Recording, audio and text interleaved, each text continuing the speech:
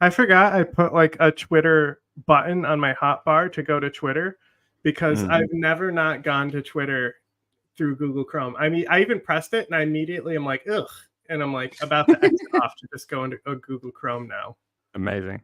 This is probably linked to my old Twitter account that I deleted. A message from the 45th president. There were still ops attached to it. Yeah.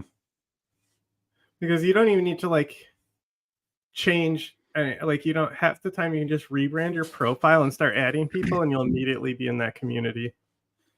Because nobody's looking for spies. Yeah, no, you're right. And also Twitter blocks you from being following lists now. I just can't wait until people find like 40? A bunch of my old media and they're like, whoa, he said this. And it's like, yeah, I was a character. It's called a job. Yeah. Of the United Ponds of America. Let's make fishing great again, Hakim. Oh He's here, everyone's favorite fish, Trumpy Trout. No one has ever seen a fish like me. Trumpy Trout is an animatronic talking fish with a big personality. I am the hugely bigliest fish. I think I would leave somebody's house if I saw this on the wall. Okay, well, I have something to say. I think this is peak American, okay? I do agree. I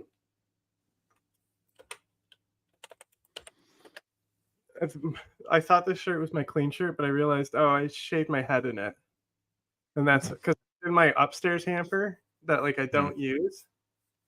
And I was like, because I just had to like clean all my shirts, so I have like no clean ones except for ones that are too small. Oh, that reminds me. Remind you? Yeah, I have to send a text. An important text. Okay. In the pond. Watch his fins flap and his large mouth move as he makes speech after speech in high-fidelity sound. Some bass, a bad fish, crazy fish, criminal fish, and druggy fish. But some bass are good fish, and I only love some of them. Mount him to your wall or use the built-in stand to display him proudly on your... That is fucking incredible. I can't believe this is a real product. Are these people is this a pro-Trump product? Because it's very... This was an ad on Newsmax. I can tell you that much. So they're advertising it to Trump people. Yep. That it's mocking Trump. Is it mocking Trump? I fucking think so. Your desk. Now you'll never miss a Trumpy Trout rally. I'm building a new pond, and the bass will pay for it. Set him to motion activated to surprise his fans. My fins are big. I have the biggest fins. No fish have fins like me. Or turn him... How can you say this isn't mocking him? These people are weirdos. That's why. It's totally mocking. These people are weirdos. Jesus they unironically will buy things mocking somebody because somebody tells them that it's promoting their guy. Amazing. I would buy this and never put it up because it's just a novelty thing. I would be like, hey, look at this funny thing I bought. And then never look at it again. Your background. I think that would be fucking hilarious. We'll go fund me to buy us one. On and let his inspiring words delight the crowd. All the fish love Trumpy. They just love me. Catch Trumpy Trout for yourself or someone you love. Oh, they can try, but they can't. That's funnier. Getting it as a gift. Oh, yeah.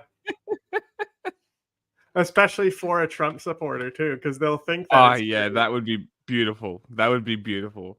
They just can't. Treat yourself to this limited edition Trumpy Trout for just $59.99. It comes with your official Make Fishing Great Again certificate of authenticity. Order right now and we'll instantly upgrade you to the deluxe version with desktop stand and Trumpy Trout jingle free. He is the greatest trout without a doubt. The biggest fish. And for even more fun, we'll give you a discount when you buy more than one. Pause. Oh my God. Pause. It's literally not affiliated with Trump whatsoever. You see see that? Only from Top Dog Direct, right? It's just this company that was like, hey, can we make a fucking fish of Trump and sell that?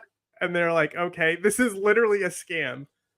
This is fucking awesome. Limited edition Trout. You have to pay more to unlock the song, right? And they showed the song, but the people calling aren't going to remember that shitty song. They're going to think that it's Trump doing songs. And it's just this weird Trumpy Trout song. They couldn't fucking make the Trump voice sing a song. Like, how lazy is your product? That's so funny. We got the This is why I shoreline think it's secure. America, though, because it's literally people just grifting. Mm-hmm. And it's grifting the dumbest people as well, which is even better. No bass in this pond. Supplies are limited, so don't miss your chance to hook the greatest fish Yeah, they of probably all made time. 500 I of am these the- things. Huh?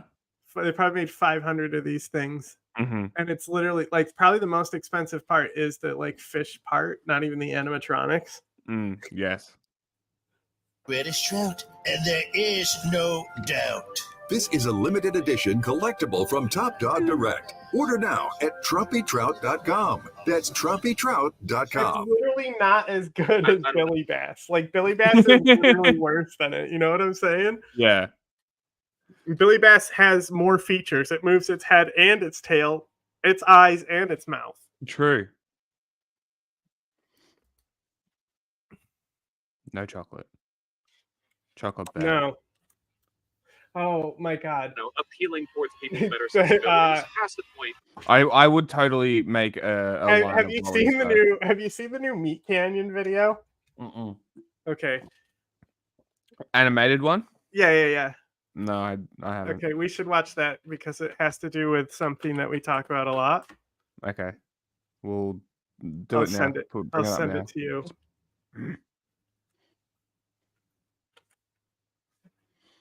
Here it comes. It's coming.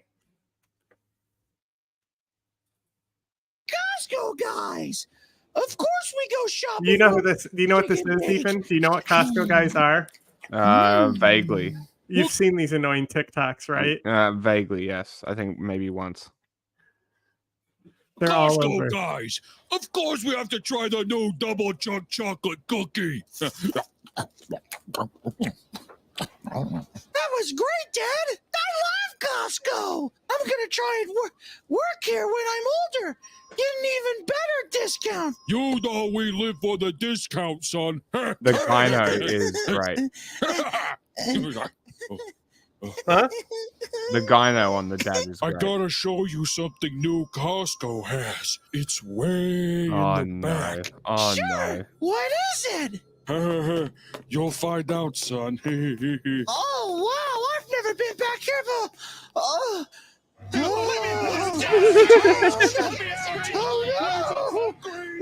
What is this? All right, so you're giving away one child. Yeah, one kid. Okay, that upgrades your membership card for another 10% on cash rebates. Here you go. Oh, yeah. That's a boo, baby. Oh, he's big. Oh, he's a big boo. That's cool. Is this some kind of joke? Hold on. No, hold him. Lift with your legs. What is this? Daddy! Daddy, hello! Good, set it down. Daddy! Long day. Help, Now move this pile over here. Dad, help me! Oh, God, Dad! Yeah, go more in the back. Oh, yeah, you're good to go. Close it.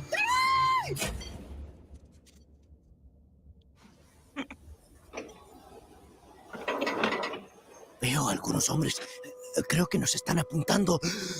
Quizás nosotros somos los siguientes. No dejaré que te lleven, te lo prometo. I don't speak Spanish. I don't know what you're saying. Everything will be okay. ¡Aléjate! ¡Aléjate! ¡No te acerques! ¡No! ¡Suéltame! ¡No! What the fuck is happening? No! Wait, don't close it! Don't close it! Container over here. No, put it up. No, to the left. To the left. Damn it, Mikey. Hey! Help me! Help! Help! Hey!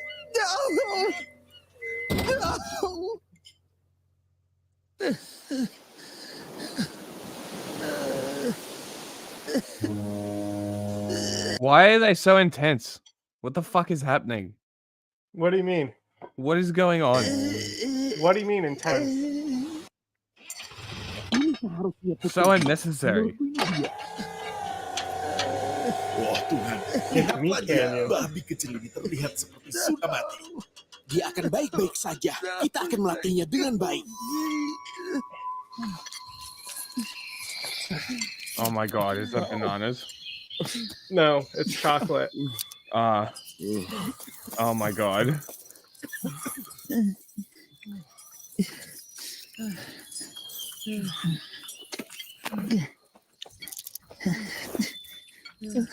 That was coffee. Same thing.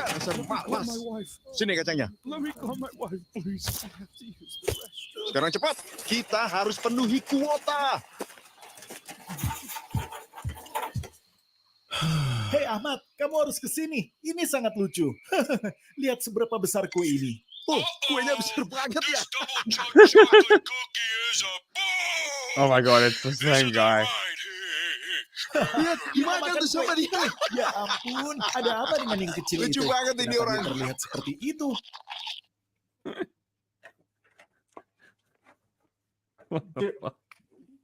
Did you see the Chinese sweatshop video I sent you?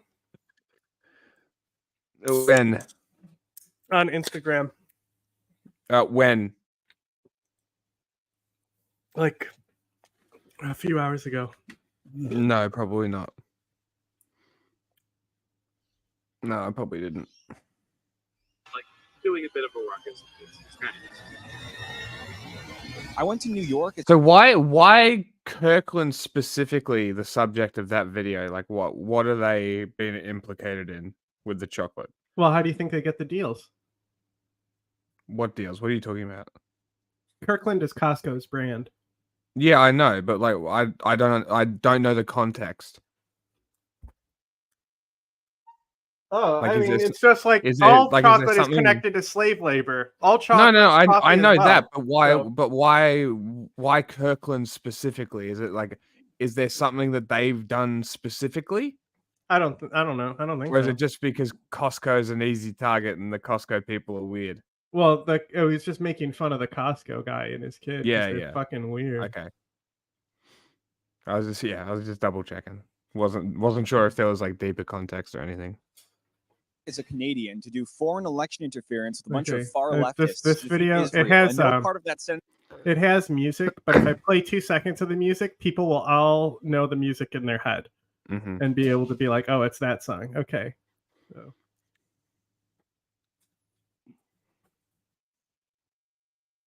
Look, isn't that a great video, Jack?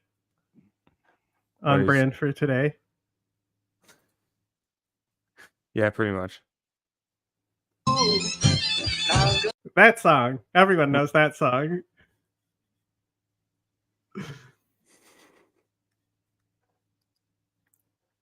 This is a joke. This was all part of my plan to defeat Zog. Zog, for the purposes of this video, is this dragon from TVO. Apparently, that's what happens when you search Zog on YouTube. So that's what I'm referring to. The dragon. Jamal Bowman was the far left candidate that I became aware of due to his anti-Israel stance. Anti-Israel sentiment is very popular on the left, especially the far left, but it's also starting to become prominent with the far right. People who are anti-Israel for reasons that aren't necessarily why the left-wingers are anti-Israel, although there is some parallel. Politically, I'm an anti-centrist, which means I think we should destroy the status quo. And that's why I'm supporting Jamal.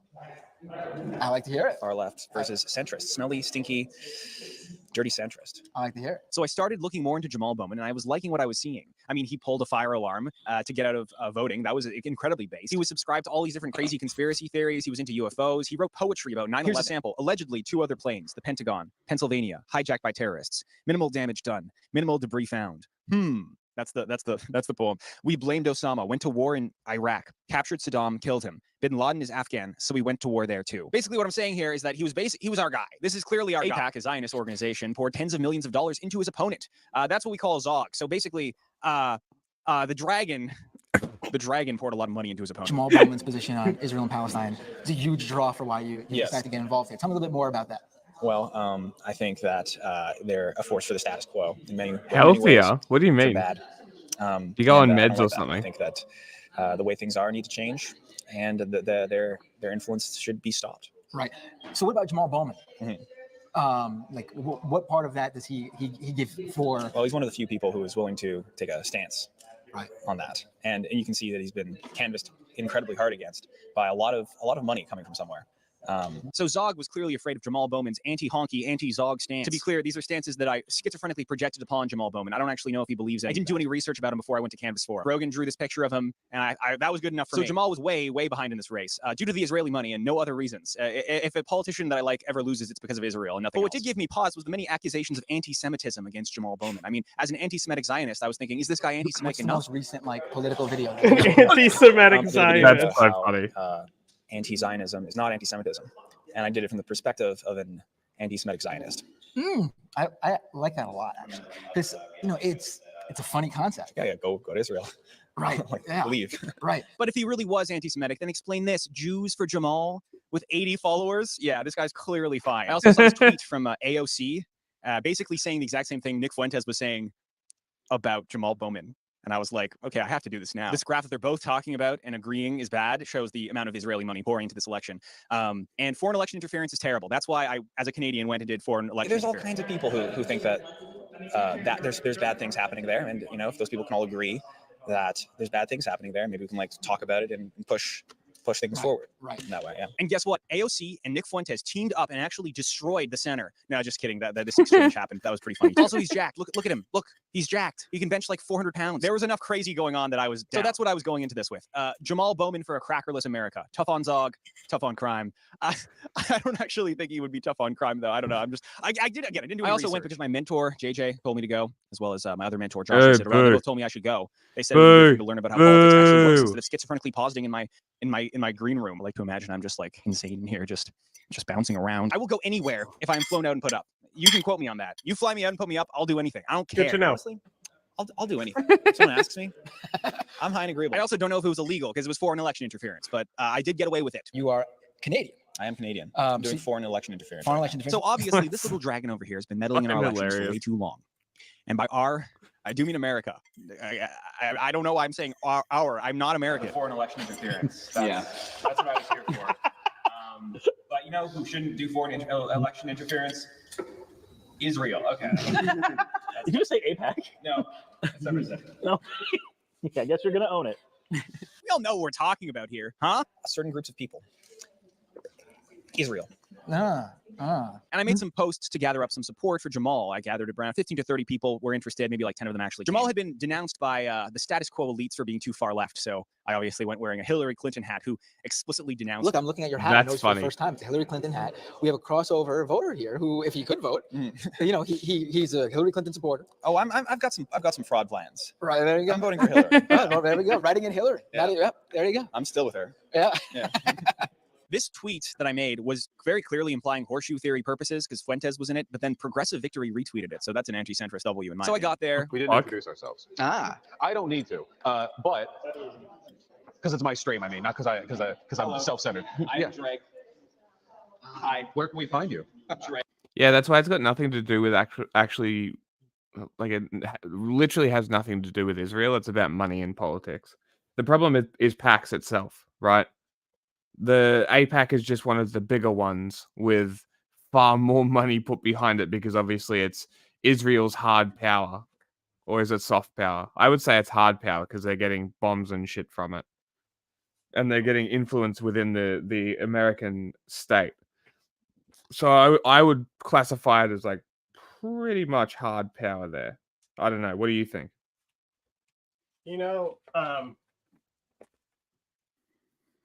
They're adding, while they took out religious victory in the next civ, they added in a new one. Cool. It's economic victory. Really? Didn't answer my question. So I'm just saying,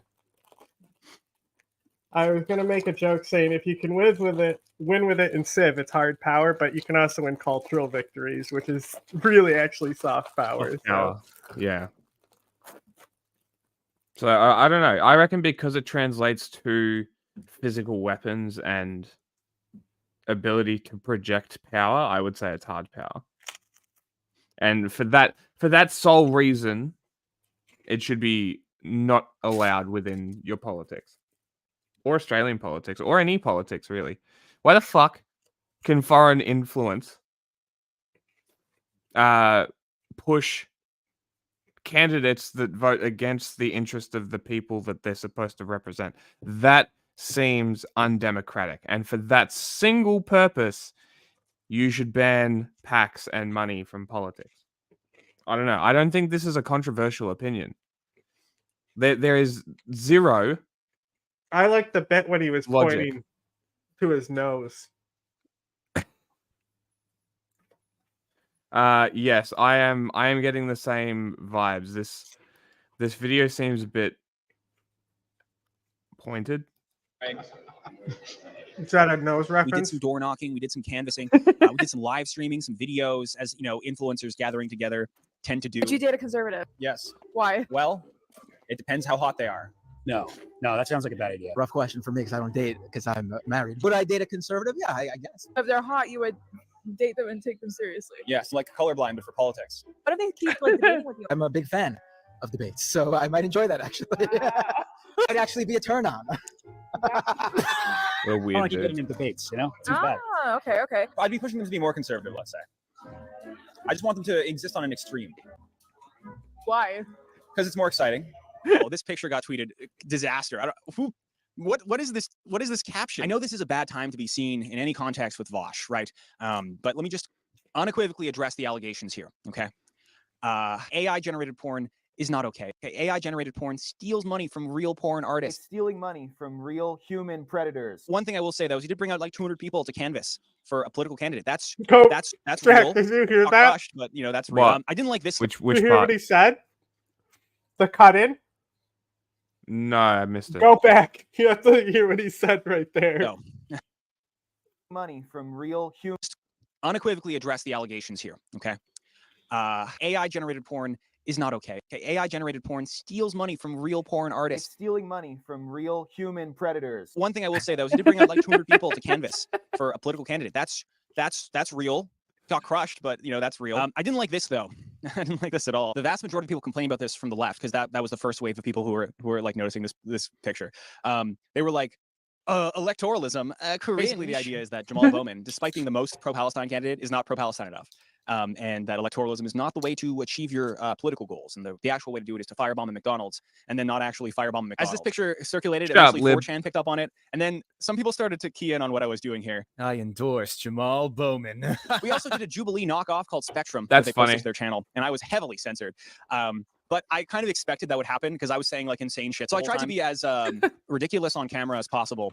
So here's like Vosh yapping and I'm just kind of NPC twisting around in the background. The first thing you'll notice is I took the most extreme possible stance on every single question they asked me. And before every question they asked, I put a coin in my head and I went to that most extreme side and then I justified it afterwards. Is that video available? Can we watch that? Comes to data collection.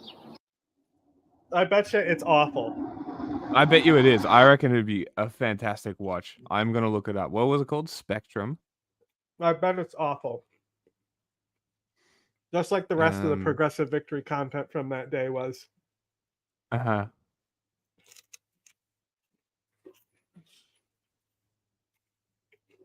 Progressive Victory, you say?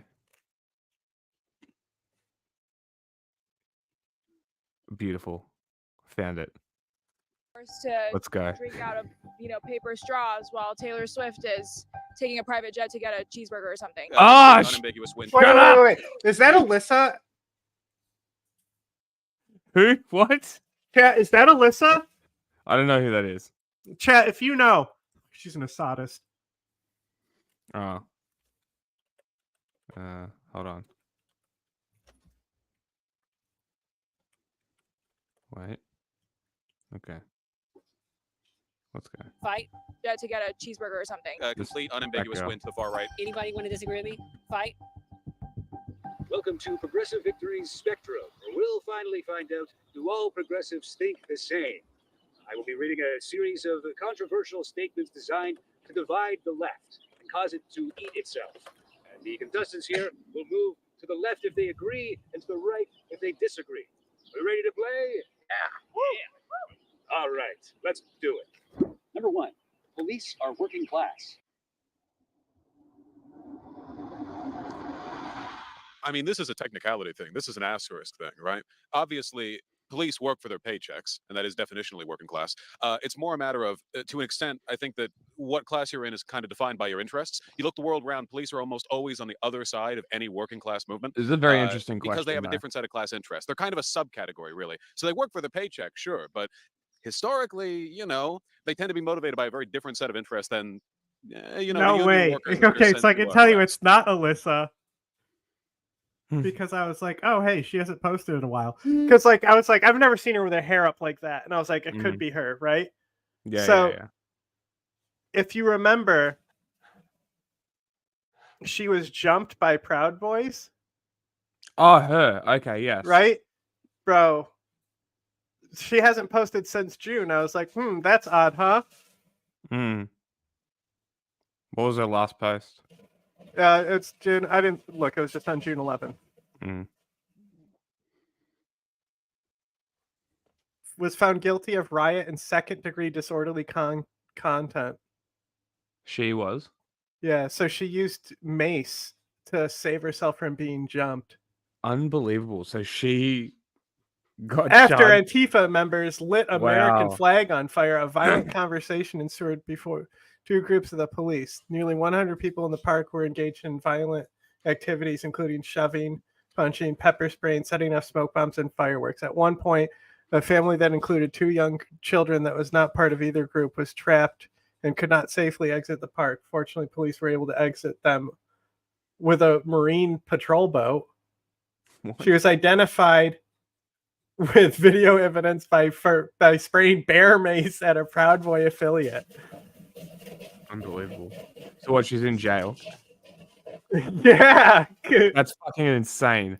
I am totally on board here. Free this woman. She's an Assadist. I don't care. That's horse shit. Assadist using a chemical weapon? Free the chemical weapon using Assadist. At least from prison. Yeah, I think it's possible to be working class and also to perpetuate these oppressive systems. Like, that's one of the ways that the capitalist class keeps itself going, is by using, you know, workers to perpetuate their systems of power, their systems of control. Sure. And police are like the prime example of that. So yeah, I think you can be both.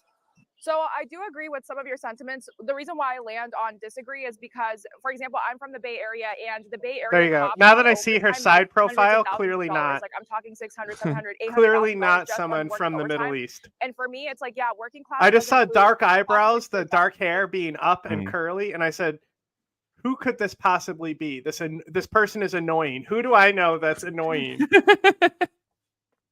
a trade specialty, but at the same time, if you're getting And paid doing, $600,000, like, journalism, $700,000, you in my know? opinion, you still land on a much higher class of income as opposed to someone who's Looks working nothing in a like grocery her. store, for example. So that's why I kind of disagree, because although I do agree to some extent that their jobs are working class, their income, especially in very metropolitan areas, when you include overtime, is much higher than the average working class person. Number 2, competition breeds innovation. Yeah, I mean, I'm happy to start. Like, I think that- Wait. Am I dumb, or did we not get told what the... Wait, is this the actual video? Ah, sorry, I'm stupid. Yes, this is the actual video. Sorry. Okay. There's the bar at the bottom. We're blocking the agree disagree bar. Okay, so sorry. Was this the first question? What was the first question? This is the second one. What was the first? Police are working class. Okay, I don't give a shit about that one. Competition breeds innovation. Nobody strongly agrees. No.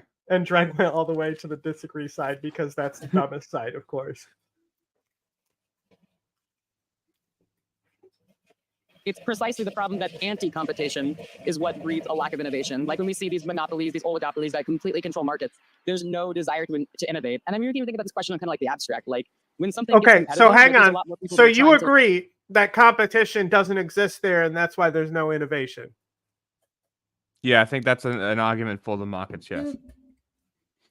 But for an It's actual for market regulation. Yes, for actual free markets, which requires regulation of monopolies, which is like one of the only jobs the government should have if it has to exist. To like play around with it, try new things. I mean, you can think about like competitive games as an example. Like people are going to try a lot of new strategies in those. Like competition itself is not the problem. What's the real problem going on is that there's anti-competition. There's no kind of like support mechanisms for people that are living under these kind of monopolies and oligopolies. When you're talking about like fiscal competition, just in terms of money, really competition breeds copycats. You see that all the time in all kinds of markets, like the drug market. You got all these copycat drugs for no reason. You have like 50 different brands of Oreos that all taste exactly the same. Oh my God, maybe he's so dumb. Maybe the government should regulate that. Hey, you know what would be cool? If American healthcare industry didn't function the way it did. That would be cool. That's not innovation, that's copycat. And so that's kind of how I view it. Now, if you're talking about competition in terms of who can make the best Oreo, who can make the best game, I guess I can see it that way. Okay, so what you're describing here is low-cost products. It's people trying to replicate a branded product for low cost because shit's expensive.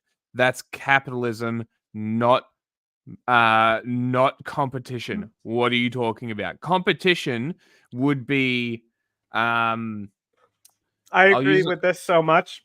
Like I'll use Oreo is so perfect. Like not even the variants of Oreo are better than just the classic Oreo.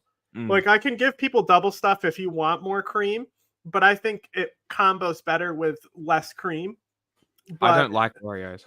If you're eating the cookie just like raw dog, I think it's definitely like more up to debate. But I think once you add milk, the double stuff is too much because there's not enough like bite to the cookie, and it's kind of like mushy because of the cream. I don't think they taste very but good. like Wegmans, most of their brand name products are good, but like nobody can make a Polly-O cheese stick. Okay, I mean, look. Nobody can make an Oreo except fucking Oreo. I hear a lot of Texas people harping on about their HEB stores. I haven't tried it, but apparently their shit's pretty good. Well, I mean, don't there's know. Whole Foods as well, but Wegmans isn't one of those types of stores. Wegmans is like as cheap as Walmart. It's Okay, just really well run and run ethically. So it's like the cheapest shit that you can find is like Aldi, and like Aldi food is fucking disgusting. I'm sorry, it's just Wrong. Do you have them there? We have Australian-made Aldi products. Your problem is American-made Aldi products. Well, do they issue. function the same where they don't have baggers and shit? Yeah, we do, but there's no bags. So there's people that'll like scan it and make you pay, but you have to like bag You bag yourself. yourself. Okay, so it is the Yeah. same. It's the same theme. Yeah. But yeah, a lot of the Aldi brand stuff here are not good. Yeah, that's because American food quality is The low corn chips standard. are fine, but that's corn chips. Yeah. I reckon like those classic Tostitos chips are pretty fucking good. Yeah, corn chips. Yeah, I reckon the Tostitos are one of the better ones. What is this Actually, particular discussion about? I've been buying these new corn chips. Mm. Let me go grab them for you. So what is this particular discussion about? We're talking about competition breeding innovation, watching Progressive Victory's Jubilee ripoff. So we're discussing branded stuff versus unbranded things, and the quality of taste. Okay. So they're like more like organic, I guess you would say. So they're like made with actual like tortillas, like how a restaurant would. So they're like very crispy. You'd almost feel like they're stale corn chips, but when corn chips go stale, they actually get soft. Yes. See? Yes. Real crunchy. So they should be. But these are fucking delicious. These are and it's just sea salt. The chinchillas like them too. They're dancing because Oh, do they? That's funny. But I just think in general, like when we say competition breeds innovation, we're talking more about the financial element of it, at least when we usually talk about it. I mean, I think there's a reason why antitrust laws are good and monopolies are bad. It clearly helps companies and individuals create things that. I mean, look, otherwise- this is pretty much my argument. I'm like, if markets have to exist, the government should be there to protect consumers. It's that simple. Protecting consumers means breaking monopolies. Breaking monopolies means competition. Competition means innovation. In theory, right? In theory, the big companies just pay off the government to not do regulation, which allows them to monopolize and bully out small businesses. Therefore, and then buying up the competition, monopolizing further and reducing innovation by killing good products. We've seen this in the gaming sphere with EA. EA will see good gaming companies, buy them, put them to work under the whip. They don't produce a good game. The company gets shut down. We've lost so many great companies who produced amazing games because EA and Activision bought them, forced them to make garbage. And when they couldn't, because they're a small studio and they were working around the clock, basically doing slave work for these game companies, they shut them down. This is the risk that we face with like game companies like Respawn. Like Respawn is the one exception I want to say. Nobody at Blizzard wanted to kill themselves until they were bought by EA. Is that true? Yeah, I mean, like, I'm sure that it's more of an industry problem, and these are like institutionalized problems with sexual harassment and revenge porn that caused that girl to kill herself. But yeah, I mean, look at Blizzard's games. Look how many they release in the amount of time, and look how fantastic they are, right? Or how fantastic they were. I feel like the workload wasn't as bad. The work culture was bad, clearly, but the workload was not as much for those kind of companies, and you get great games, and then you get the companies lying again, gaslighting us to believe that we want new games every fucking year. I just want a game that works when I buy it, that I don't have to buy more later to continue playing the game. That's all I want. Just give me a completed fucking game. Yeah, How hard so is like it? it was great for a while because fighting games a year later would just release the full version, and it would be discounted anyway. It would be $30. Like I just don't understand. And then, like again, just to further build on my point, my mate just sent me a video of him looking through the Xbox store to find NBA 2K 2025 for sale for $240 fucking dollars. $240 for a game that is essentially the same as last year's. Your cosmetics and your pay to win doesn't carry over, and they want $240. For what? What are you doing? What game have you produced? It's the same fucking game. Stop buying these fucking games. For God's sake. Stop buying the 2K But this is games. America, and we have freedom. I understand. You're an idiot if you keep buying these fucking games. You are being robbed. You are literally being robbed blind. It's pay to win. Think about how much fucking money people sink into like these seriously, games. like somebody should just tell them that like they can only release a game like every 5 years, and they have to make it so the roster stays updated with the actual NBA roster. Simple. Done. Yes, yeah, exactly. Like just regulate the games industry so they have to comply with comprehensible and perfectly reasonable work hours. Yeah, like I don't understand why this is so hard. you shouldn't like you should have to have a game that's different enough, but people want to buy them every year, so let them. It's just like I think the arts industry it gets to a point where inevitably that art form is going to start failing. True. It's going to become so corporate that it fails, and a new independent niche hipster thing is going to take off. Yeah. You know? Yeah. Like, let me give you an example of a small one, right? The year is 1999. Okay? Would it be a good idea for you to open up a record store as compared to 2010? In 99? No. But in 2010,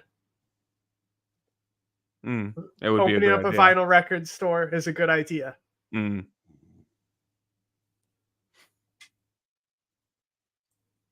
Yeah. But like You know, another great one. It's not really, this is a different type of industry though, you know, but these are certain things in the arts. They didn't collapse because a certain industry got too big. It's just saying that like hipster might have an influence on it, you know. Another thing is the home rental market, you know, turning into Netflix. Yeah, and now Netflix is like garbage. Dying. Yeah. So there's gonna be a new, but like the home rental market dictated how releases were done, you know. So like a lot of it actually also going to the home rental market opened up indie divisions, just like Netflix opened up a lot of indie divisions, right? Yeah. Because you could release straight to video, and a lot of trash came out because of that, and a lot of trash came out because of Netflix too, right? So there's gonna be something coming out.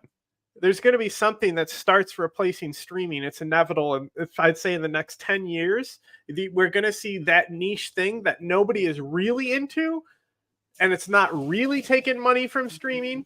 But like, do you think you sell more CDs or vinyls nowadays? You know, like is there's still CDs at Walmart and DVDs even at Walmart. Yeah. Like there's still shops here that you can go and buy DVDs. So like, they probably brand new still DVDs. sell more CDs. Maybe. But like all the like music stores like FYI or whatever it was called, like all these hard music stores that were specialized in CDs specifically, they're all gone. You know, Best Buy I think even sells vinyl now. That's pretty funny.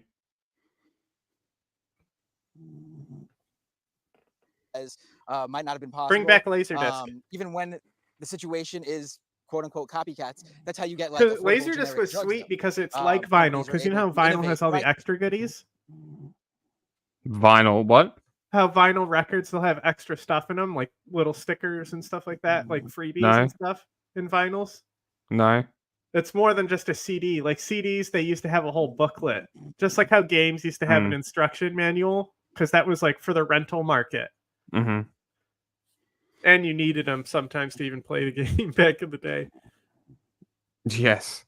But like with Laserdisc, they also included goodies too, because Laserdisc is so old that like it was the first thing to have like special features included.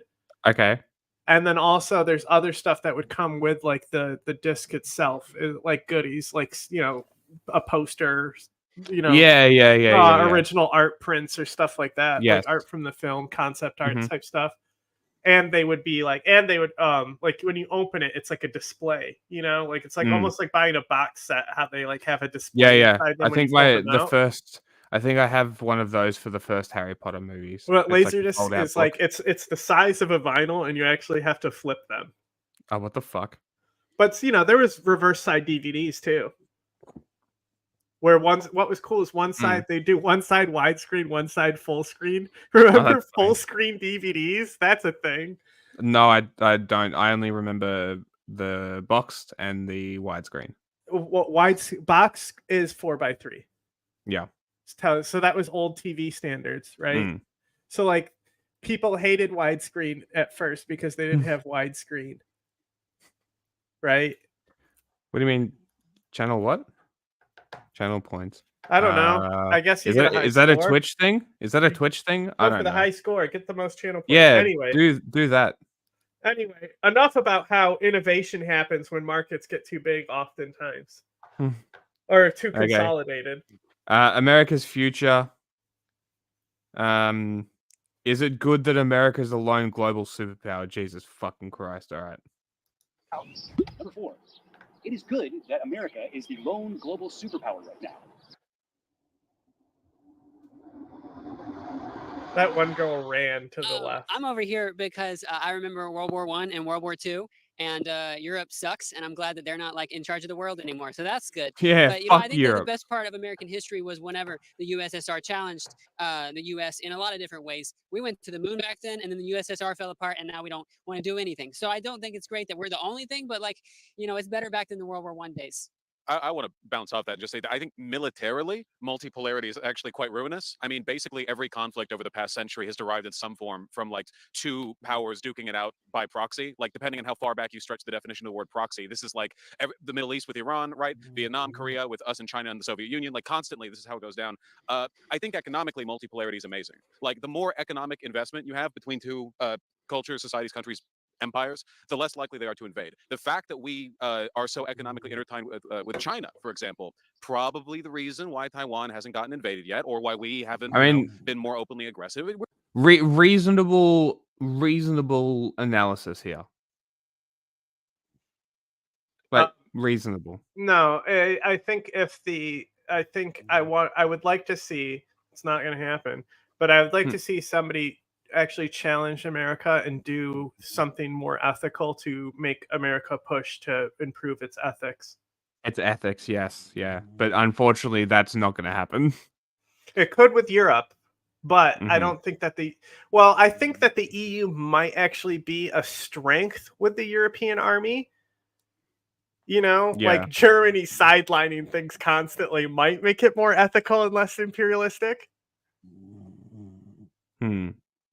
But, you know, we'll see. You know, if Trump kills NATO, then the EU army can definitely challenge America on that front. Yeah. We're just too interconnected. So more of that, you know, I want every part of the world to have such deep ties to each other that it would be ruinous for them to ever, get in the fight. Right? A lot of what Russia's doing right now is This is literally neoliberalism. This is literally neoliberalism. Neoliberalism theory was the whole reason to open up China was because of this. The U.S. fundamentally believes that if they have economic ties, then it prevents warfare and they can use economic leverage against them, and then they never do. Where's the economic leverage in Saudi? Yeah, where? It doesn't work. I mean, and like, all it does is make them use economic leverage against the U.S. Yeah, exactly. But it's like when I say reasonable analysis, this is not outside of a normal analysis. Like it's not a psychoanalysis of like, I can't even think of one right now. But you know what I mean? Like it's standard. Surprising coming from Vosh? Maybe. I don't know.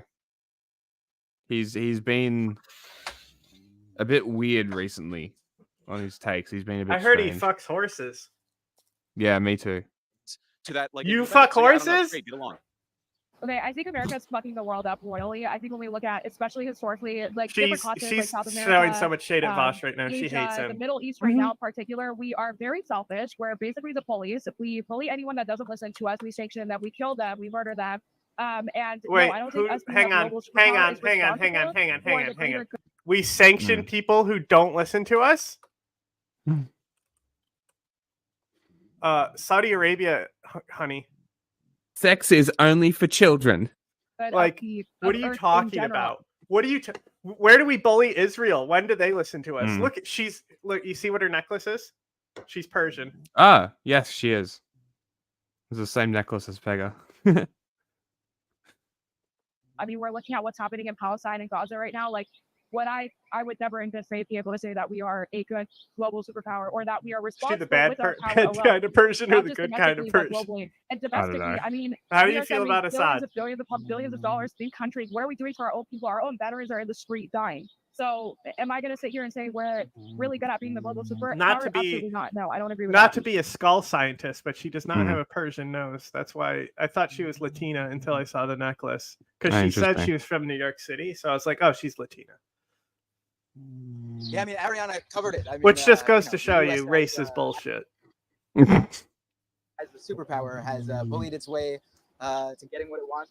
Practically, you know, any country that has this guy's so annoying. Matt is so annoying. The U.S. should fall, but it would be better if, like what Vosh said, there were more interconnectivity between all these countries to the point where I love how the they all only see thing each other this as, whole event you know, could equal afford partners. is one camera and a Rode mic. Zoroastrian stuff. No, so a lot of people only wear the Zoroastrian necklace because it's paying homage to like the Persian Empire before the Iranian regime, because they're like anti-regime. It's an anti-regime symbol in a lot of places. I hear all kinds of like noises. Like it sounds like this. Are you farting over there? It sounds like the soundtrack to Annihilation. This guy. You catch that? What that joke though? Yeah. The soundtrack to Annihilation. Hold on. He stopped snoring. Sad. Yeah, well, most Persians do not like the Shah. Because, like, a lot, especially in America, a lot of people, the reason why they're here to begin with is actually not because of the post. Like, nowadays, obviously, it's all regime. But, like, a lot of families have been here a long time. And they fled because they were fucking communist being killed. And they fled to America because it was safer for them as communists. In their relationship. Yeah, it's funny. Yeah, It's I mean, funny. agreeing with what everybody Like over here is saying. Middle East ethnic tensions are funny because, like, Pega literally has Kurdish family, but she'll still say stuff that's like not true about Kurds that totally comes from like that like Shah people mentality, because she's more willing to coalition with people who are pro Shah because they're still anti-Ayatollah, because her priority is just anti-Ayatollahism. Yes. Yeah. Okay, I've stopped giving a shit about this video. Yeah, I figured it was going to be bad. Yeah. It's very average, very mediocre. Oh my god. I got it. Never need. Next. Bonjour, my name is Alice. Welcome back to my channel. I want to start this video by reading you a tweet that was published by Political Europe in September 2022. So in 19... Hey, I just put this video on. I don't give a fuck because Twitter's not a real place. Went to join her local branch of the far-right Youth Front in Rome. All male group of radicals met her with bemusement. I was gonna put a different one on, but I took it off. So I'm glad that you put this on because I saw it last minute. 30 years later, Giorgia Meloni is on course to become Italy's first female prime minister. back. I could end the video here, to be honest, but I'm not going to do that because we have a lot of other thinking to do together. So here we go. What I like about this tweet is that it is the perfect example of the fact that a lot of people have no clue what feminism is. In that case, we're dealing with liberal media that romanticizes Giorgia Meloni's rise as a fascist girl boss. Hashtag go girl, hashtag representation matters. Now, the reason why I titled this video how liberal feminism turned into fascism isn't to say that every single liberal is a fascist in disguise. It can be a bit reductive and counterproductive in my opinion. However, it is true that centrism, liberalism, loves to resist polarization by seeking a middle ground. In order to do that, they look at the variety of opinions voiced on mainstream media. That's what we call the overtone window, meaning all the ideas and opinions that are deemed acceptable at a given time in the media. Now that overtone window changes with time. It may be more on the left, it may be more on the right. That's why when we talk about liberals seeking a middle ground, we have to keep in mind this idea of the overtone window. The middle ground that YouTube channels like Jubilee and liberal media in general seek at all time is not a middle ground among all the opinions that exist.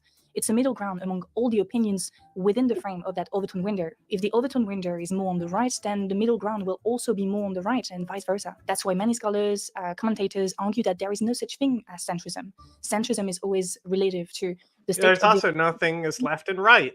And I know that I chose that as my intro, so maybe a lot of you are already gone, but anyway. So the variation of the overtone window means that an opinion that was once deemed problematic can become neutral, acceptable over time. Let me give you a clear example. In Collapse Feminism, I write about liberal writer Richard Reeves, who wrote a book on the plight of the modern man. Maybe you've seen his face already. He's been interviewed on various YouTube channels, and The videos have gone viral. So in the book, he argues that we have reached a point in history where gender inequality might not be as black and white as it used to be, or might even be reversing itself. To make the statement, he used data showing that boys are underperforming at school, that they don't go to university as much as girls do, that men, black men specifically, are more likely to go to jail, etc., etc. Now, while all these facts are true and verified, Riff's decision to group them all and analyze them as part of a bigger phenomenon of reversal of gender inequality is a choice. In fact, the idea that gender inequality is reversing itself or that matriarchy is on the rise has emerged a long time ago in men's rights movements. It remained a niche idea, a sort of conspiracy theory shared by small groups of men, until the manosphere grew online and spread this idea in the media. And now Jubilee makes middle ground videos about it, so that means that we are now in the Overton window. This idea is now deemed acceptable. From now on, the belief that matriarchy is on the rise became a valid framework from which to think, to write, to theorize, and that's how you end up with this book, written by a respectable liberal, praised by establishment media, giving credit and a liberal aesthetic to an idea that emerged and remains a manosphere's conspiracy theory. This video is precisely about how this phenomenon... What an interesting theory. Like, for a video. Like a thesis for a video, sorry. expands in feminist spheres. Oh my God, for the love of God, let me finish the sentence, man. Tu pleures comme une fille, tu cours comme une fille. The only satisfaction may be that the system is working. Type of progressive position. Hillary Clinton jump scare. How liberal feminism turns into fascism and what we can do about it. Okay, let's go. So earlier this month, Palestinian politician Mustafa Barghouti on Talk TV over the war on Gaza, and this is what she said. Oh my God, for the love of God, let me finish the sentence, man. I don't maybe not Frag Hapo. but I'd like to finish the sentence, sir. Anyway. So as many have already pointed out, that was fucking awesome. How have I not seen that before? That's great. That's that guy's media strategy, though. Oh, just talking like she's over projecting. people. She's projecting. So that guy literally, like, they had him on after October 7th, and he has to sit there and defend Hamas. So his strategy is just to overwhelm them and talk over them, because he's defending the indefensible. It has nothing to do with sexism. He's actually pretty good. He does make. He's from the Palestinian Authority or ex-Palestinian Authority, but he's now like he does like lip service for them and the Palestinian cause.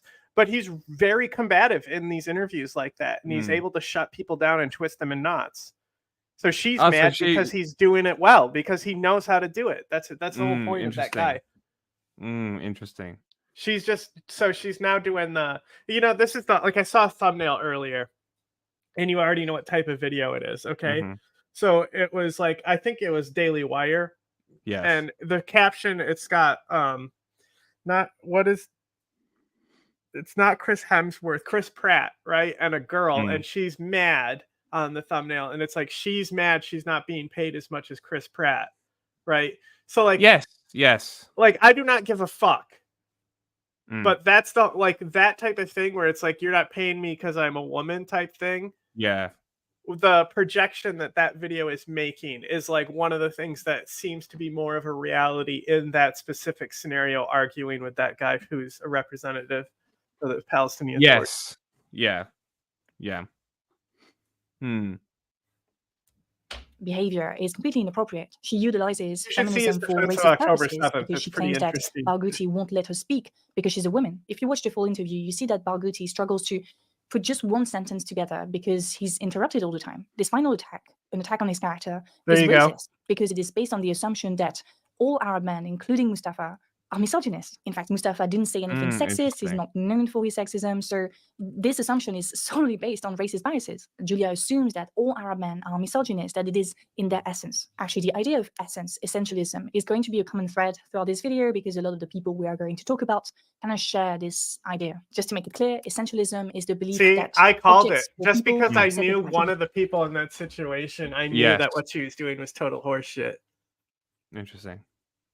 That are necessary to their identity. A table wouldn't be a table if it did not have legs, and in that case, in Julia's head, misogyny is part of Arab men's identity. Now, feminists who have essentialist biases are more likely to believe that in order to change these men, in order to remove that misogyny, we need to bring them closer to Western values. We need to take them away from their Arab identity. That is what sociologist Françoise Vergès called civilizational feminism. To put it simply, civilizational feminism establishes a hierarchy between a civilized pro-human rights culture and civilized barbarous cultures. It's basically neocolonialism, sugar-coated with pastel progressivism. You see it very clearly in Julia's interview of Mustafa. When she shouts at him that maybe he's not used to see women talking, she seeks to establish a hierarchy between her civilized, pro-feminism culture, Western culture, and Mustafa's uncivilized, misogynist culture. She tells him, hey, this is my show, I'm the one in power here, this is Western TV, so you're going to behave the way we do here. That sort of behavior reminds me to a lesser degree of another feminist, girl boss, Hillary Clinton. In her UN speech in 1995, she declared,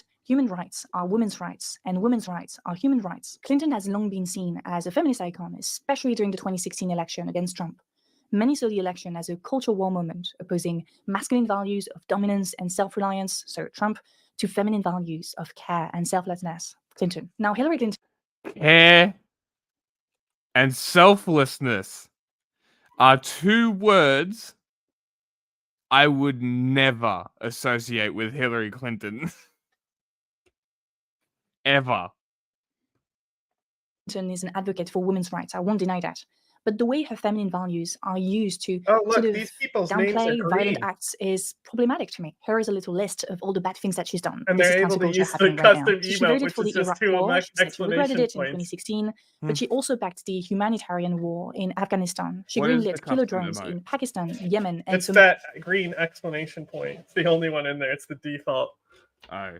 But their names turned green in the chat. in the chat. Huh. Actually, they're all different colors. They're different colors of green. Weird. Are names just always different colors? I think so. Okay, never mind.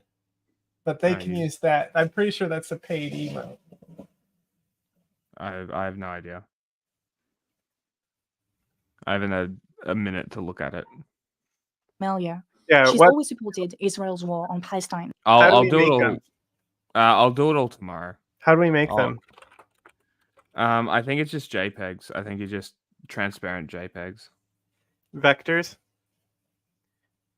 Sure, whatever that word means. See? You might not be able to make them if you don't know what a vector is.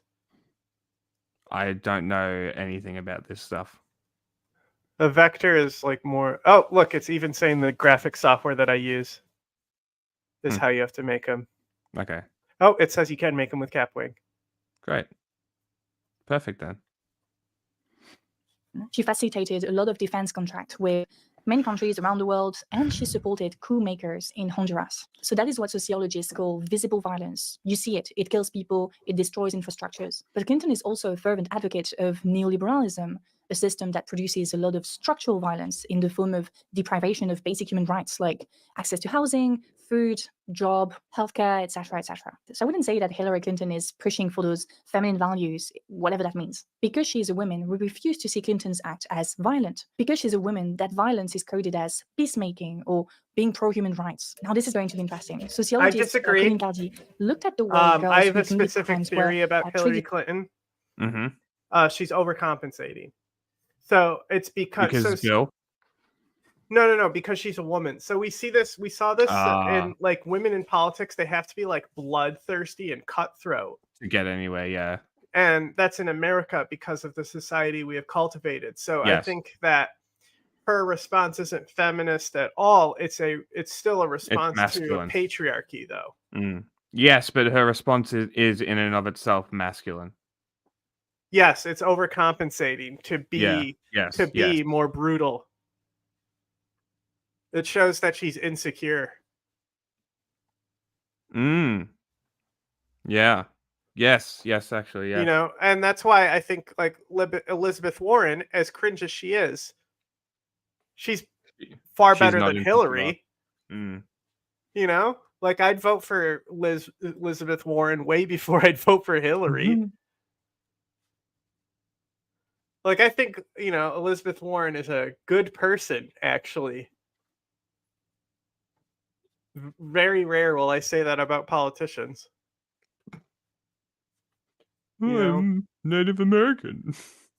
by the justice system in comparison to boys. She explains that boys are more likely to be sent to prison and girls are more likely to go to education centers. The reason for that, she says, is that the judicial system and society in general struggles to see girls and women as capable of violence. The response to violence is therefore to change their behavior through education to bring them back to their supposedly natural state, a docile state. Boys, on the other hand, are believed to have a natural tendency to be violent. Because of that, education isn't prioritized.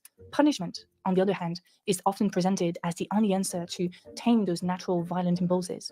Now, this allows me to move on to this tweet from French historian, and it says, Lucille Pétavin. It says, the violence of man, again. So this tweet followed a series of riots that happened in France in 2023 Oh my God. after the killing of Arab teenager. Wow. What? As she did the on-screen translation, it just clicked that encore just means again. That's so funny. Nail by a police officer. So a lot of teenage boys from low-income areas went to the streets and expressed their anger in violent ways. Now, who is Lucille Pétavin, and why am I interested in that tweet in particular? Well, Pétavin gained legitimacy on the French media scene after she published her feminist essay, The Cost of Masculinity. In it, she showed how the violence of men costs a lot of public money and therefore should be better tackled by authorities. The problem with Pétavin's book, and there are a lot of problems actually. Leo from Les Vidéos de Leo made an entire video about it, a brilliant video. So I'm going to share with you the main points, but I highly recommend that you go check out his work if you speak French and support what he does. So it starts with the assumption that girls' education, so the way they are socialized, is good, and boys' education is bad. That statement in itself doesn't seem too bad, right? Well, yes and no. So it's not too bad because it is true that girls are encouraged to develop qualities like patience, care, which are objectively good, right? But it's still quite bad because these attributes are revealing of the nature of the education of girls. An education to submission. That is one of the core arguments of Simone de Beauvoir. Yeah, so in like Second I Sex. think Maybe you one know of the the quote. things that you can make a strong argument, because I've Yeah. always been against like gendered toys and shit. Yeah. Well, so a strong argument that I think you can make is when you have male to female people, there's like not so much stereotypes, but trends that they're kind of into the same thing, like Fallout New Vegas. Yeah. Right? So it shows that these are qualities that are not determined by sexual orientation, gender, or biological sex. Right? So like Yeah. these traits were like brought into them because they were raised as boys. Well, yeah, it's the culture around it, sure. So that's you know what I'm There's saying? that's definitely a factor of it, of course. I mean, look at like we haven't released it yet. Like we need to record news tomorrow as well. Okay, tomorrow's going to be a busy day. I mean, I can't record tomorrow, so That's fine. I'll script it tomorrow. That works. I'll script it tomorrow. That's fine. Remind me what I was talking about. Mommy? I was talking about trans girls liking Fallout New Vegas. That doesn't help. Well, sorry. Sucks to suck. Yeah, it does. Oh well. Continue on. One is not born but becomes a woman. What we're talking to Anarch about it. He brought up the example of the monkeys. What was the group of monkeys that was observed to socially eliminate violence after the violent members were killed out by tuberculosis because they ate tuberculosis food. And the baboons, yeah, and they have remained that way ever since. So it's and his response was, "Are we dumber than baboons? Are we less socially advanced than baboons to think that we can't change?" And I think that's a perfect argument. Also, you want to know a fact that I learned from Fox News coping? Go on. They're always the best. I don't know ones. if this is one specific poll or many, but 80% of men say their wife controls the household. Yeah, that doesn't surprise me at all. Right? So we're actually culturally a matriarchy. And this happens, so like passport bros, right? So they go to these Asian countries thinking they're going to get a trad wife. Guess who runs the household traditionally in those countries, buddy? Women, yeah. You're in for a surprise. Yeah. No, they I've spoken to a friend of mine about this. She's from the Philippines, and she basically runs her house. And I've spoken to her about these exact people, because she wasn't aware of it. She just lives in her own world. She's offline normie type of person. But she like if these guys are looking for some submissive, quiet sort of a way out of the way Asian wife, they're not going to find it there. They're very independent. They're very strong-willed. You will lose. Especially the Filipinos. They'll fuck you up. They're very persistent. Biologist Manon Garcia explained that de Beauvoir wanted to show that the path to become a woman is a path towards submission. Submission to a father, a husband, the biological clock. A woman is not born submissive. She becomes submissive through education. So when Pétavin and many other Well, that's feminists what I'm saying. It's like, so like when somebody starts transitioning, they're already like normally are going to be far enough into like the liberal verse that you're already against gender roles to begin with, so you don't buy into needing to play with dolls. Not like anyone's going to play with dolls when they're a doll. I'm just using an example, right? But at the same time, have you heard of the toy thing with monkeys? What they did with monkeys? No. Monkeys, depending on gender, have a preference in what toys they play with. Really? So the females are more likely to play with dolls. Huh. And the boys are more likely to play with things in this surveyed monkeys. But I'm not sure if they're wild monkeys. That is very interesting. I wonder why that could be, because there's like, because I genuinely believe that there's an inherent nature within most men. A lot of monkey societies are gendered. Yeah.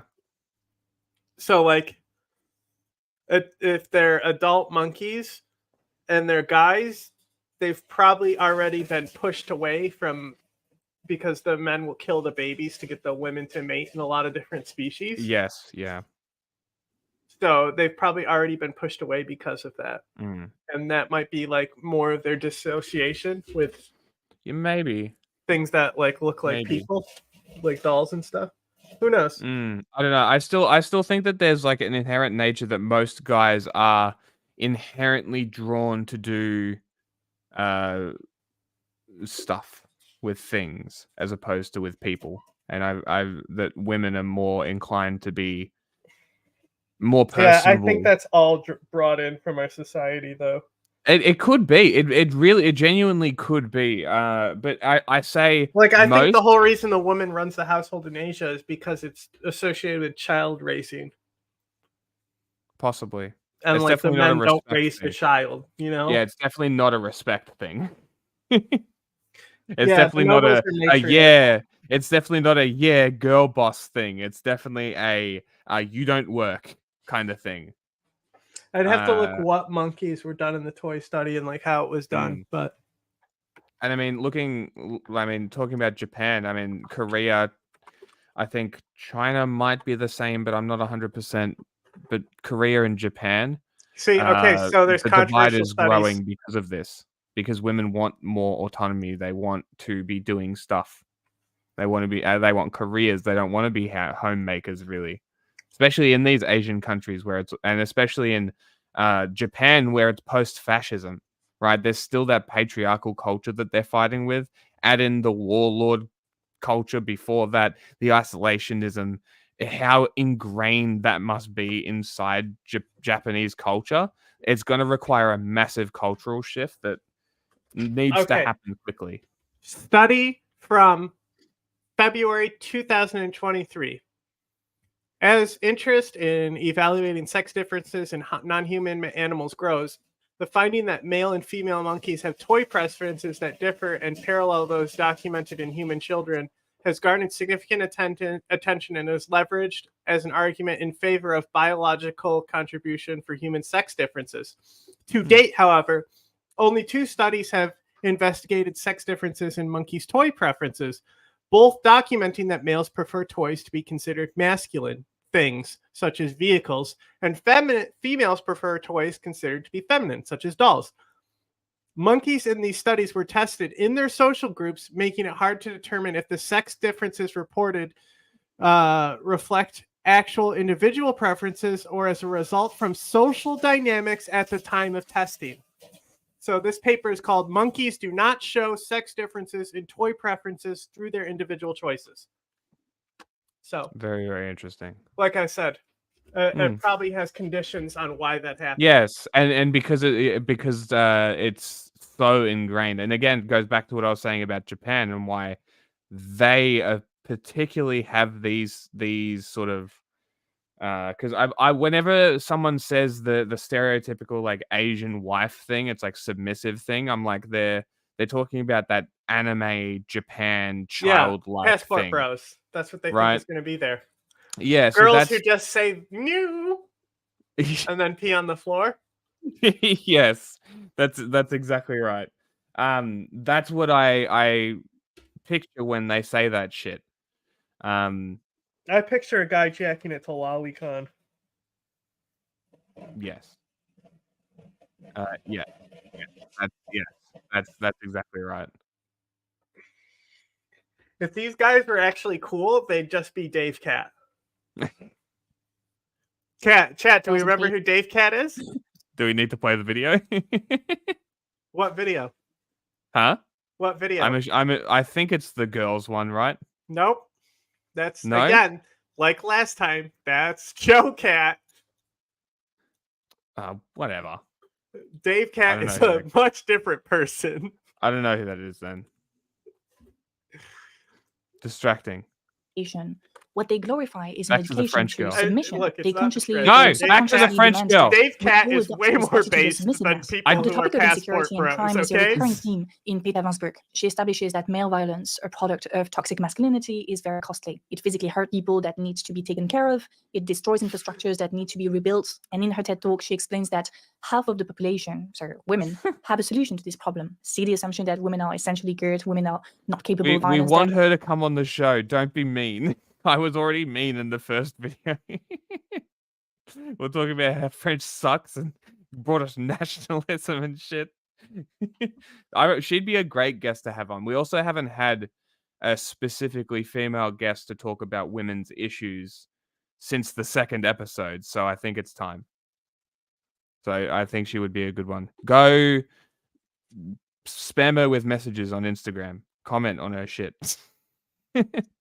Anyway, so her idea is 'Cause I that don't think if she only men uses could Twitter. behave like women, so if only men could be as submissive as women, then insecurity would go down and everybody She would live does. in a happy I'm gonna world. check. Now, again, just to make it clear, I'm not saying that feminine values of care and emotion management are bad. No, I'm rather interested in how, in the process of glorifying those values, You're going we to learn glorify Dari submission and join the seek to TV. impose Bad it on news others. for you. The This rhetoric Taliban do of not achieving speak obedience Dari. through education has been taken on by the government. Our new hot gay prime minister, you seem to all love him abroad. You need to chill, seriously. Well, he's a true believer in that. When he was In Minister of fact, they kill Education, people who Patel was speak it. all about enforcing discipline and obedience instead of actually tackling the root causes of why there is so much disrespect for educators. Let's go back to Peter Van's tweets because we have another problem. She does When not. Peter Van tweets the violence of men, She does not use Twitter. again, in response to the riots after the killing of Nell, she does the exact same thing as Richard Reeves, the guy I mentioned earlier. As researchers, they choose to focus on masculinity, its toxicity for Peter Van, and its crisis for Reeves to explain societal problems. Both explains that it is because of their gender that men behave this or that way. But is it really? Okay, let me ask you a question. Oh. What is male violence? Or patriarchal violence, if you want to be a bit more technical? How would you define Married it? to a Well, doll. sociologists Cool. explain that it is the violence perpetrated by men and meant to reassert male domination over society. It can be physical, it can be non-physical. The goal remains the same. It is meant to assert that men are in power and will stay in power. Now, do you think that the teenage boys and men coming from low-income areas in Paris who went in the streets and destroyed a bunch of things did it because they wanted to reassert male domination over society? Not really. Their violence targeted public infrastructures. It was about class. It was about race. It was about showing to the world what it feels like to be treated as nothing, as if your life doesn't matter, quite literally. Now, some will say, Alice, if it was just about class and race, then women would have joined. Well, that's right. It's a combination of different factors that brought those men in the streets. I mean, We've seen it times and times again in times of conflict. Men go out, they fight, they are violent, and women stay at home, they cry, they ask for peace. I mean, this is reflected in what this journalist said on TV, quoting another journalist. Quote, "I didn't see the portrait of an insurrection, but rather a group of young men who for any reason turned to violence." For any reason. We're talking about the killing of a working class teenage boy by a police officer. I mean, this is wrong. This is not feminism.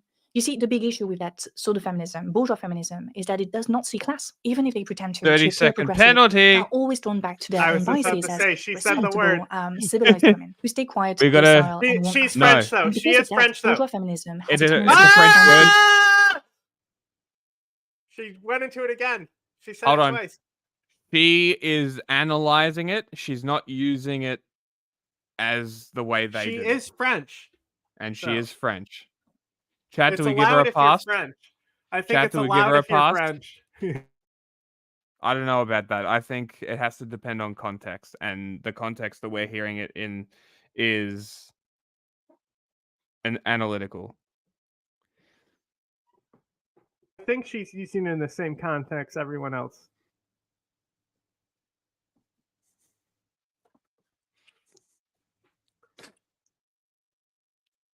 Proportionately targets black men.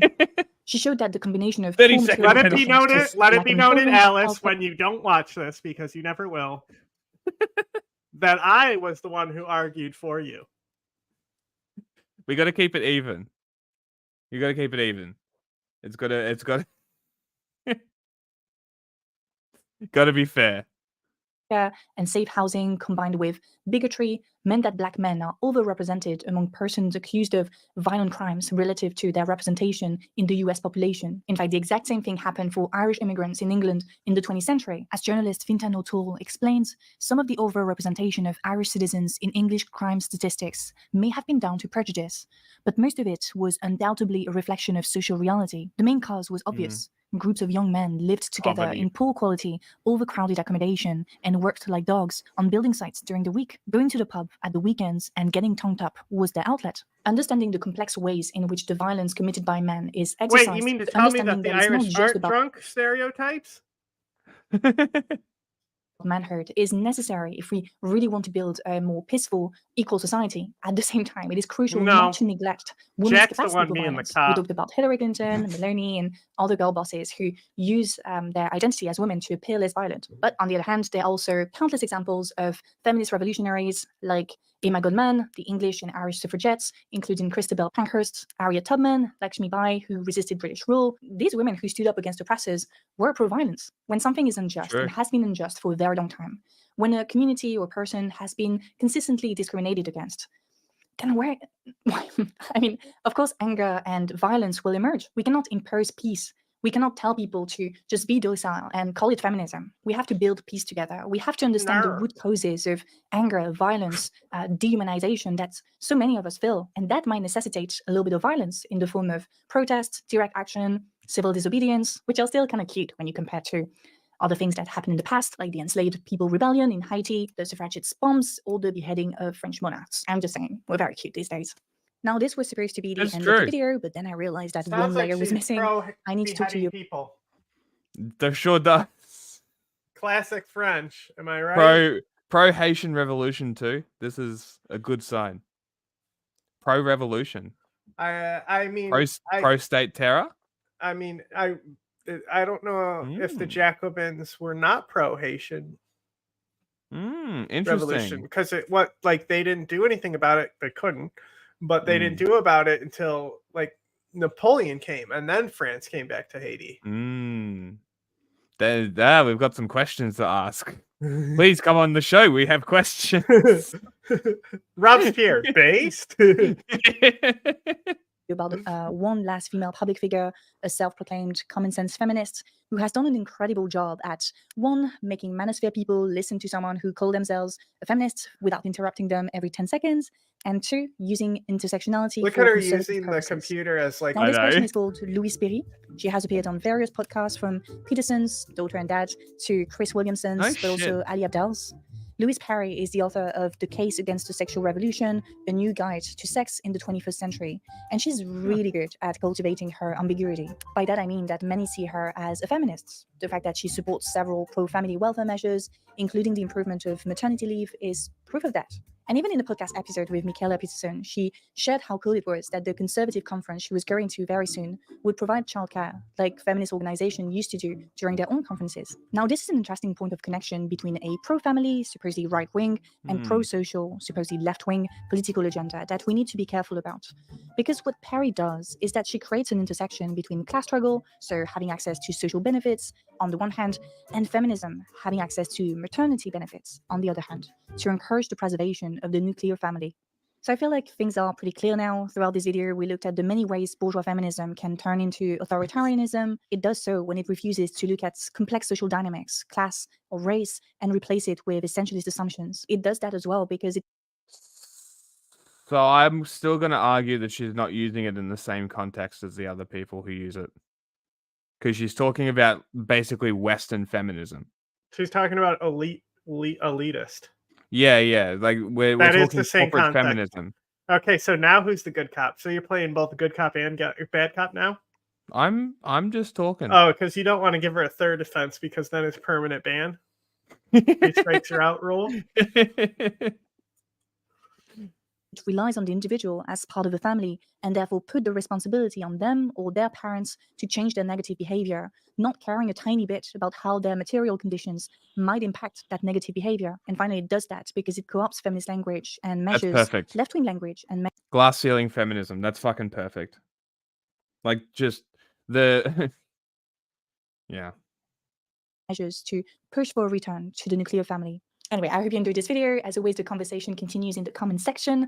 Don't forget to like, to subscribe if it's not already done. You want to know where the comment? Don't tell me. Don't. I know that's fake engagement that you want for. You want to. You want to know where the conversation really would continue? Yeah. On the show. Where? Oh. Ah, yeah. You should come on the show. Please. Who needs Angela Davis when you got Miles Davis? Am I right? I heard he pees his pants. Olive is one of my favorite rats. I just feel so lucky that I found her. Was it? I'm Esther, and this is a story about Olive or GeoBeats. Spin! I've had rats for 7.5 years. That's a long time for a rat. I don't think it's the same rat. She just said she's had Olive for 7. Most tricks out of any of my current rats. She is just so sharp. It's amazing. You can get him? Good job. Like they're not stupid creatures. Like people need to realize that they're not stupid. Oh my god. Some are. Some are very stupid. Olive, I got her from a lady who, it's a bit of an interesting story. She got rats for her program where she basically goes around with her rats and she does presentations where she introduces people to them and shows them as a more positive concept. She ended up with a few. You can train rats to steal money? You can train birds to do it too. Get me all of them. Jack's gonna be the rat man from Suicide Squad.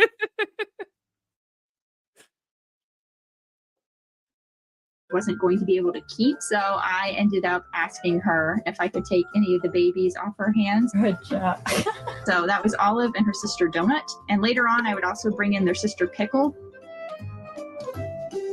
They were super tiny, but so confident and sweet. Olive in particular is just super calm with people in general. Olive has to find her name. She has been training pretty much every single day since I got her, which is not super unusual with my rats, but I'd say she picks up tricks faster than the majority of rats I've had. Good girl. Good girl. She knows how to walk on a barrel. I want a rat that does tricks. That's cool. She knows how to play basketball with another rat. It was pretty exciting finding they could pretty much the same behaviors like dogs. She is very, very happy to engage with you. If I talk to her, she wants to greet you no matter what she's doing. She likes to crawl and sit on your shoulder. She likes to sleep in your lap. She actually likes...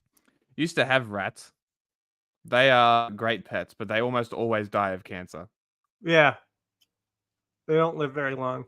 No, for 3, 4, maybe 5 years if you're lucky. having her photo taken, which is very funny. We have a little setup for that. And whenever I take her there, she gets very excited, starts running around and doing all her favorite tricks because she knows what's going to come. Good job. You can do it.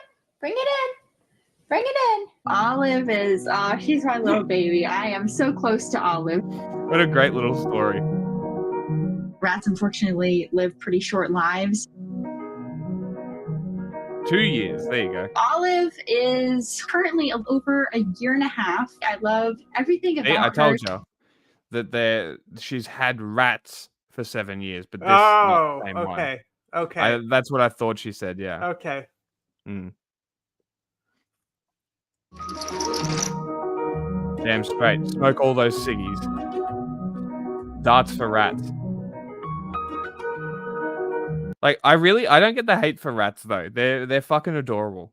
They really are. I don't understand. There's better So rodents. look, yes, I agree, Like but that they're one. not like they're not. He just thinks he's a rock.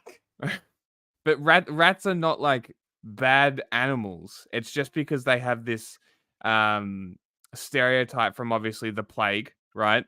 Then also you've got the modern ones from like cities, New York specifically, LA. I think if you live in New York, having a pet rat is insane. Yes. But also in an apartment building, a pet rat is a pretty good pet. But so would a chinchilla. Oh, it depends on where you live. True. Because they eat the walls. Oh, God. We haven't seen these two knuckleheads in a minute, right? It's been a while since we've done one of their videos. It may or may not affect the presidential election here in the United States. And we are very, very honored to be joined here by Dr. Hassan Abdul Salam, who is the director of the Abandon Harris campaign. Dr. Salam, thanks so much for being with us. Pleasure to be here. Thanks for all your work. TV. Well, listen, it's a pleasure to have you here. And I guess I'll just start with this. I mean, last week we saw the DNC. Blood's got a wide-ass mouth. What the fuck? Yeah, Arabs are white. I said wide. Oh. With a D. With, the just total snub of the Palestinian people and anyone who cares about this issue of the genocide. I'm curious, you all Abandon Harris. Wait. Conference. You're telling me this guy cares about genocides? Which one specifically? Specifically Congo, Sudan, and Gaza, I believe, is the ones that they go with. But he's pro other genocides? As long as Russia's doing them. He's pro Ethiopian genocide. Very cool. That was his whole thing, is that he was anti-Tigray. Literal Marxist. Marxist. How cool of someone to be like, you know what stance I'm gonna take? I'm gonna be pro genocide. Yeah. The stance that the Tigrayans are CIA coups. Very cool. We love this. What has been the response you have seen to your call to deliver a vote against those perpetuating genocide in the wake of what we saw in the DNC?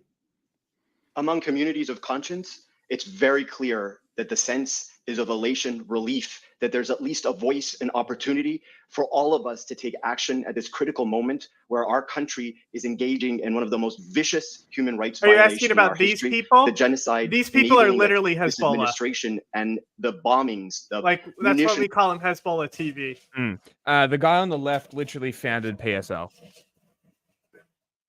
That are raining upon people in Gaza. And so when we came out and we said very clearly, a lot of red shirts there. What do you think they represent? We have now in our arsenal, our nonviolent arsenal, is to Hey, punish look, it's Greg. for enabling Look, it's genocide. Greg, that guy who I called out as an Assadist and then went to work for Mid-Press right after. Power such that it will be forever known I missed it. that people of conscience came out. They walked gently to the ballot box and they spoke the truth, and it led to the demise, the toppling of genocide. This administration should be known for what it is. It is despicable for us to even have this very conversation today, for us to contemplate the options in a democratic election for which this should never have been a choice. And so we feel committed, as we have begun with Mr. Biden in October. We declared that he would be someone we would never support. We actively began campaigning against him since November 1st when he didn't declare a permanent ceasefire. In July, we made a similar Also, request they're to the not Vice President. necessarily Hezbollah. We asked her They're pro to tell us what her Hezbollah, but we policies call were. them We only Hezbollah want TV because the one girl's from an Lebanon. unconditional Yeah. ceasefire, permanent, Bro, and second, Did you see uphold that? a full did you arms see the embargo. balloons? The balloons? What To tell made us what her that policies happen? were. We only wanted two: an unconditional ceasefire, permanent, and second. Does peace make the balloons go? Like the peace sign must be a signal for balloons. It has to. It has to be. A full arms Amazing. embargo. The media took our message to the campaign. They said, no, we're He's not going to talk to laughing you. about the balloons now. And so extraordinary, the reaction that you could see after that, the vice president speaking to protesters who were screaming the song of justice, saying, you will never hide from genocide. And she said, I'm speaking. And we knew there and then we had no other option but to punish. And that's why on August 19th, we did so in Chicago, blocks away from the DNC convention.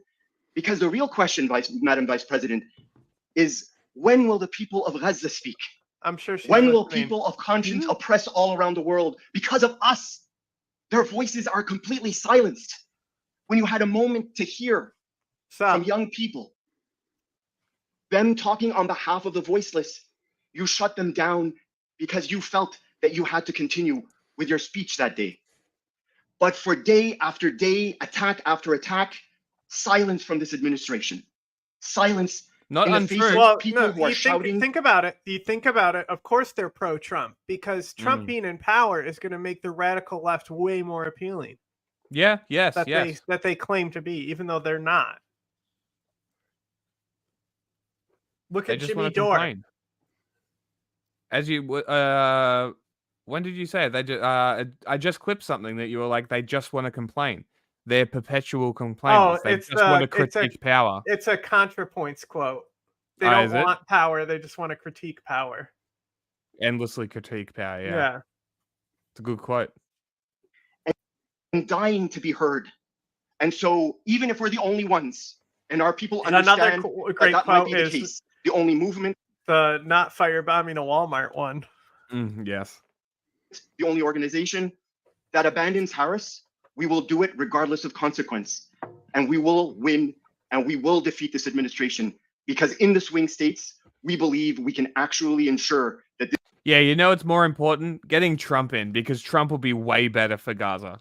That's a great idea. They don't you care. Fucking They don't moron. care. No, we've established. No, that because they care don't about give Gaza. a fuck about Palestinians. That's why, like I right? said, the Mujahideen say, "Look at Assad." Right. Mm-hmm. The reason why we can't do anything to Gaza is because of Assad. If we were in power, we would have actually helped and attacked Israel. Mm. And Yeah. Assad is supposed to be Gaza's ally? No, he's not. It's ridiculous. But these are the exact type of people that would be shut the fuck up. Palestinians are dying. But it's like, like Assad and Iran, they really aren't our enemy. America's. Yeah. It's How fake. so? It's fake. Yeah, like if sure, they but really, how really so? hated us, go to war with us. They're weak. Yeah, no shit, they're weak. But Like if Assad was like, you know what, America, let's go to war, they would drop like 3 500-pound bombs on his face and it would be over. their entire position of power is held to the American existence and the Israeli existence. Yes, because it's oppositional to the US empire, right?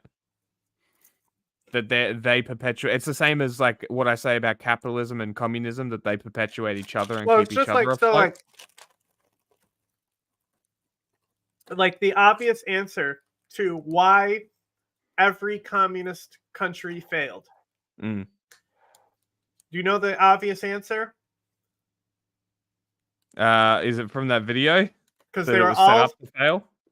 all were modeled after the Soviet Union, and the ones Mhm. that weren't were crushed by the Soviet Union. Yes. Yeah. Right. So as soon as you're in that opposition block grift, that's your meal ticket. Yes. Like Iran can't you're the abandon Soviet. Venezuela now. They Mhm. can't just turn to America now, because True. then their own followers will agree with the people who are already against them. We'll collapse it. They This can't vice president acknowledge doesn't that win they're hypocrites. because of these vile Yeah, attacks yeah. on an innocent people on the verge of disintegration. Hassan, I'm curious if you could maybe explain to our audience or differentiate a bit, because I think it's a little bit confusing. And obviously, there was some overlap between the uncommitted movement and what was initially the abandoned Biden movement. That's now the abandoned Harris movement.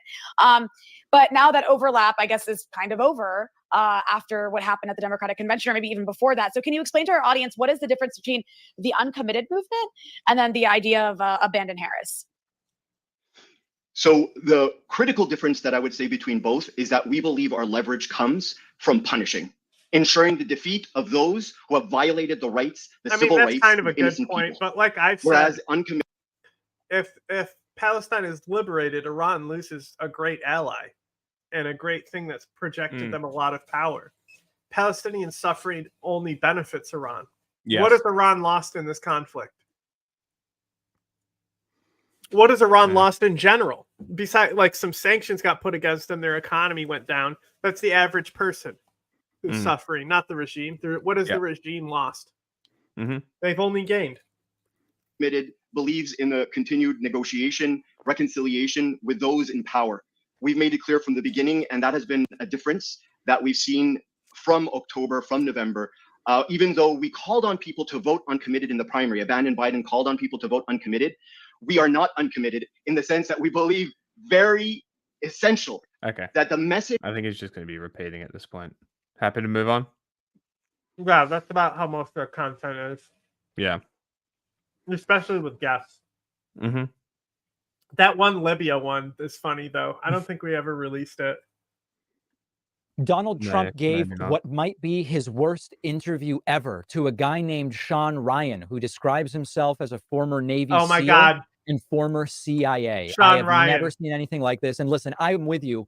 That crazy Axios interview with Jonathan Swan during Trump's presidency, it was bad. The Chris Wallace interview, where he challenged Chris Wallace to a cognitive test and said he could do better on it than Chris Wallace, that was bad. The NABJ interview, where he said Kamala Harris used to be Indian but became black, that was bad. This may be worse than all of it. I don't know much about Sean Ryan, but he seems to be a pretty major Trump suck-up from what I gathered watching this interview. And right off the top, for all of the weeks now of saying, I know nothing about Project 2025, Trump signals that he will enact Project 2025, give himself total control by starting to purge the government of bureaucratic civil servants and putting them in, putting instead loyalists in place. He calls it holding them accountable. We know what the code means. Any government agencies. I have zero trust in our Congress and our Senate, anything. We have a government that's not functioning right now. Yeah. How are you going to gain the trust back of the American people within the government? And are we going to see anybody held accountable? Yeah. The answer is yes on the second. They're going to be held accountable. They've got to be Well, held like- accountable. What they're doing, they're destroying this country. They're crooked people. Let me They're just dishonest people. propose this rhetorical What question. Trump is talking Answer about here, immediately. it's really important not to mistake, because they all Okay. So, why has Israel not killed Assad? As I said, the opposition, the Mujahideen, would have no problem actually confronting Israel, even if it meant they were going to be destroyed. They would still do it. Look at what they've done to Assad, even in Russia, knowing that they'll be destroyed. So, there's many reasons why the Israelis need to stay in their lane. Yes. I'm so here for it. I can't wait. And then he'll finally be done. He'll finally be done, and we can go back to complaining about the libs being libs. Fucking Christ. Wouldn't that be just joy? always speak in code. They always speak in code. Sean Ryan says he doesn't trust the government. He doesn't trust government departments or agencies. These are departments and agencies mostly staffed by career bureaucrats. They're not political actors. Do they vote in their personal lives? Sure, probably. They should. Right? Nothing wrong with that. But they work for Democratic and Republican administrations. They are career bureaucrats. And Sean Ryan says he doesn't trust them, that it's broken. Trump agrees and says they are going to be held accountable. Also, Trump's tie is tucked under his crotch. I know people will write to me and say, David, you didn't mention it. Trump's tie is tucked under his crotch, and it looks crazy. and the tie is too long, but who cares when Project 2025 is what's on the line here. Oh my God. Donald Trump, again, with another version of what his current position is on Roe v. Wade, says Roe v. Wade was bad. He got it out. And it's thanks to his Supreme Court picks that Roe v. Wade disappeared. This is relevant because it's, of course, true, even though now that they also recognize that the anti-abortion stuff is killing them electorally, Watch out, Fudge. they are pretending. The N-word. You know what the N-word is? No. It's the nuclear word. He mentioned the N-word yesterday, the nuclear word, not supposed to be mentioned. But, you know, Putin mentioned the N-word. You know what the N-word is? Every Democrat, every Republican wanted it. Roe v. Wade, you've heard this, was legally a very bad place to have it in the federal government for a lot of reasons. I got it out. 3 great justices that I put on voted, plus 3 other, in my opinion, great justices. And they got it out. Every single woman and every single person who knows a woman or has ever met a woman or was born to a woman should remember what Trump just said in November. And of course, there's some of this playing both sides. You know, as Fred Trump III So dramatic right? back then. There's really no So sincere ideology. dramatic. It's what does Trump think will help him poor win? thing. And what Trump thinks will help him win is when he's being interviewed by some Trump suck-up right-winger like Sean Rock. Okay, boring. Next.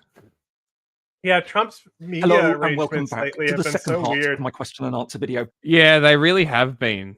I think he's in panic mode.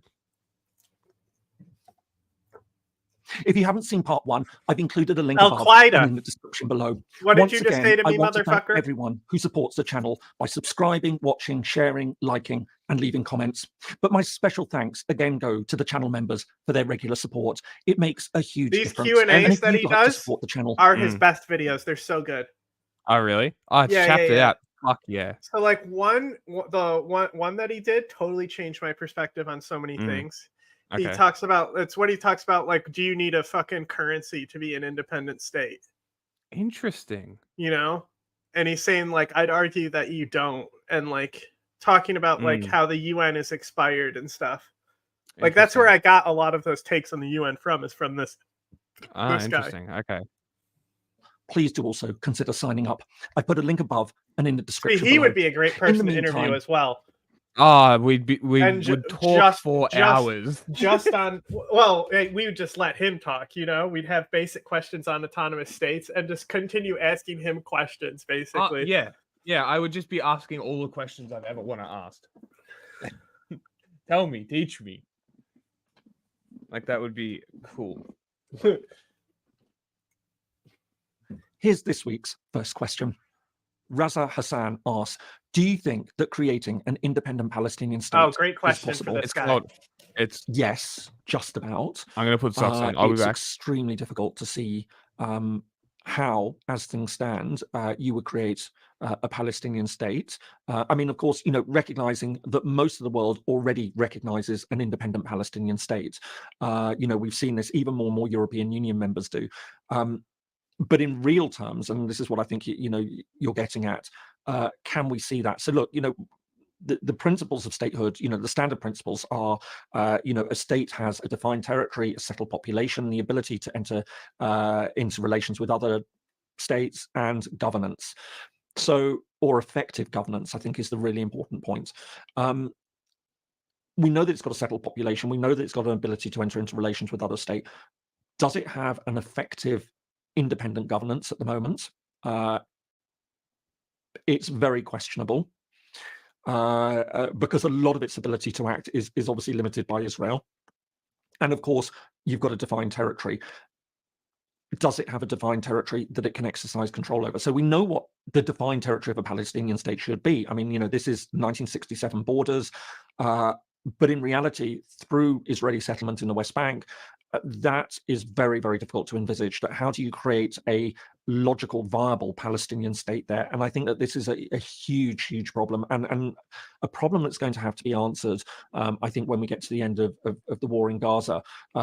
You know, so one argument is that, well, what's great about him too is like a nascent, like an actual, like, because I think he's technically a scientist, but Political researcher, stance? What? Like what? researcher maybe. but he's a professor. He does teach, I'm pretty sure. Yeah, right? yeah. So like he's not injecting politics in it. He's literally just focusing on the concepts, which is why I think his content is so good. Yes. Well, it also allows you to look at it critically as well. Palestinian state, but that's not going to be enough to manage the West Bank as well. And I did a video, I'll put a link above, that looks at what happened, some of the planning that might be thought of for establishing Gaza, after the war, as a potentially independent, viable entity, basis of a Palestinian state along with the West Bank. But I think that this is it's really difficult to see at the moment, and especially with the current Israeli government that is so clearly opposed to a two-state settlement. And where is the international pressure going to come from in order to put this into action?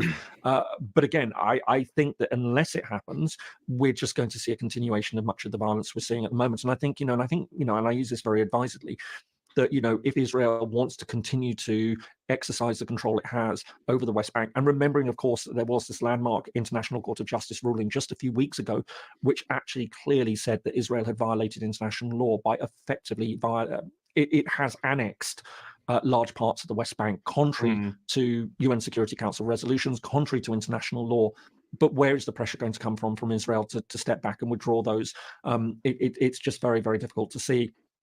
So it's not looking particularly positive, unfortunately, at the moment for the creation of a Palestinian state. And I have to be very clear. I mean, before anyone sort of wants to read where my positions might lie on this, I am absolutely, I fully support the idea of an independent, secure Israel.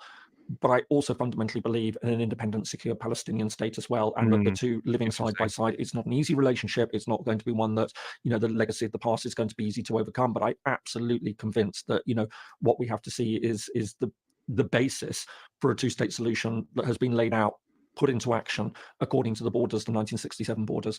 So, but how we get there, it's incredibly difficult to see. So, do I think that creating an independent Palestinian state is possible? Yes, but only just. Eugene Gvozdetsky asks, was it legally consistent for the United Nations to accept Russia as the successor to the Soviet Union's seat, while rejecting Serbia and Montenegro's claim to Yugoslavia's seat, given... Okay, next one. Frostakak asks, are there any specific secession movements that you expect we'll be hearing a lot about in the coming years? So this is a great question, and I think it's one of those questions that if you'd asked me this 3 or 4 years ago, I'd have given you a very different answer to the answer I'm about to give you. And I think that we are at the moment... Why skip that one? Because Jack said so, I guess. Because it's a 43-minute video and there's a lot of stuff to get to. So I'm picking out key ones. So this one's about the independence movements. Is hard power now more important than UN authority? Chinese world or New World Order I wanted to look at. Can the EU protect itself without the US is a good question as well. And will the EU survive? And modern borders, interesting. So we'll watch the end half as well. Where there is a particular caution about secessionist movements and lending support to them. I think the international environment really does work against them. And of course, that boils down to the key issue of what we're seeing in Ukraine, that we have a war here where you have a degree of separatism. I think we need to be very careful because obviously it's a lot more complicated than that. And obviously this is, as many, and certainly I believe, essentially a Russian territory grab. But nevertheless, we have a situation at the moment where I think that there is a lot of international caution about being seen to endorse breakaway movements. And so I think the bar has really been raised considerably for secessionist movements. It's a lot more difficult for them at the moment. And I think that we're seeing this in all sorts of cases. I think, there's a lot of movements which would have appealed previously for international support, and that international support just isn't there at the moment, that nobody wants to be seeing, being seen to endorse this at a time, certainly when Western countries are supporting Ukraine's territorial integrity. I think when we deal with a lot of other parts of the world, they've tended to be a little bit more, well, not a little bit, actually considerably more suspicious and skeptical about secessionist movements anyway. As I often point out, we have to bear in mind that the vast majority of countries actually aren't homogenous, that they do have minorities of one sort or another, whether those are religious minorities, whether those are national minorities. And so they tended to take a much more cautious position when it comes to separatism and secessionist movements. And again, as I say, I think that what we're seeing at the moment in Ukraine has really made everyone. And this is what we've always said as well, is that a lot of people won't recognize a lot of these areas, Kurdistan particularly, because it would also give rise to their own secessionist movements as well. I feel like that's a majority of the reason most states don't recognize, because realistically, what do they lose? If not, it's I think anyway, I think it's down to essentially they will or I don't know. It's complicated. It's so complicated. A lot more nervous about being seen to endorse that. I think I think the states just like. I think I genuinely I think it's land. It's land that they don't want to lose. They don't want to lose the land. More than it is power over those people. It's literally ceding that land to them that is the issue. I think the punishment for engaging in a war is they're forced to be gay if they lose, and that will deter people like Putin from invading, because the risk for loss there is way more, because he knows he'll have to get butt fucked daily. I still think gladiatorial bits. So when I recorded the review about Alien with Emily, and she's like, "See, like I just don't understand why people are not wearing ball gags in these movies." I did see that there was something there. I was going to ask what that was. Like she said, the fact that that's immediately what she thought of. That is very funny.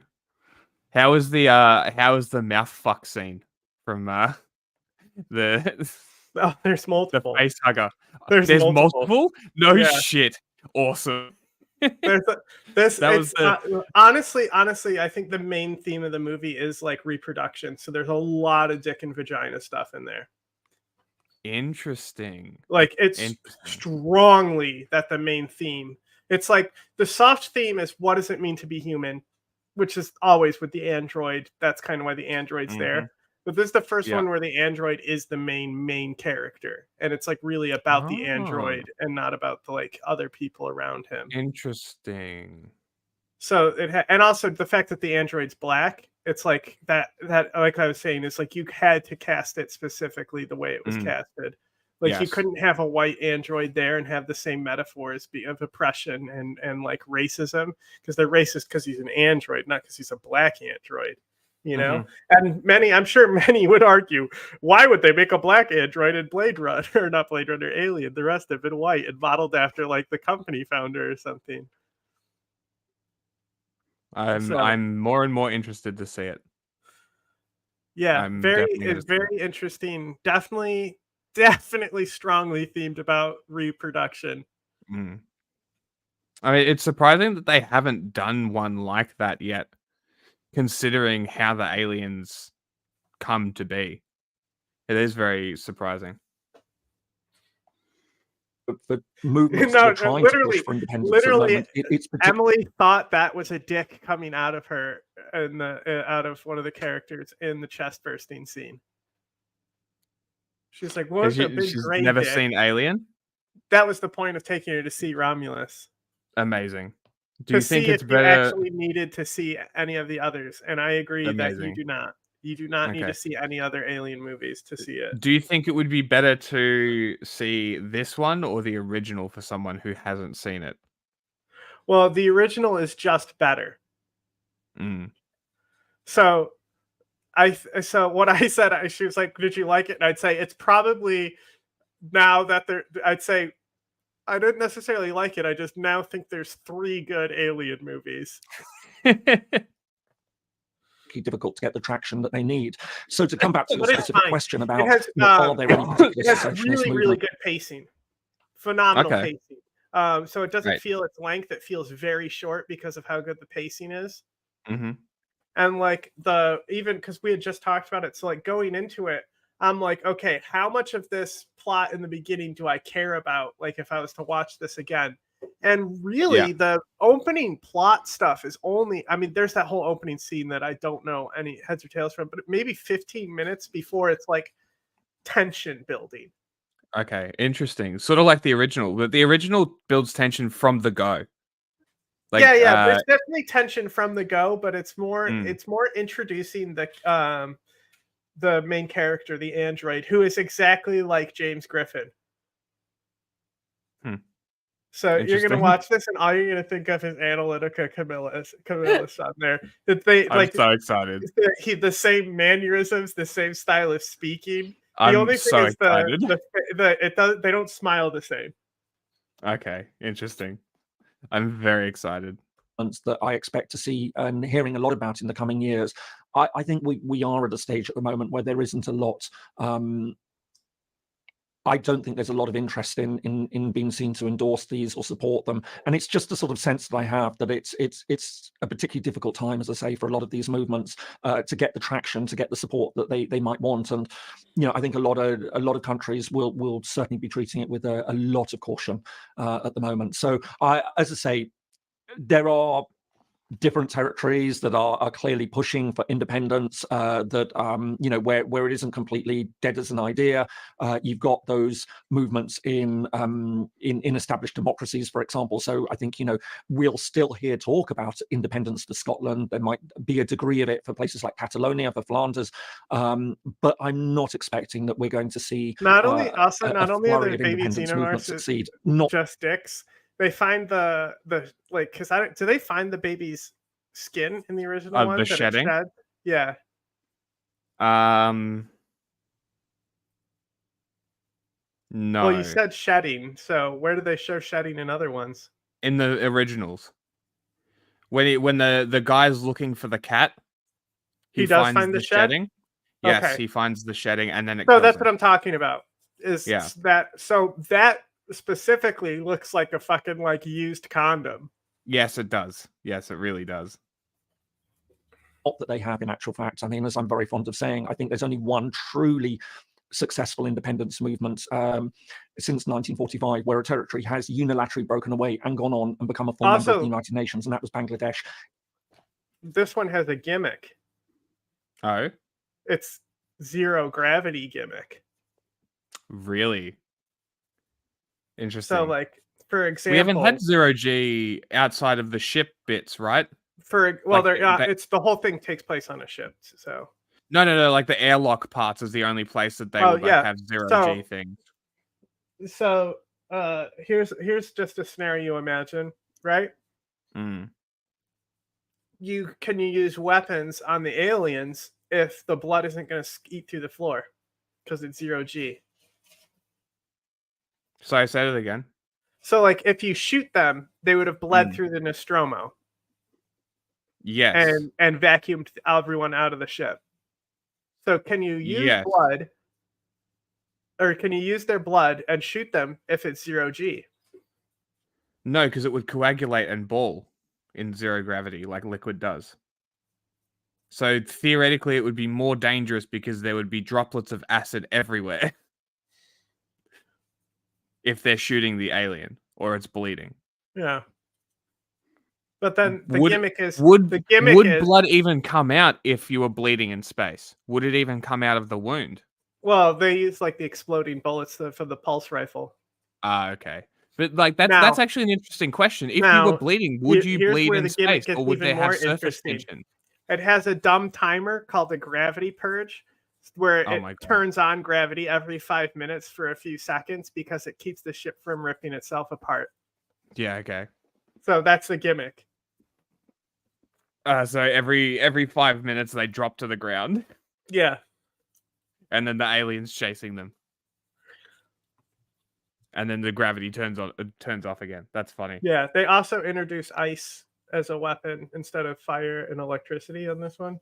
Interesting. So they need the cryofuel for their cryopods.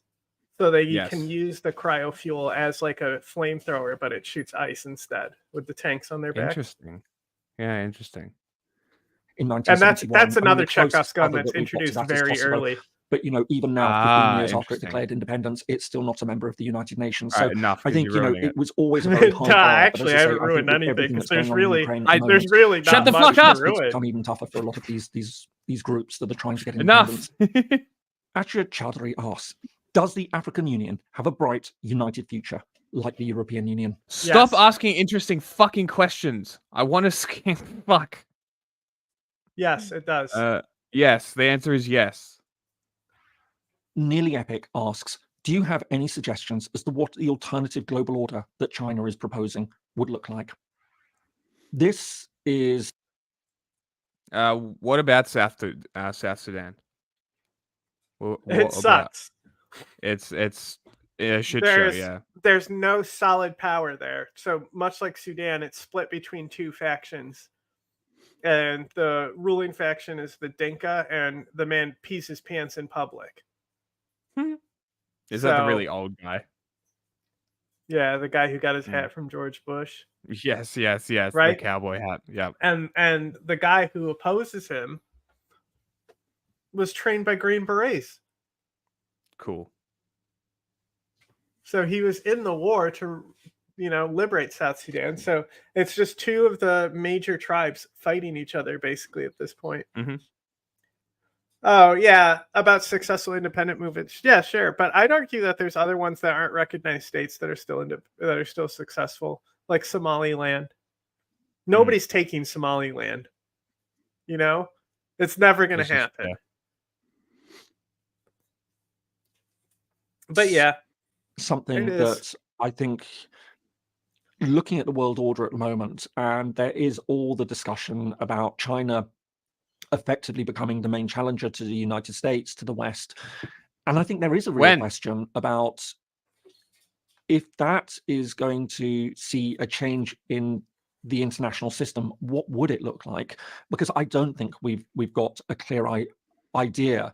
Certainly there isn't a clear ideology. And we get into very, very strange territory on this, because in many ways, China is a country that has emerged and taken a particular direction over the past 2 or 3 decades. So I'm very fond of saying that when I first got into international relations, China was very inward looking. It was very suspicious of the outside world.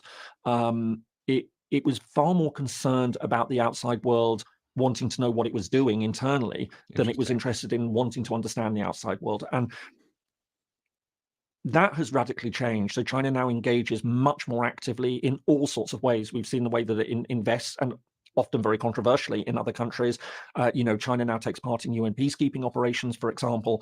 I'm fine with that. Its Belt and Road Initiative is a very clear engagement, economic, political, diplomatic engagement with a whole range of countries, across Asia and Europe and Africa. So we've seen China sort of develop, but at the same time, in many ways, traditionally, China has actually been rather conservative in how that it's sort of looked at international order. So that's fucking cool. For example, it's tended to be very opposed to secession. Yeah, South Sudan, they literally need gun control. Like somebody like a peacekeeping group needs to go in there and disarm everyone, the army, everyone. Because that's the issue, is that there's no economic opportunity, and there's a lot of so many guns. Yeah. So many, there's just AKs everywhere. So the natural thing is to fucking become a bandit or join some militia. Fair. So all the guns need to be taken, and then they need to then empower a South Sudan run oil company where the board of directors is from each tribe. So everyone, it's not a say by a parliamentary vote by a percentage, but everyone in the oil company, it's mandated that it has to be from an ethnic group. Mm-hmm. And those are the people who run the oil company, the state-owned oil company.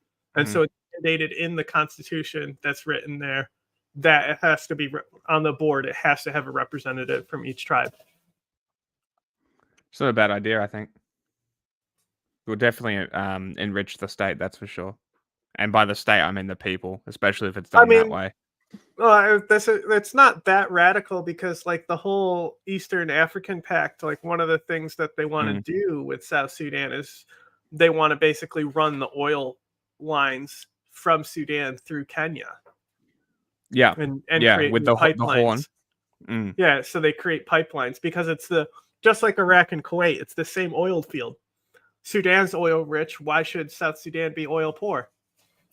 And it's because of countries like China, countries like the United States first. They come in here, they build the wells, they say, and it's mandated, by the way, in the Constitution of South Sudan, that the people who have the land that these oil operations are on, they have to be paid a percentage. But these people don't know how to read and do math.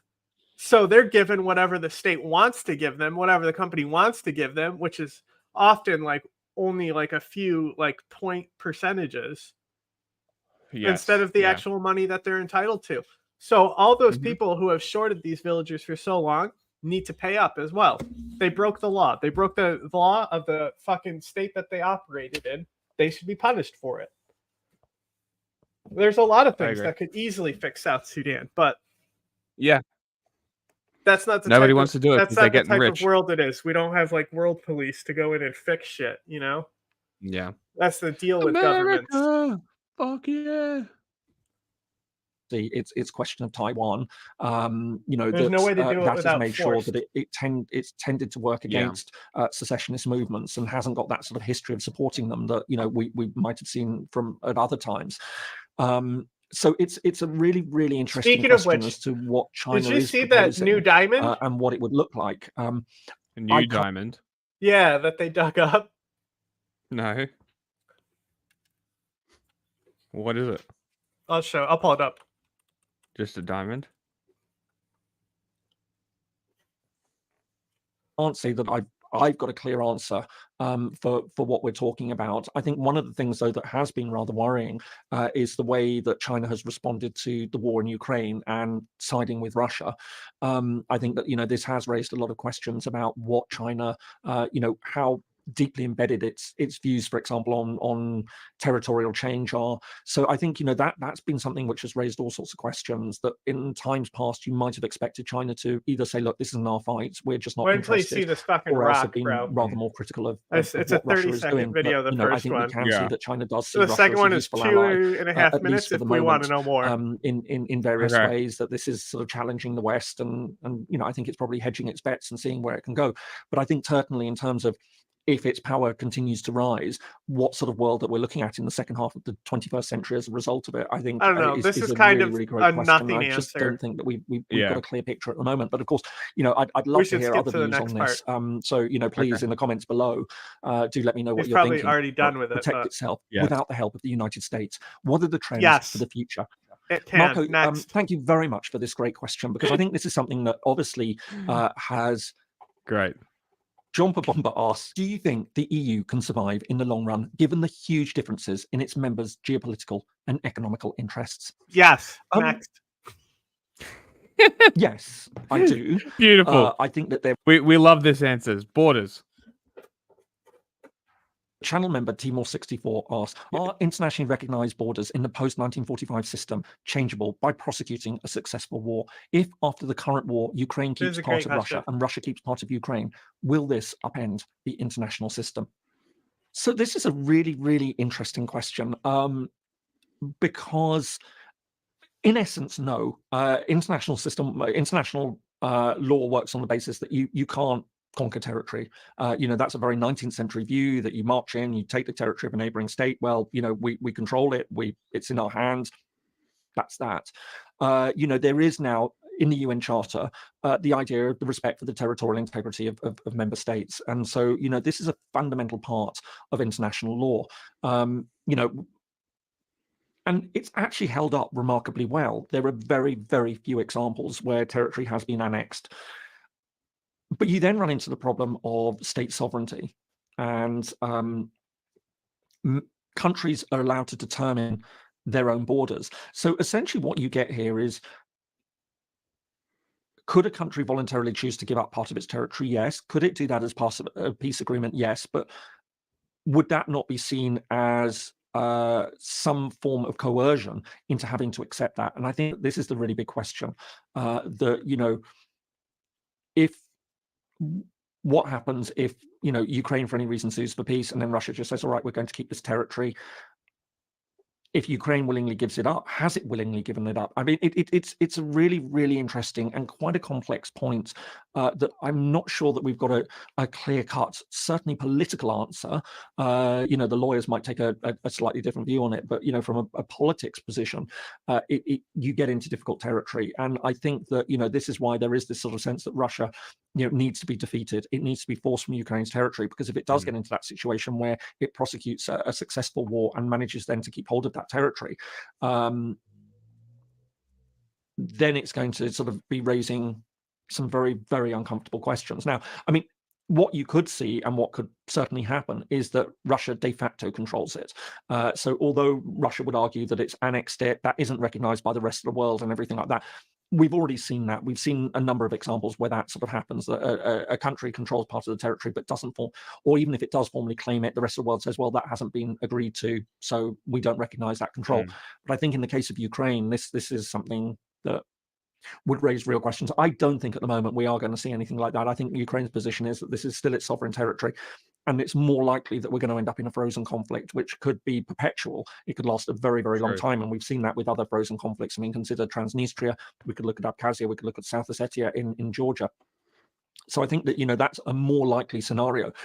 But we do, as I say, you raise a really, really interesting point about how, if we see territorial conquest then signed on the dotted line in a peace agreement, has force been used to reach that?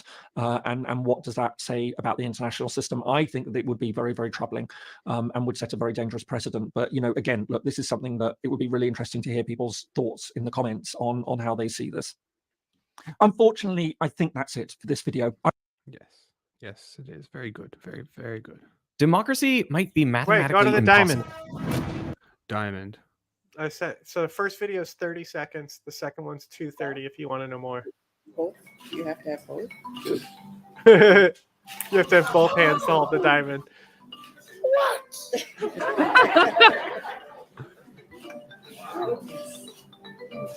So this is the 2,492 carats. Holy shit! He's awesome.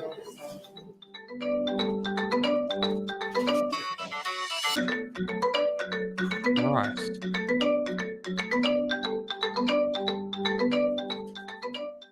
Put your hands out. Both. Carats has been unearthed in Botswana at a mine owned by the Canadian firm Lucara Diamond. It's the biggest find since the 3,000-carat Cullinan diamond was found in South Africa in 1905 and cut into 9 separate stones. Botswana's government said it was the largest diamond ever discovered in the southern African state. Well, joining me now is our reporter, Emma McCarthy. Tell me more. Lucy, Marilyn was right, wasn't she, when she said I that think diamonds they're are arguing girls' that it's the biggest diamond in Africa because the South African was a colonial diamond or something. Interesting. So this is a true African diamond. Yeah, I think that's something that was said, but I'm not positive. Okay.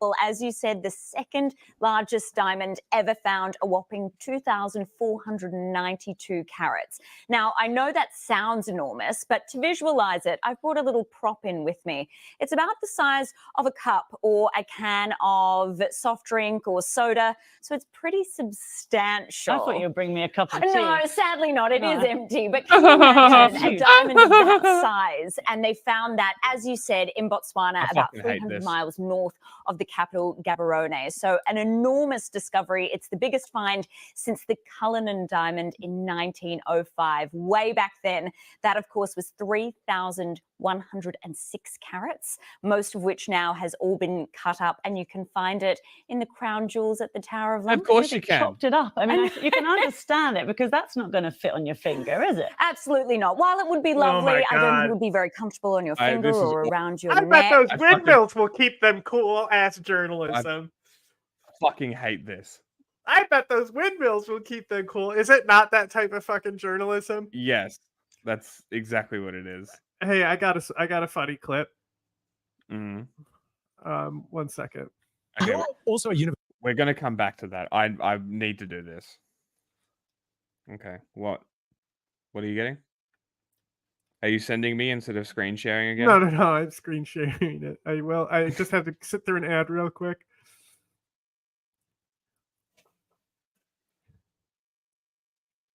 It's totally short enough Hi, that everybody. nothing bad will happen.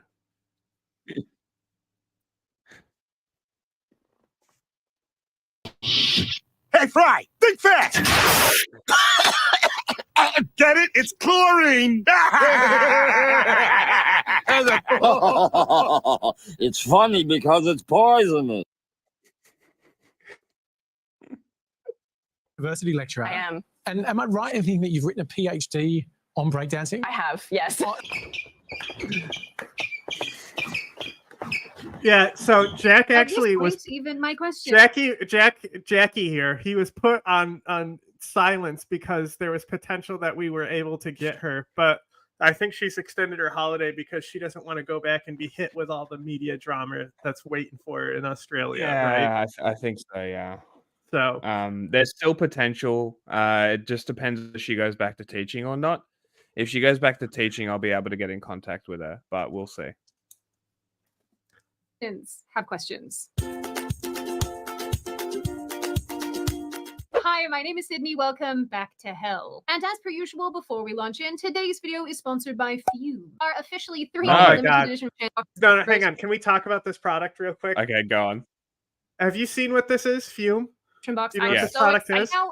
Yes, it's like a flavored air. Yeah. So it's literally like, hey, let's capitalize off people's addiction Yes, yeah. and Yeah, market it's ourselves literally- like we're yeah. like good.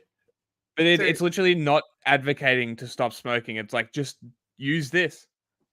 This can Yeah. be your addict thing. Well, they don't. Then you'll notice in the ads they even say it's good, a good fidget toy. Yes, You they know, do. It's got So fidget my stuff on it. favorite, it's like Dollar Shave Club. They advertise their razor as having a weighty handle. Okay, I don't give a fuck. Like they'd have to try everything in the marketing term. You know, they say yes. that it's got weight to it, so you can spin it around and fidget. Like this is a fucking dumb product. Okay, it's a dumb product. I've never until I fucking see people pulling it out on podcasts and not promoting it. Get out of my True. fucking face. True. Yes, true. Like they have to advertise on all media just to try and Mhm. market themselves as a not smoking product, so smokers will buy it yes. and then not use it immediately after. Because there's a new smoker every day, Jack. Mhm. What a great Every day. market! What a great market to predate on. Are new here, and for those of you who might have forgotten, because since I moved to America, my accent has died. So, I really want to talk about something that's kind of been irritating me lately. I'm actually Australian, That born was and bred, English? pure-blooded from the land down under, as people say. I'm The sure land people say. down So under, when my you say. countrymen do things that I find embarrassing and dumb, I feel shame on a level that I can't quite articulate. I'm pretty sure she's half American, so calling yourself full-blooded Aussie is kind of wrong. She like Just this. Hi there, mate. My name is Brandon, and I'm from the land down under. Conversely, Steve Irwin. I'll get bitten occasionally, every now and again, but it's never the animal's fault. It's always my fault. The recent Paris Olympic That's why Games you were died. a hoop show for all sorts of reasons, fighting over the chromosomes of boxers, the medals themselves being terrible quality, no air conditioning in the Parisian heat. I hate it here. Gunn went viral for her breaking performance where she hopped around like a kangaroo. Like, I think that's what this is. I actually watched a video this morning where someone had put together a side-by-side comparison of RayGun and the Paralympics breaking team, and I think it speaks for itself. When men missing legs do better than you at a dance that requires having legs, you know you're in for a bad time. As expected, because the internet is mean and unkind, Gunn's performance was mocked aggressively. Even Jimmy Kimmel made fun of it on his show. But the thing that has got people Sydney very Watson confused just about this whole whined, the internet is mean and unkind. Yes, Come on, you're gonna have to sit in the dunce chair. situation is how Gunn made it to the Olympics in the first place. Yes, Some have suggested I love that it's about this. Okay, I want to preface this with nothing that anybody has produced has any evidence to back up anything that they are saying. I just want to Yeah. reinforce So, this. so what you're telling me is that we're Team RayGun? Yes, she's a fucking icon.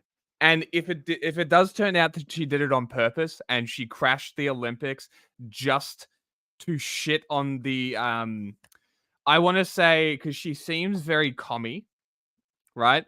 And if this is the reason she did it, and she's like tanked the breakdancing at the elections in protest of the centralization of a thing that's begun in the streets among minorities, I think that's hysterical. I think that's fucking hysterical. And I'm so here for it. And I really hope that that's actually what's happened, and it was a protest to the centralization and the adoption of like a central council to determine what is breakdancing, because realistically breakdancing is anything, right? Everyone's like, oh, breakdancing is spinning on your head and doing fancy twirls. Breakdancing is anything you fucking want. We're not saying that it doesn't work. We're saying that they say that they're going to do it and then not do it. Yes. And was a judge on the panel for her qualifying dance battle. Others have said that she created her own committee and put herself through to the Also Olympics, not both true. of which are not true, just Thank by you. the way. But having now watched a bunch of Gunn's past interviews and past performances and looked into the path that led her to the Olympics, I think this situation is actually a bigger poopy show than any of us realized. So that's what we're going to talk about today. Editing mistake. She said poopy show. Did you see that editing mistake? Just because it's a jump cut where she's in a different position. I think this situation is actually a bigger poopy show Hold on. than any of us. She's drunk now. realized. Hold on. Blank see? framed. Aha. Blank framed. I caught that one. So that's what we're going to talk about today. The weird backstory, the odd history that led this woman to the 2024 Olympic Games and made us all have a really, really weird time. But you know what isn't? Amateur YouTuber, and I really hope that she's actually done research here, because she is a trained journalist. A weird time, stopping your bad habit, which is why today's video is sponsored by Fume. Didn't we do this already? Mid-August 2024, Rachel Gunn posted a video to Instagram responding to the torrent of memes, jokes, and blowback she received following her performance at the Olympic Games. She said that she was happy her dance had brought so much joy to so many people, but she didn't realize it would open the door to so much hate, which has been devastating for her. Lady, you did— Come on, you had to know. You had to know. Surely you had to know going out and dropping the sprinkler was gonna get you criticism.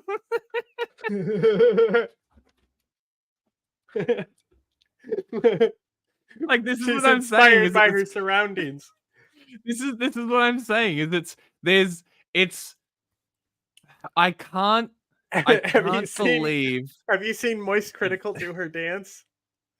No, I haven't, but I've wanted to, and I think I wanted to put it on the list as well. Now, I can't believe in my mind that somebody who has spent 13 years studying youth culture and social sciences, specializing specifically in this, then going and learning breakdancing and doing it for 10 years, goes into the Olympics and does a routine like this, unless she's literally just having fun, sabotaging it on purpose, or she's taken the rules literally and inspired her dance around Australia.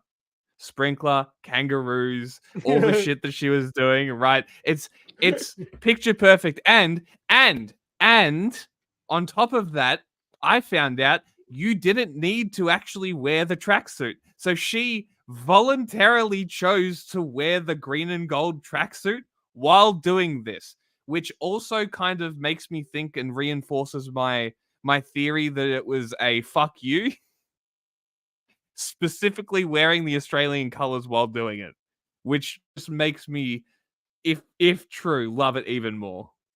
I don't know. this in front of not only the entire internet, but the entire world. Hilarious. What do you expect? You cannot tell me that she didn't see this coming. Well, I went out there and I had fun. I did take it very seriously. I worked my butt off preparing for the Olympics, and I gave my all, truly. This video followed on from a change.org petition, which has since been removed, where almost 50,000 people called for Gunn to be held accountable for her unethical conduct associated. Change.org petitions mean nothing. Literally anybody can sign this. Oh, what a great grip, meaningless, right? Meaningless. You know what I'm saying? Yeah. Like, God, the person who made this, Fucking unbelievable. they must have known, right? Like, Surely. they weren't like altruistic in their approach to making this, right? No, there's no way. Associated with her Olympic selection. The petition claimed that Gunn set up her own governing body, that she denied funding to other breaking groups, and her husband was part of the selection process. Unsurprisingly, the CEO of the Australian Olympic Committee, Matt Carroll, asked that Change.org take down the petition. In a statement, he said, "It is disgraceful that these falsehoods concocted by an anonymous person can be published in this way. It amounts to bullying and harassment and is defamatory. We are demanding that it be removed from the site immediately." The statement that she set up her own governing body is absolutely just ridiculous. Don't get me wrong, it's like fair enough asking for a petition to be deleted from this website that's full of genuinely incorrect information. But my eyeballs were both bullied and harassed having to watch this in the first place. I also demand it be removed, but from my memory. The question here becomes, how does one lobotomize themselves? This also wasn't the first time the Australian Olympic Committee, known as the AOC, not to be confused with the AOC, had stepped in to defend Gunn. When the initial blow-up was occurring, another notable figure in the AOC, Anna Mears, you guys know I struggle with names, defended Gunn in an interview. And RayGun is an absolutely loved member of this Olympic team. She has represented the Olympic team. I bet she fucking is. She's an icon. Enthusiasm. She's a fucking icon. I bet you she's a joy to be around. I bet you she's one of the kindest people ever. I don't know. That's just the vibe I get from her. She's just... I think that she's a fucking icon, and I think that everybody defending her is fantastic. I just love that this had to be turned into a controversy for people. Hilarious. Like there's nothing offensive about it. Who gives a fuck? Who gives a shit? She went out and did something memorable, and everybody is going to forget that breakdancing was in the Olympics except for her. Nobody knows what country won that comp. Yeah, exactly. Who won? You don't know because Australia won. That's fucking lie. Australia won this competition.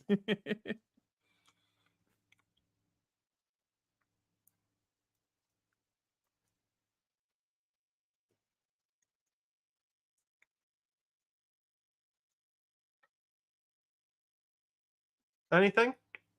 Oh, sorry. It keeps fucking... No, it keeps playing another video. And I absolutely love her play. courage. I love her character. And I feel very disappointed for her that she has come under the attack that she has. Yes, Rachel didn't get a point yesterday, but she was there doing her best. It takes great courage to walk out into any sporting environment. Also, I just want to... I'm gonna let it cook. And try. Have a go. That's what we're encouraging our kids. Now listen, I don't actually have a single problem with sporting bodies and sporting officials defending their athletes when they come under fire. I actually think that's how it should be across the board, especially if the criticism being directed towards an athlete is unfair or untrue or undeserved. You back your people. I think collectively we should be doing a lot more of that. But honestly, if we're going to be placing blame anywhere, I genuinely think there are better places to start than the Australian Olympic Committee. Can we judge her team selection? Yeah, going to be placing blame any criticism being directed towards an athlete is unfair or untrue or undeserved. You back. Can we tell? We can't read that tag. Nope. It looks like a generic white tag too. It doesn't even have a brand on it. No. Wow. Yeah. What kind of tea has white tags over there? That's not that. How generic can your tea actually get over there? Is that like store brand? She's in America. Okay, what tea has white in America? Start than the Australian Olympic Committee, because I actually believe that that's right. Elijah Safer had to run to her country. She's not going home anymore. Yeah, I strongly believe that people should stop punching Nazis again. But like, if you see Elijah Schaffer and you're in Australia, you should punch a Nazi. Gun's just husband saying. was in fact a judge, and she did in fact create her own governing body and then let herself win. That might have actually been better than the reality of what happened here, because, you know, at least that's some diabolical smartness that I can get behind. But that's not what we're dealing with. This might come as a shock to some of you, but breaking, as it is officially known, was actually officially accepted into the 2018 Youth Olympic Games back in December 2016. So this is not that super new phenomenon. I mean, it's new, but like, you know what I mean? Like, it's not that new. This seems to have come about as the result of the unholy union between the International Olympics Committee, known as the IOC, and the World Dance Sport Federation, WDSF, a dancing organization with a strong emphasis on ballroom dancing. That's how it a ton works. of prior involvement in breaking. That's how Dance it sport works. generally is the competitive version of ballroom, and honestly, it's been like quite Do you know that challenging there's for me to verify not when only the breaking suddenly Paralympics, got but added to there's the also mix. a third Olympic event that Seriously? happens? No, I Yeah, so didn't. there's a third type of Olympics, and it's the Okay. qualifier Olympics, where they test out Okay. potential new sports. That might be in Ah, Charlie's video, actually. interesting. That's very interesting. Some have suggested that the WDSF saw breaking as a sneaky way to get into the Olympics in the first place, given that ballroom would just never qualify. Not to mention, in a 2023 press briefing, the IOC sports director, Kit McConnell, said that breaking fit very clearly with Paris's vision of a very youth-focused urban engagement. Whatever that Okay. means. I should also note that breaking won't be taking place at the 2028 Los So the Angeles Olympics, tested but events this was decided organized long for Paris this year. Okay, it just 404'd me because I accidentally clicked something. I was trying to highlight and it 404'd Yeah. me. So international sailing and then international triathlon, paratriathlon, international mountain bike competition. Okay. Okay. For third party, that's by the Paris Olympic Committee, those three.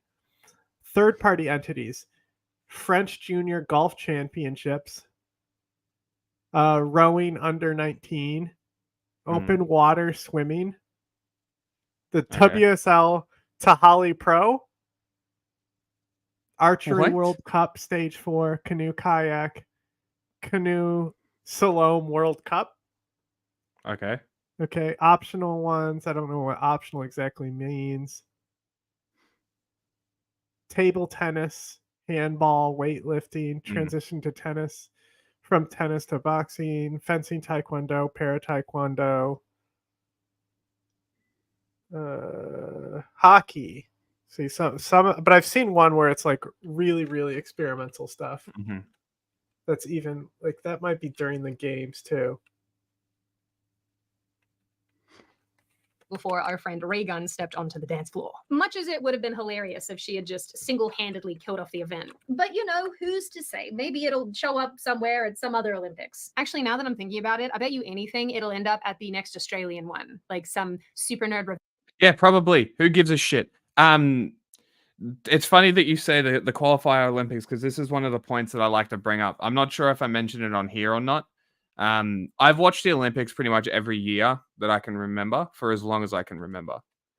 The Olympic sports are chosen by the individual cities. It's got nothing to do with the performance at the last Olympics. So like the test event happens a year beforehand.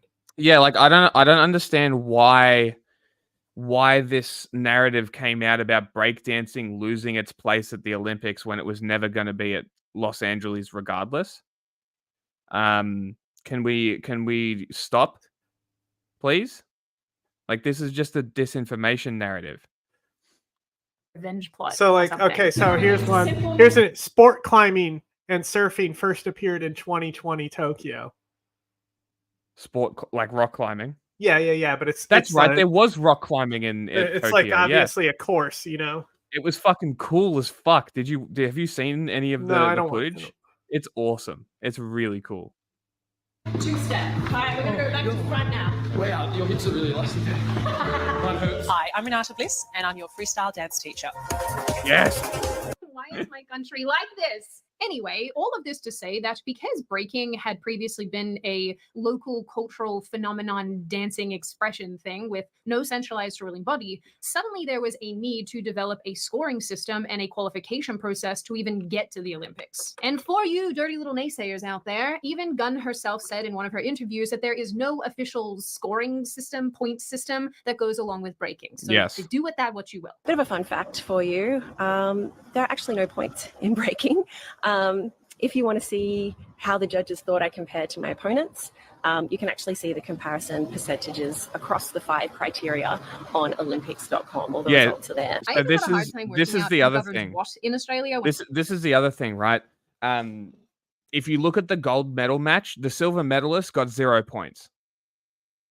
Like the fact that she got 0 points is nothing.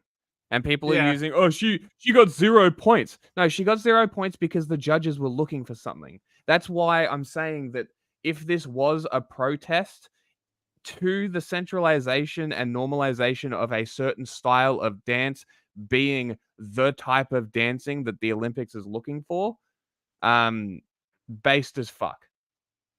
Like all joking aside, if that actually is what happened and she was literally protesting the decision to have a body say this is how breakdancing is, awesome. I hope that's what it is. I really hope that's what it is.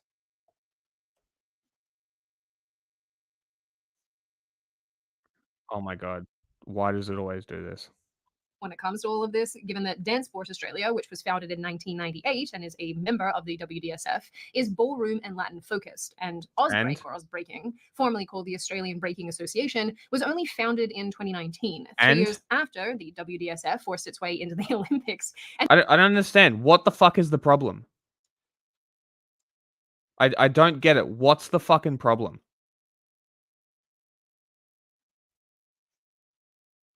a year after breaking took place at the 2018 Youth Games. So, there's that. From what I can tell, it was Dance Like, Force this is who just hosted petty. the qualifier that got Gunn into the Olympics in the first place. Like, this is literally just petty bullshit. Okay, they're a new organization. Who gives a shit? I don't understand why you care.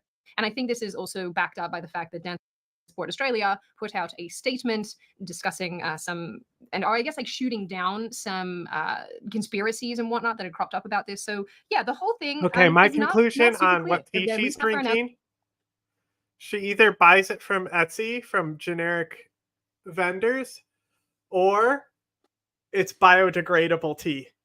A tea bag that's biodegradable. Either way, sounds pretty fucking woke and gay to me, Sydney. Outsider. Anyway, funnily enough, Gunn actually wrote a research paper in 2023 where she herself critiqued the top-down decisions made by outside entities like the WDSF. Look at this! Sydney doing journalism. Well done. Well fucking done. Noting how it impacts breakers and their experience and understanding of their scene. Yes, she is in fact treating her experience in this movement as a thing to study, which is about as 2024 as it gets, but we'll come back to this. It sort of makes me think about those people who used to go off into the wilderness and then try to live with the gorillas and become one of the gorillas and be accepted by them, and then would come back and write about their findings. First of all, that's way different. You're thinking about the guy who got eaten by bears, who was an idiot. And honestly, I watched this great psychoanalysis on that guy, right? Okay. The reason why I was obsessed with bears is because he not only was egotistical, but because he used to be an addict and they became his new addiction. The rush he would get from being confronted from the bears made him chase the dragon and put him in more progressively worse situations. It was actually an addiction mentality that he had. And also, he did some stuff where he talked about like Freud. You know how the child progresses and that's like evolved since Freud, right? Yes. So like he introduced the term at the Freudian context and then said, I think this new updated thing is a little better. Right? But he's talking about how the guy who got eaten by the bear had a very childish nature. Interesting. And he constantly would say how he's saving the bears and all this stuff. He wasn't doing shit for the bears. Right? He had to see himself as like, he's saying like, I'm the only protector. I'm protecting the bears. Yes. in this case, I don't really know who benefits from also, knowing about gender studies and he gets breakdancing. into how there was indications that he wanted to be inside a bear, because there's this weird poop video that he has where he's like rubbing the bear's poop, talking about how it's still warm and how it was just inside of the bear. Very cool. Very, very cool. Now that I'm thinking about it, I think a lot of modern academia could just be summarized with who asked for this? Not me. True. I can't even read. My point is A lot of academia can be summed up to who asked for this, though. But it's those who asked for this that change things, isn't it? It's the people who think outside the box. Not saying that this is her. I'm just saying. Australia didn't even really have some Ignorant Who was this? The guy who got eaten by the bear? Grizzly Man Diaries. Along. And then a few years later, or the guy who did the analysis of it. Breaking. Let me find him. Because he also did a really good Columbine thing, and he was the one who was like, remember that it was supposed to be a bombing? Yeah, okay. He's a specific type of psychologist. Let me search my history, see if I can find it for you. Meaning, the Olympic qualification process was not well established. So with this in mind, no how shit. did our mate Rachel even qualify? Well, simply, a qualifier was eventually organized called the Oceania Breaking Championships. I'm so glad she brought this up, because this is the video I was going to play next. This is her qualifying match. This is the other thing. It is clearly what she does. Her dance style is clearly a style, because the person that she's against also looks fucking goofy and dumb. So it wouldn't have mattered whether RayGun got through or the other person. It would have been a dumb, goofy performance regardless, and it wouldn't have been as iconic. We wouldn't have gotten the shit that we got. She's a meme lord. It's great. We lost the succulent Chinese meal man, and we gained Rachel Gunn. How do people not comprehend this? She is the reincarnation of the Democracy Manifest man. She is Australia's meme now. She can't escape it. Had 15 female competitors, 13 Australians and 2 New Zealanders, and took place in Sydney. This is actually the very event that made me believe that nobody from my country can do this breaking thing at all, but that's neither here nor there. I don't know. I'm sure I'm going to... You see, anybody who looks further into it comes to the same fucking conclusion that I say. She's got the same conclusion. You guys can judge for yourselves. It was here that Gunn went up against another woman called Molly Chapman in the finals, who you can see here battling in these clips. Gunn won with 1,000 points. Chapman lost with 750, whatever that means. I don't know how this is scored. Maybe it's just like how much you glaze over as you're watching it. Here is the channel. So the @ is and psych. So @ ANDPSYCH. But he has a bunch of really, really good ones that I watched, and mostly I've put them on in the background. See, like, I don't remember most of these that it says I watched. But the Grizzly Man one, and then he also did an analysis of one of the Columbine moms, and his videos are like really good. See, it says I watched all of these. I definitely didn't. These auto played while I was sleeping. Most of these, they gotta, But like, you know how there's that whole thing where it's like the true crime analysis where they always have the body language experts and stuff, and they're really, really dumb. Yeah. Like he actually, at least in the Grizzly Man one, he really went into the psychology. Maybe he didn't do one for the Columbine mom. Am I crazy? Maybe. This is the Chris. You know who this guy is? Chris Watts. I've never seen this dude. No. Chris Watts. This guy. He murdered his wife and kids, and then like shows up to try to help the cops with it. Amazing. Yep, that makes sense. And his mannerisms during it are like crazy. It's a very interesting tape.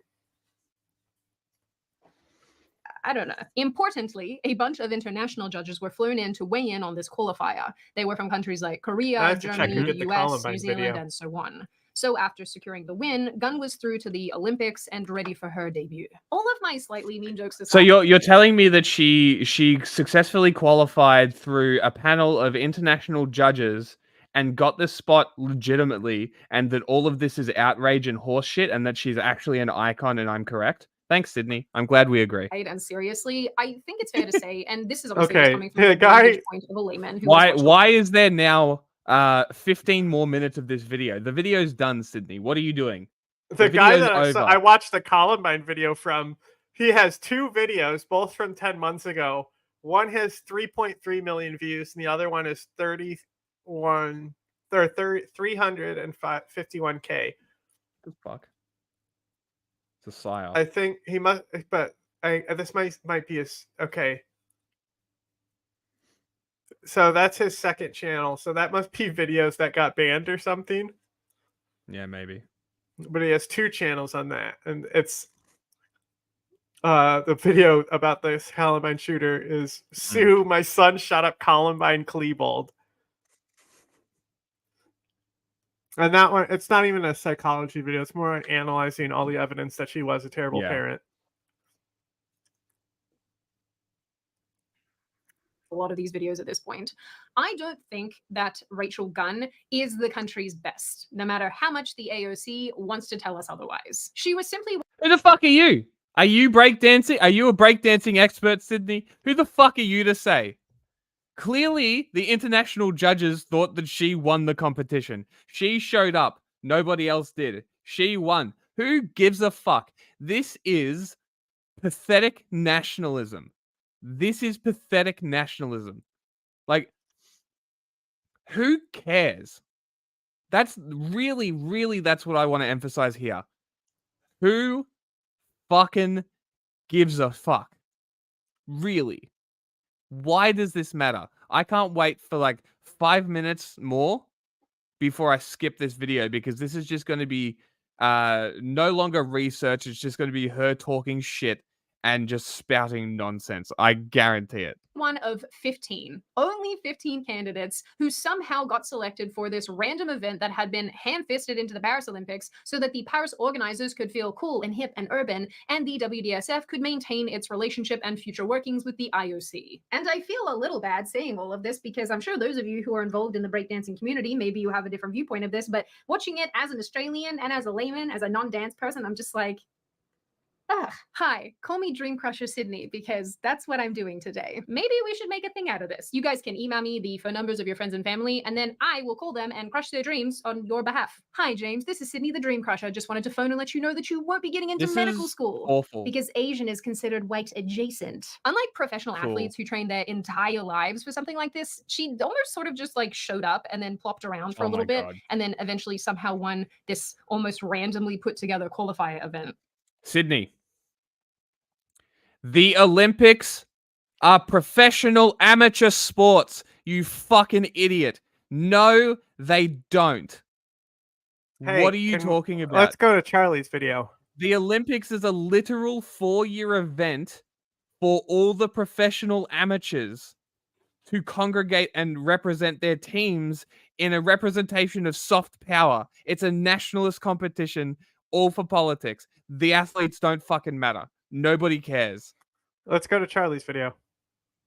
Hold on. So do with that information what you will. Probably the most interesting thing to me about all of this is that Gunn isn't just some weirdo who walked in off of the streets and randomly got sent to the Olympics. Contrary to popular belief, and honestly, I don't know if this makes this situation better or worse. You know that zombie song that I said was shit and I didn't even like the band to begin with? No. There was that African horn band where I was talking about what is even is this drum that they're playing? Yes. With the beads. And then the song was like, zombie, zombie, zombie. I think I was making the list. I wasn't really listening. I like it, bro. Been stuck in my head. Is the point? Connected it out of there. A bunch of competitions and has been very highly rated Always in the Sunny gag. Train, and Mac is like really Christian, but he's also like a bad Christian. That's like the joke. But while he's praying, Charlie's doing like voodoo noises, like stereotypical voodoo noises. And Mac's like, "Can you stop me?" He's like, "I just want to make sure it's more powerful. We appeal to the most gods, you know." So I'm thinking of Charlie doing that along with this. Here, chat. This is the song that's been stuck in my head.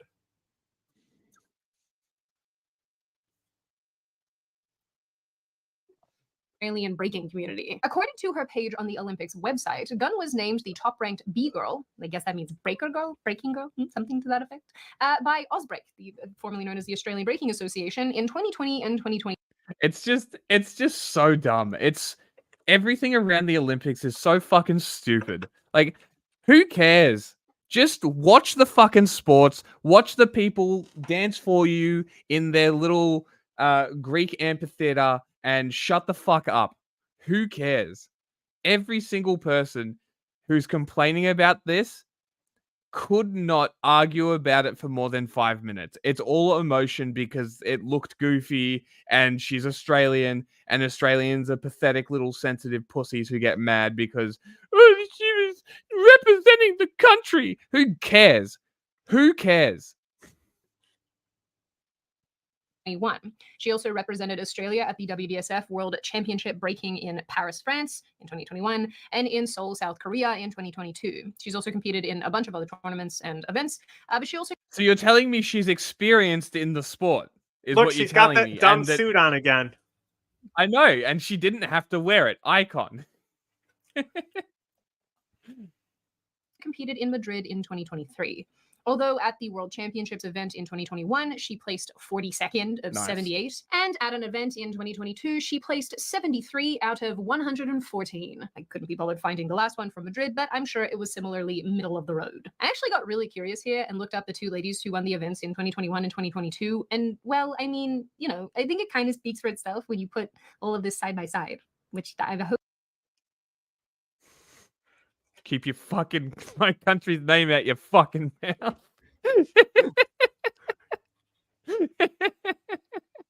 Sydney, editing Sydney out. You better do it right now. Yes, past me, editing Sydney here. I am adding the clips in as you so desire. It's fine. I'm on top of it. Weird. Like, I'm no expert, but as a layman, I know who I'm putting my money on. Anyway, the point is, Gunn actually has a bunch of experience when it comes to breakdancing. In interviews, she even said that after meeting her now husband in 2008, he introduced her to the subculture. Speaking of her husband, let me show you his breakdancing too. It's a real treat. Copyrighted music, the music is copyrighted. I don't want to get a strike. I don't want YouTube to yell at me. Look at my dancing. The man is doing a dance, and this music is copyrighted, but not if I tell you that. So here at this juncture, I'm sure some of you are thinking, okay, I love that.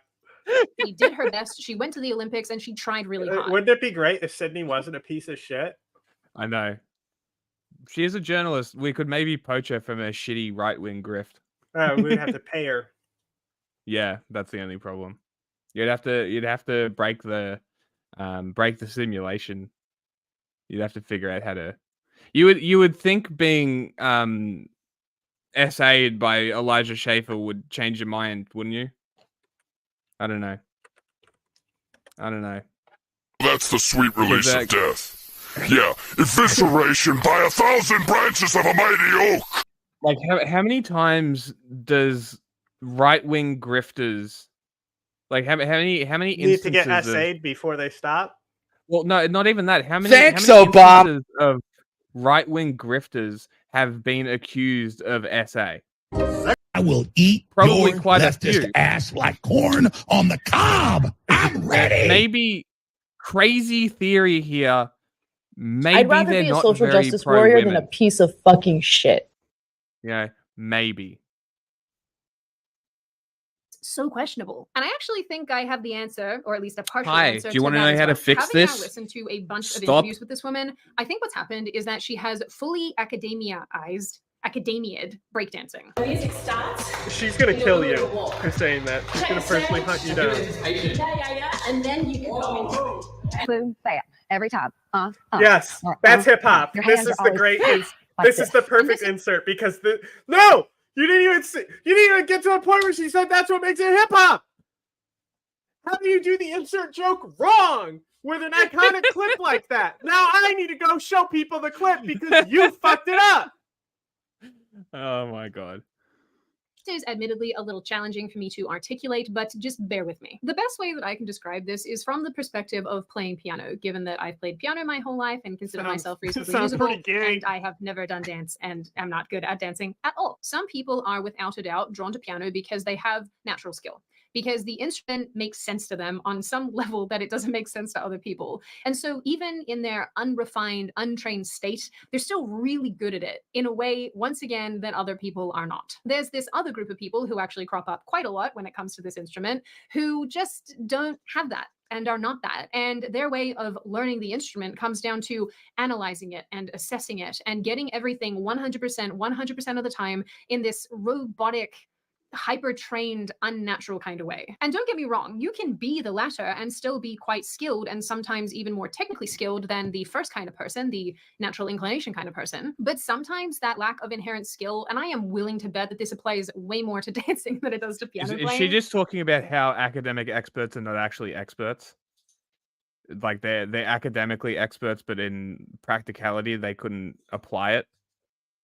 Is that what she's getting to with this long-winded explanation? Because we know. Because hold on, we have a soundbite for this. I know more than you. All right, time for Charlie. Or hit and The more relaxed you are, that's what makes it hip hop.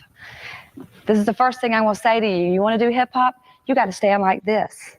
In a hip hop head, we have this.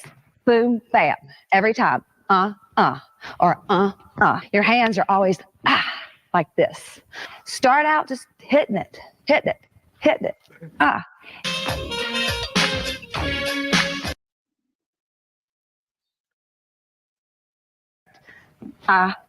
Straight. I went to this club, right? And they had no baggy pants and no sneakers. I was wild. I didn't know what to think about that. I took some of this from an African piece. In the African piece, it was like this. Oh my God. But in hip hop, it's like this. Oh my God.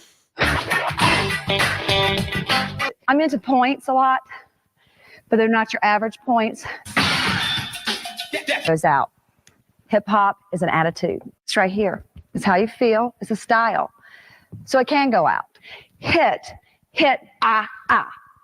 flex foot, bent back. It's all in your attitude. It's right here in your faces and how you dress. It's the way you look. I want to tell you another thing that makes hip hop hip hop. This is amazing. I do this at the end of class, every class. I hit here, and I hit here, hit here. Sometimes I vary it. I'll give them a ba. They look at me like I'm crazy, but then they know this right here is me. And then I give them Yo. Peace. I'm out.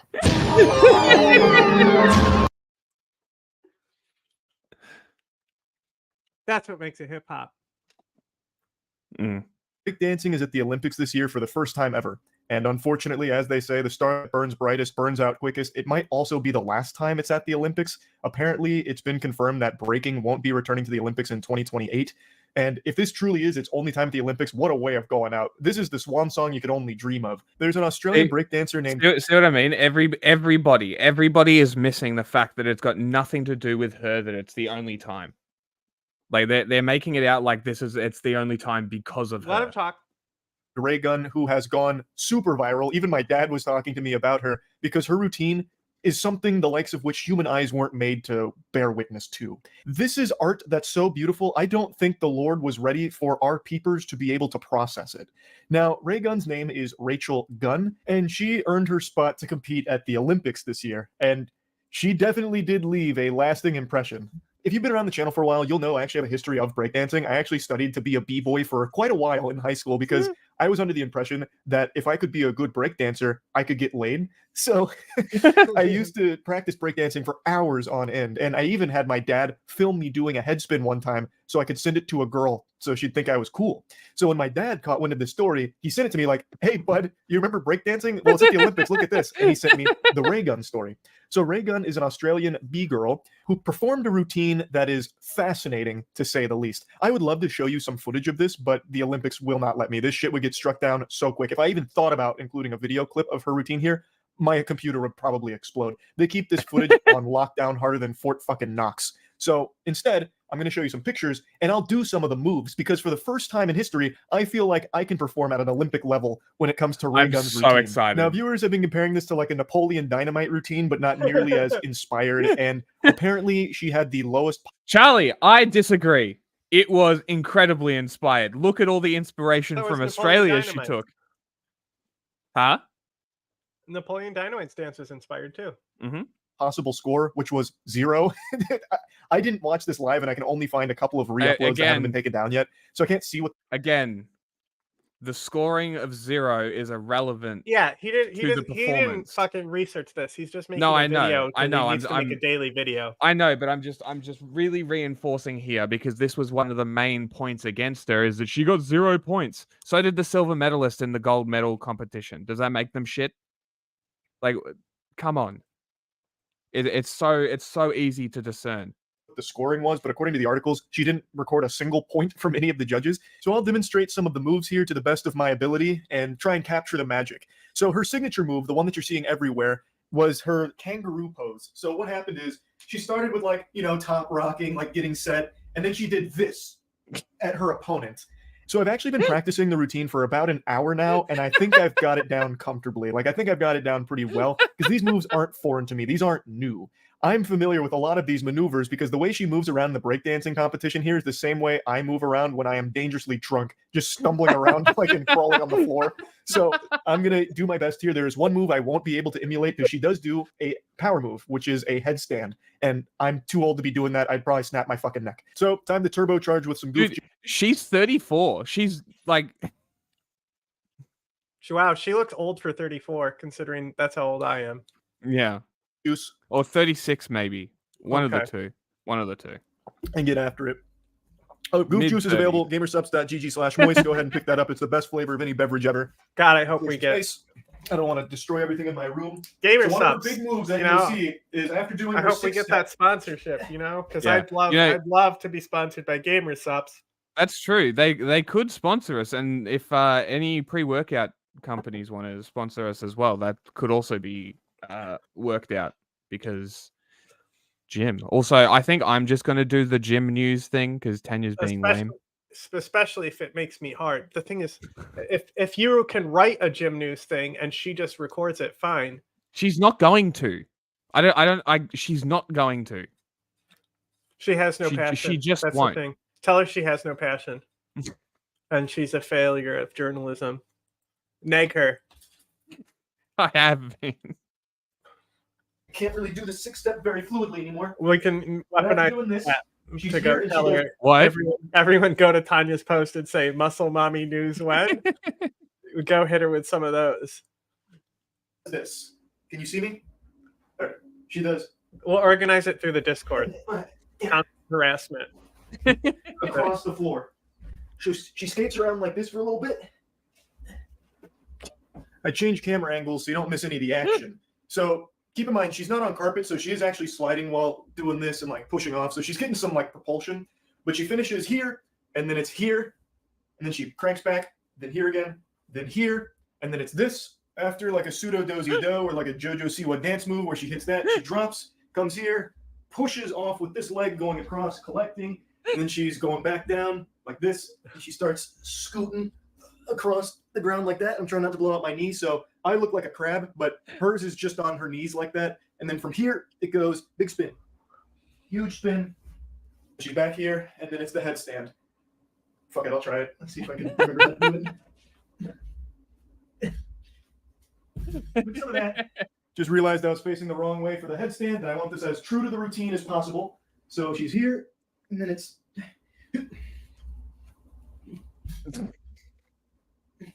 This is content gold. Hits one of those. If you just give us the link, we'll throw it in our profile. I don't know what the link is. I'll link. Do we want to link the Discord to the Twitch? Why not? Yeah. I guess we'll have moderation. Sure. And I'm not making the sprinkler part up. She does drop a cold sprinkler in the middle of her routine here for round one. I can't find her whole routine. The director's cut has been taken offline, so I don't know how it all connects, but she comes back in rhythm, then she comes forward, doing this, touches her toes, pushes back, rolls over, and then hits this pose. Yes. Like this. The best spot. She does this, like SpongeBob with photosynthesis, does the other side, and then she does this. More or less. That one felt silky smooth. I only heard a few cracks and pops throughout my body. Some of her other big moves include, she does like a couple of flares, which I don't think I can do anymore. That's like this, and then turning your legs in the air.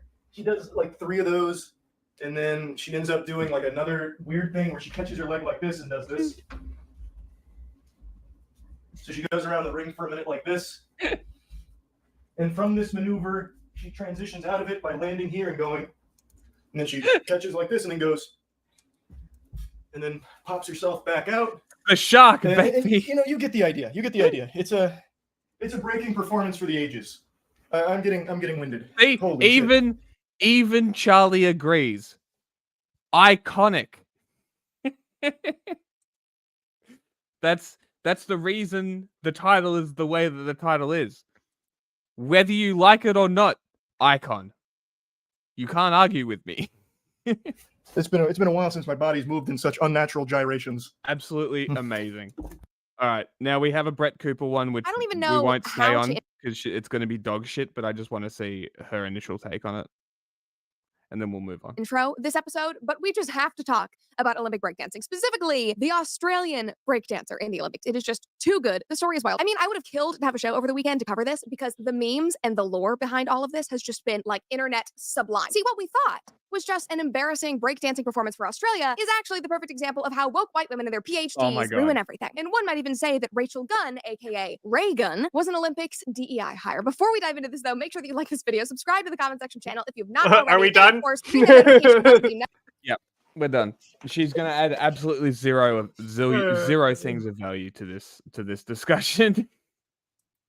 All right, let's go to another another fascist. Hello, everybody. Welcome back to my channel. I know I'm rarely here. I promise I'll be back more this year, okay? But I have a rant. I have a rant I need to go off on, get off my chest. Get yourself a cup of coffee. Are you going to tell us about how you trying to sink migrant ships is a good thing? No, she's This changed. might take a little bit of time, but I cannot stop thinking about the UK riots. I am obsessed, dare I say, and I think I have a right to be. You know, there's a theme the here. whole immigration issue, getting banned from the UK. If you don't know, that happened to me for holding a cheeky little pride parade in a Muslim no-go zone called Luton. It affected my life a lot. Me saying that mass immigration is going to cause extreme cultural clashes and perhaps even be the death of the West has. How do I affected my sign life in? every day to this point? To this point, people see my name on a credit card, anything. Like, I get discriminated against in stores. Oh, I get, you poor you know, thing. canceled. Just Aw, last year, a poor couple years ago, I'm baby. getting canceled by my local news and local Poor university, baby. UBC, for being far right, white supremacists, this, that, and the other. If you go to my Wikipedia page, they actually have a section where it talks about Lauren's views. And they quote an interview I did with the Times in which it's like, Lauren rejects the label far right, but while rejecting the label far right, she said that there was going to be a race war in the UK because of mass immigration. So clearly she's just an insane racist. Like, who would say that other than an insane racist? And then fast forward however many years, and I'm sitting here watching a race war take place in the streets of the UK. I was right. Like, I was correct. I don't care how many journalism degrees, masters, whatever. You were right. You were right that lies were used by a white supremacist because he got Luton is charged in with terrorism. Yeah. You're Luton right. is in the It's UK. not. They're not in the. She's right. You're right. It's not EU, right? No, they're not. The UK? No, they're not. So she's saying EU or UK? UK. What a dumbass. You have awards for writing for the BBC. Like, you are wrong. I was right. Okay. There is extreme racial tension going on in the streets of the Western world. Yeah, and guess why it happened? It wasn't tension. It was lies from your buddy, Tommy Robinson. Obviously. Now, am I Nostradamus? Like, am I the smartest woman on the earth that I was able to predict this? No. In fact, a lot of it was intuition to me. Like, well, intuition, as well as like the places I grew up in Canada. All of them, like the 2 and 3 cities that I spent most of my childhood in, are on the top 20 crime cities in my whole country and immigration cities in my whole country. So it's just something like I grew up around and I saw every day. Wow, you mean cities that grow and have more people have more crime? Must be racism. Must be immigration that caused this. Got nothing else could possibly cause this. No. And I thought, wow, not being able to speak the same language as the people around you causes a lot of problems. Having different ideas of what law, morality, and gender relations are, man, that causes a lot of problems. So much so that, like, I have whole racial groups that live in cities around me that don't even talk to each other. That's kind of crazy. So, like, I lived it. And when I was younger and I would try and go on podcasts or shows and talk about it, it's like I almost couldn't explain it because it was so obvious to me. And because of that, I just got called racist a lot. I just got branded as racist, and so did everyone else that was bringing up this issue. So it's like, it was just intrinsic to me when I was younger, and I never understood. I was like, are journalists just lying? Do they really not know the world is like that? Like, I think as I got a bit older, I started to realize, oh, these people grew up in extraordinarily privileged social circles in which Not they you, though. probably never even saw the No, kind of never. immigration that I saw growing up. Like, their friends who were immigrants would have been rich, well-educated, you know, spoken the same language as them, none of the same social issues that the average working class person had to deal with. So they're literally just coming at it from an entirely different worldview. And ironically, despite all of their yapping about putting yourself in other people's shoes and checking your privilege, never did it and just called anyone who disagreed with them a racist. So that was just great. Even to this day, when This is incredibly whiny. You should never have uploaded this video. This is bad.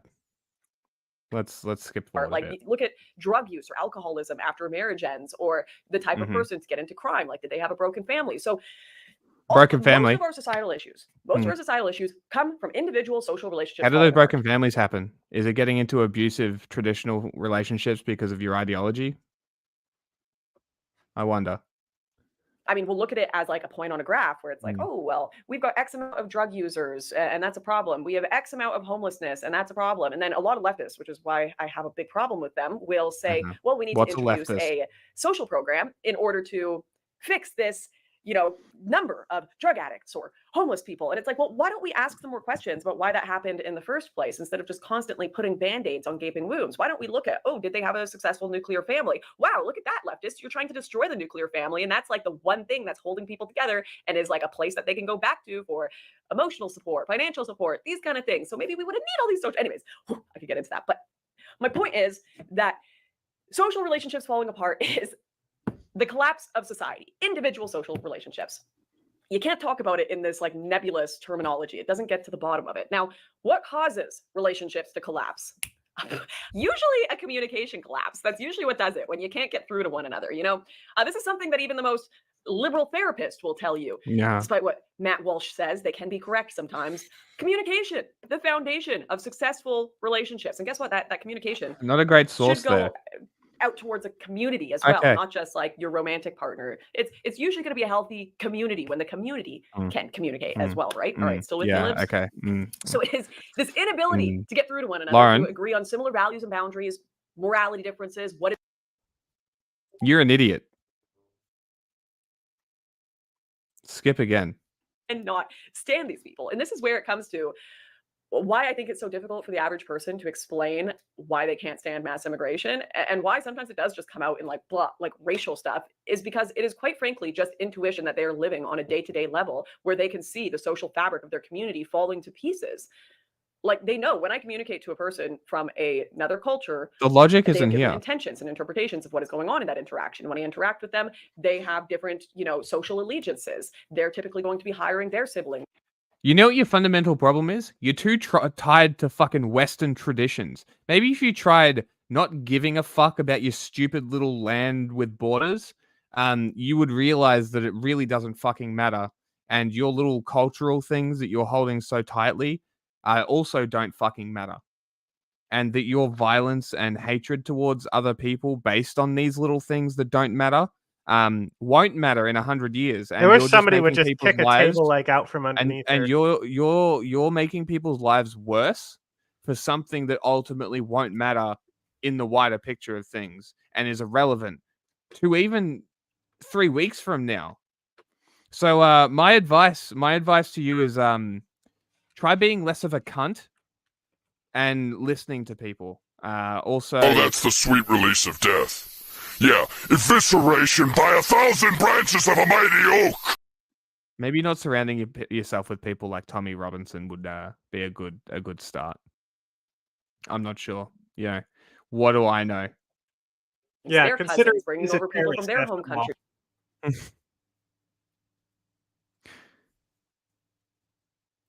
Next. The students keep asking, what should we do next? What can we accomplish? I feel so sad. Because how can I tell them that what we are actually hoping for is bloodshed? For the moment when the government has no choice but to brazenly butcher the people. Only when the square is awash with blood will the people of China open their eyes.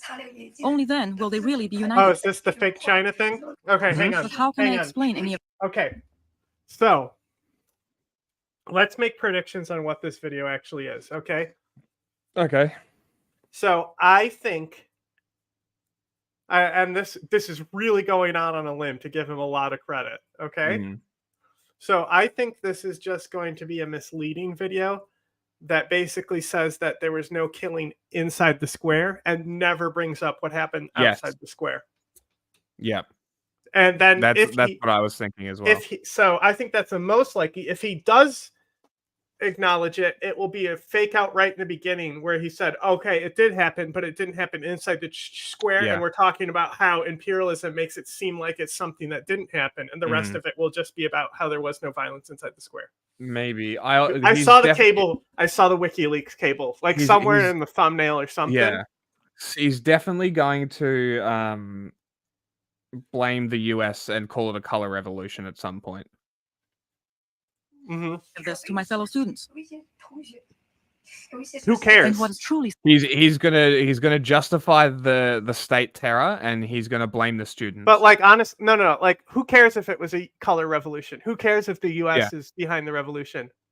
Does that justify the massacres? Exactly. It's wholly irrelevant, but to them it justifies it. Because as I've come to understand is these people don't see China, Russia as imperialist because they're against Lenin America. said that because Lenin overthrew an empire, right? No, it's because they're against America. I'm being dead serious here.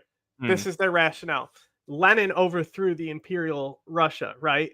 So Lenin had a lot to say about imperialism because he was talking about the imperial empire that he just overthrew, right?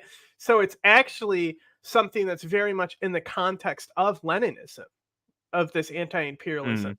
You know, Lenin wasn't really so much like he died pretty much not that long after the revolution. You know what I'm he saying? basically automatically died, which is what set Stalin into motion. It's really hard to label him as an imperialist. It's really no different than the French Revolution in this regard, as in like Napoleon came in because of the French Revolution. Napoleon would have never risen to power without the French Revolution. Yes, because there was the February Revolution, then the October Revolution when it really happened. So like revolutionary France still had colonies. It was still an empire. It was still imperialist, but their policies weren't really concerned with imperialism. It was more concerned with killing their own people to stabilize their own country in their twisted view of counter-revolutionaries.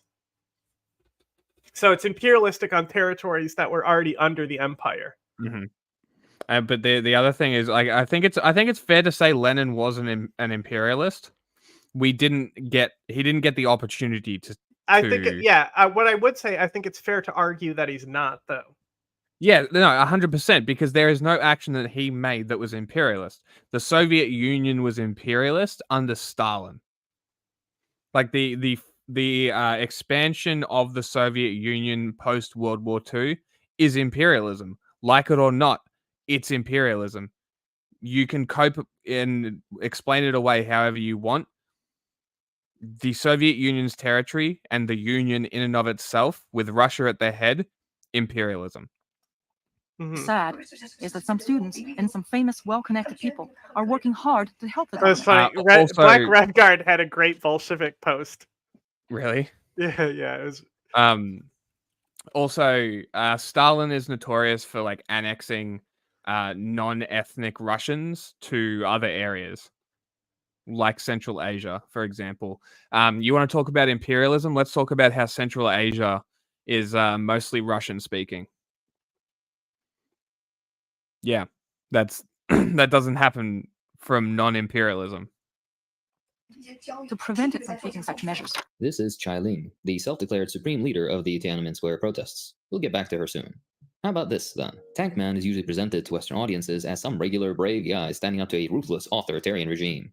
He what I'm was. told is that A, these are tanks leaving the square and the man is standing in their way, and People B, know that this. there is video footage Yep. of this event, and what is always implied that this man is ran over by the tank never happened. Instead, he No, climbs atop, nobody opens implies his- that. Nobody says he was run over by the tank. It's People literally know that him. he was pulled away from other Yeah. people, and nobody knows who he is. Mm. If he Yeah, was run no- over by yeah. the tank, guess what we'd have? Everybody His would know identity. who he is. Yes. He got disappeared the fuck out of that country. He is no longer existing. Well, people pulled him and starts away. chatting with the and soldiers. We don't know In if popular what media, the actually widely came from recognized him. narrative of the Tiananmen Yeah. Square massacre is typically presented as follows. In June of 1989, the Chinese government imposed martial law and deployed the military to quell a pro-democracy and freedom protest led by students. Troops and tanks entered Tiananmen Square and opened fire on unarmed protesters, resulting in the deaths and injuries of hundreds, if not thousands, of people. Some of the more exaggerated versions of the story include claims of tanks crushing students and machine guns being fired into the crowd, with bodies littering the square. God damn, All of the this above is a motherfucker lie. posts a It lot. never happened. So what did? Back to the video in just a second. Okay, first some background. Deng Xiaoping's economic That was weird. happened. So what did? What? An ad was cut out? The video in just a second. Okay, first some So, background. oh Deng wait. So you mean to tell me that an ad was cut out of this video and post because the ad holder probably was like, we don't want to be associated with this fucking genocide denialism. Get That us is the fuck almost out of your video. Almost exactly what happened. I guarantee it. Xiaoping's economic reform. Or he gave them an incorrect version that they okayed and then uploaded the real version, and then they were like, take this fucking ad out of the video.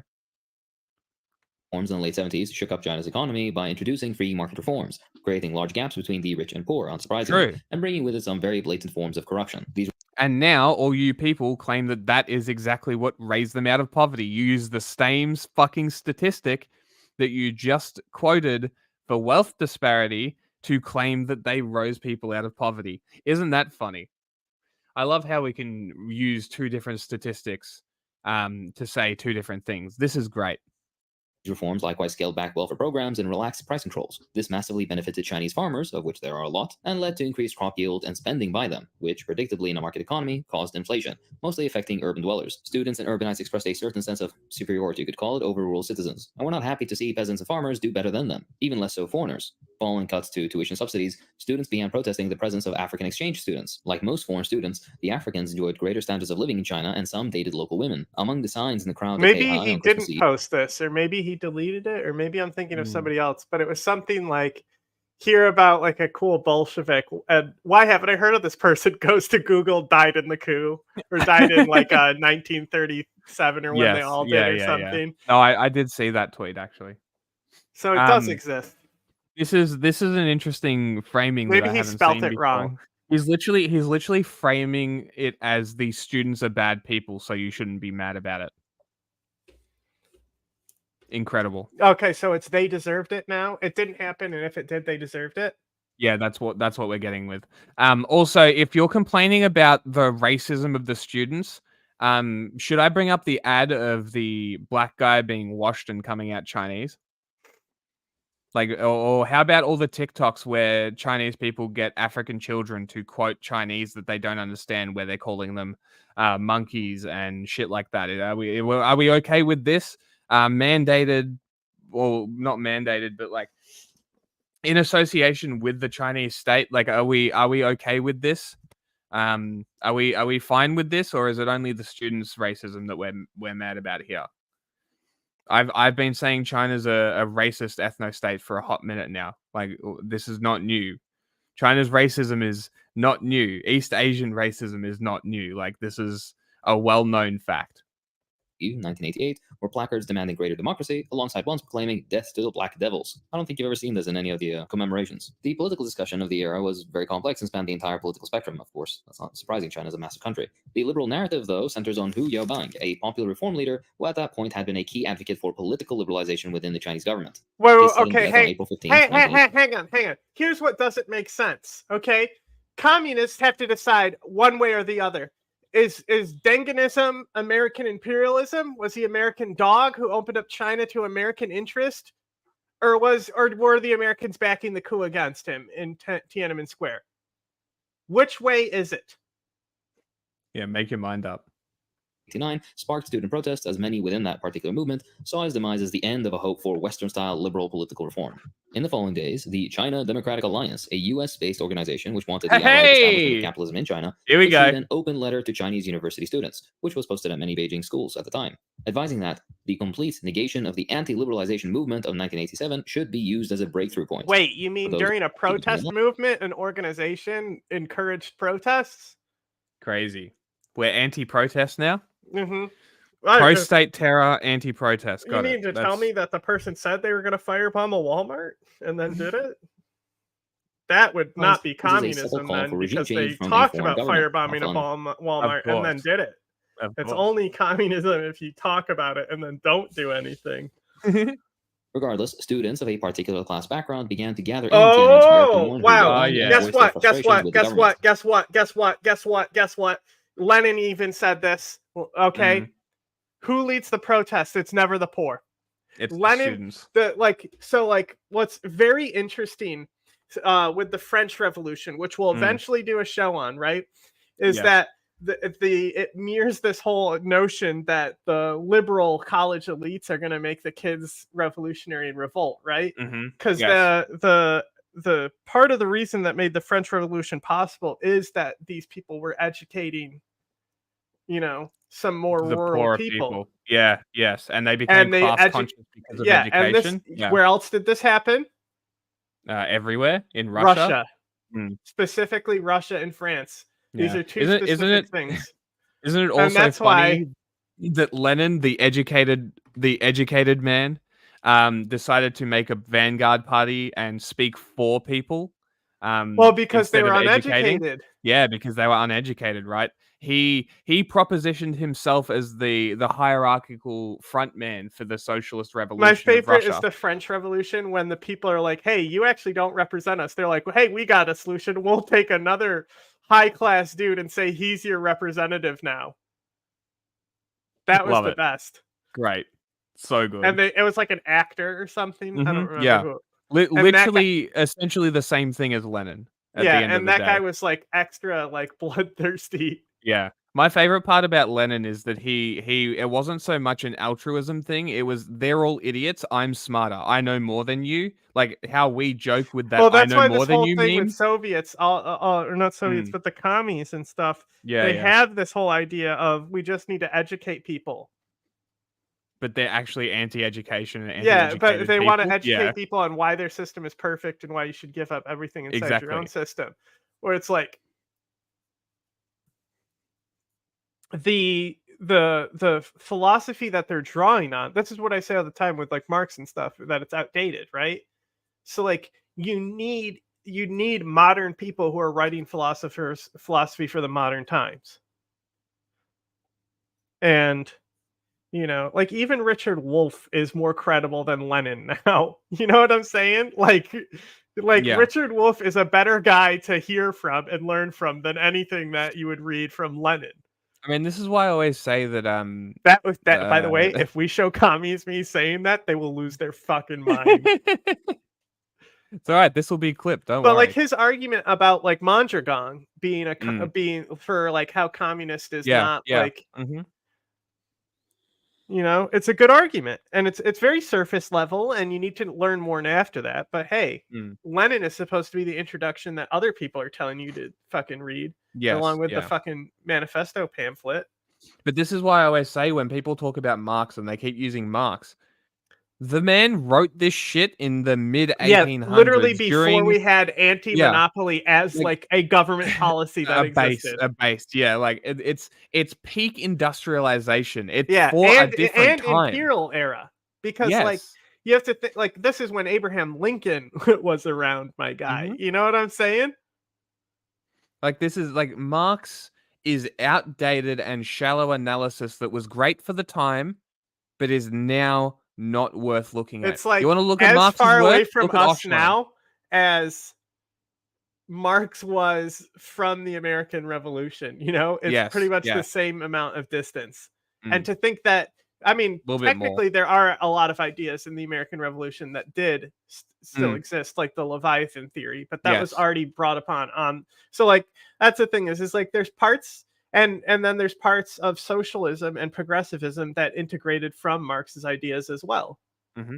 Like, it's not like Leviathan theory is perfectly scripted out inside the Magna Carta.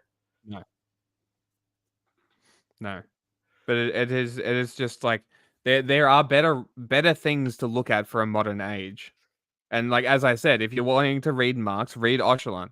It's much better source. This dude we were making fun of today?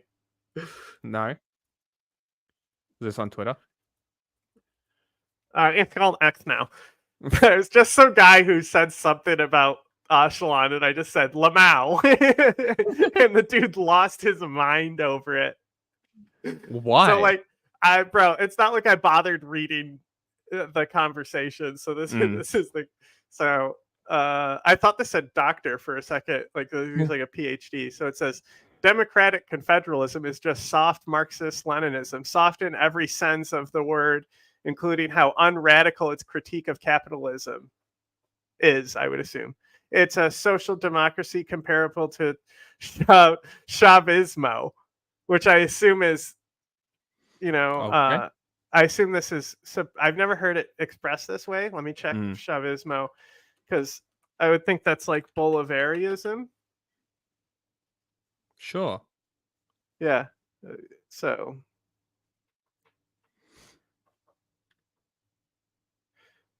Left wing. Oh my On God. December the associated 6th, with Hugo Chavez. It's Bolivarianism, okay? You come over to my wife's house, you get her name right. Nothing to do with Marxism, and even less to do with anarchism. And I just quote tweeted Lamau, and he writes, I love the people's capitalism and the people's corporations. And I wrote, congrats. And then he said, the people's market. I didn't even read this before. The people's market on socialist wages. Basically, socialism is when everyone is bourgeoisie, and stuff socialism is Switzerland's political system plus co-ops. Spelt like coops. And I said, ain't reading that. And he said, you ain't reading because you can't read for shit. I said, cry about it, I guess. Amazing.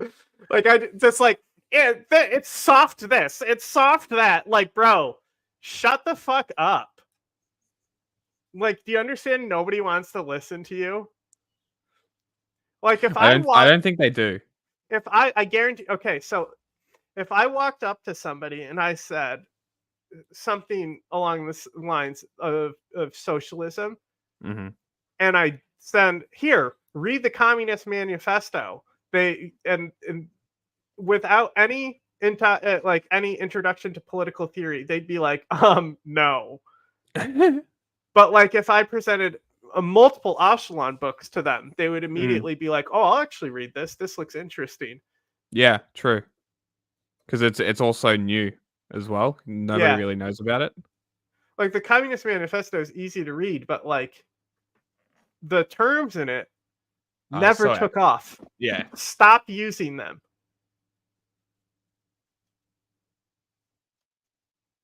Complete negation of the anti-liberalization movement of 1987 should be used as a breakthrough point. For those that can't read between the lines, this is a subtle call for regime change from a foreign government. How fun. Regardless, students... Oh my goodness! Oh my goodness! Another government said that they don't like the government in power somewhere? Oh my goodness! Tomorrow we're going to overthrow Orban! It's going to happen! We're going to start a coup in Hungary because Orban bad! Overwhelmingly focused on demanded on paper Western-style democracy, government accountability, and civil liberties like freedom of the press and speech, largely inspired by who? In reality, their interests were different and their demands were different. These weren't representatives of the collective will of China, but instead a layer of the intelligentsia who wanted to be elevated and given more privileges, such as more political power and higher wages. That's what I said, literally. When workers organized along... He literally had to present his entire theory and be like, here's one letter that this people that said, I see this as souring of relations between the U.S. The U.S. covered this up for them. Like, what are we fucking smoking? Half the reason why there's so little evidence that can manifest today is because the United States helped. Yeah. You think the United States still doesn't? How many years How many years were people talking about Uyghur camps before they became the mainstream thing? Just before COVID hit. Exactly. Okay? The movement was like strong for at least 4 years. And even the year before it was actually voted on is really picked up steam because China's campaign picked up steam. France tried to send observers there. Really? Yeah. Crazy. And that's when China contacted Pakistan about maybe transferring some prisoners before France came. Fucking hell. So that's in a leaked cable. Yeah. There's also reference to bioweapons in that leaked cable. That they're gonna test bioweapons in Pakistan. So basically, is in this cable. So this is very out of topic, but you know how Australia banned vapes? Yep. So I was just looking at a dry herb vape, right? But not cigarettes? Yeah, so this is what I'm getting at, right? So they've banned vapes, but not cigarettes. So now you can't even buy the mods. You can't buy the juice for the mods that helps people stop smoking. Because you can get the dry herb vaporizers from vape shops. I just looked up all the vape shops that I usually look at. All of their websites are down because they had to shut down because of the vape ban. So because the Australian government is so shit at doing their fucking job of regulation, they have killed an entire sector and killed the anti-smoking efforts outside of like Nicorette. Don't we love Australia and how pro-corporate they are? Fuck yeah, that's so cool. That's so cool. We love this. We love having shit banned and promote cigarettes, even though cigarettes are like $100 for a pack now. And it's much cheaper and less invasive, and cigarettes fucking stink, and vapes don't really stink that much. You really don't notice, and it's really not that big of a deal. But the Australian government's got to get their fucking cut because, you know, how government's meant to work. It's a protection racket, apparently. You know, they've been raiding small businesses for vapes. Don't we love cops doing real police work? Well, I was just talking about this with New York, but so about the bioweapons thing, I was trying to find like reference to this cable. Okay. So I'm going to say that it could have been something just about like lab testing, and it's like a level 2 lab or something. And like psychos in India elevated that to developing bioweapons. But there is funny stuff going on when France is inquiring about coming to China to check if there's a genocide happening. Basically that they were doing biological tests on these prisoners. And they were going to basically do a partnership with Pakistan with this. What the fuck? Bioweapon type or biological testing. Educational class differences continually hampered their relations. These students were not, after all, Lao Baijing, meaning common people. They exhibited awareness about the articulation of economic demands by other groups and wanted to keep the movement exclusively under their control. They would go on to cordon off their marches from those who weren't students or so-called intellectuals afterwards. What started as a small gathering grew into a larger protest, with up to 1 million people joining in, though that was only at the very height. Towards the end of the protests, it would have been less than a tenth of that. Students set up makeshift camps, organized speeches, and created posters and... Less than a tenth? You mean 100,000 people? 100,000 people still at the end. It's a lot of people, dude. More than Navalny ever got. It's a lot of fucking people. Banners displaying a wide variety of... But I guess we can just, like, you know, systematically ignore them because some people were a little bit racist. But you defend the CCP, who is entirely racist. So why should I give a fuck about what you have to say? Crazy. It almost seems like extremists are the ones who are in political movements, and the success of a country determines on if those extremists take power or if something else comes in. For example, Bangladesh. The government is going to be fine. Nothing is going to fundamentally change. Why? Because the government put in an intermediary government. Yes. Right? Just like Sri Lanka. Many of which including different flavors of Marxism. Oh, this is the other thing, right? Perfect. The cheap sweatshop labor. This is the other thing that I love about these people who love China, love to defend China. You're also defending the capitalism that they enact, you're also defending the wealth disparity and wealth gaps that's hoarded within the CCP itself. But not only that, you're defending the worker suppressions, the wage theft, the industrial wage theft enacted by the CCP. And if you dispute this, shut up. They are a command economy. Their money is set however the fuck they want to set it. Wages are set at whatever the government says.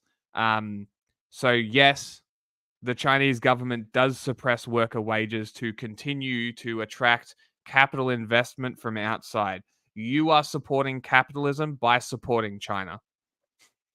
Just so you're aware. They're also a fascist ethno-state, and you like genocide, so that's kind of fits your MO. But like, there's arguments that you can make against that statement that China is a fascist, ultra-nationalist ethno-state. But I'll fucking argue to the death that it is.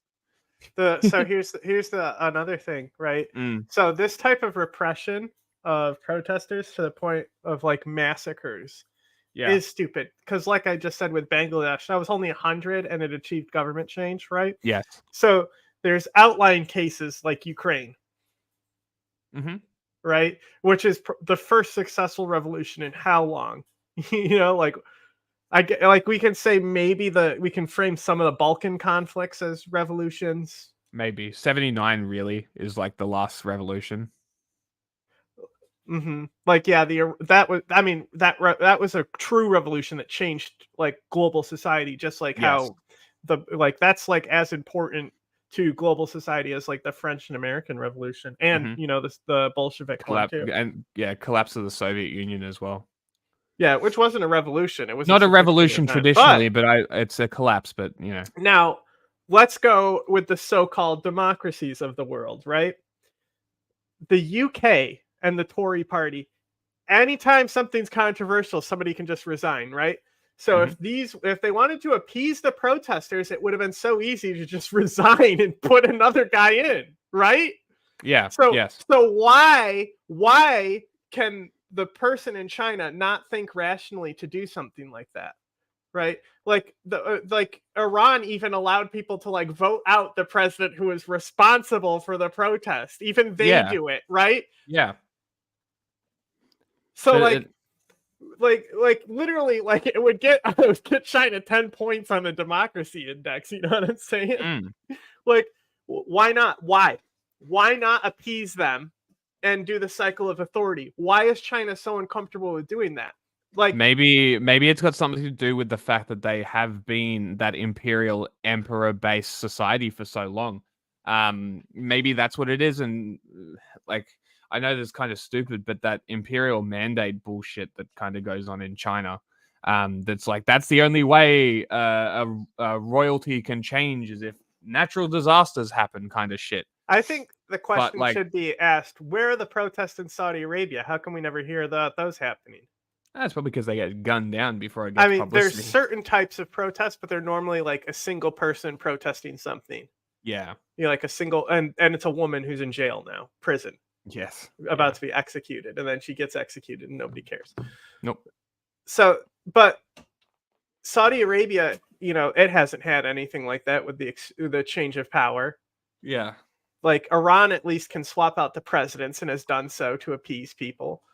Assad can't do it. So Assad is just as bad as anyone in China.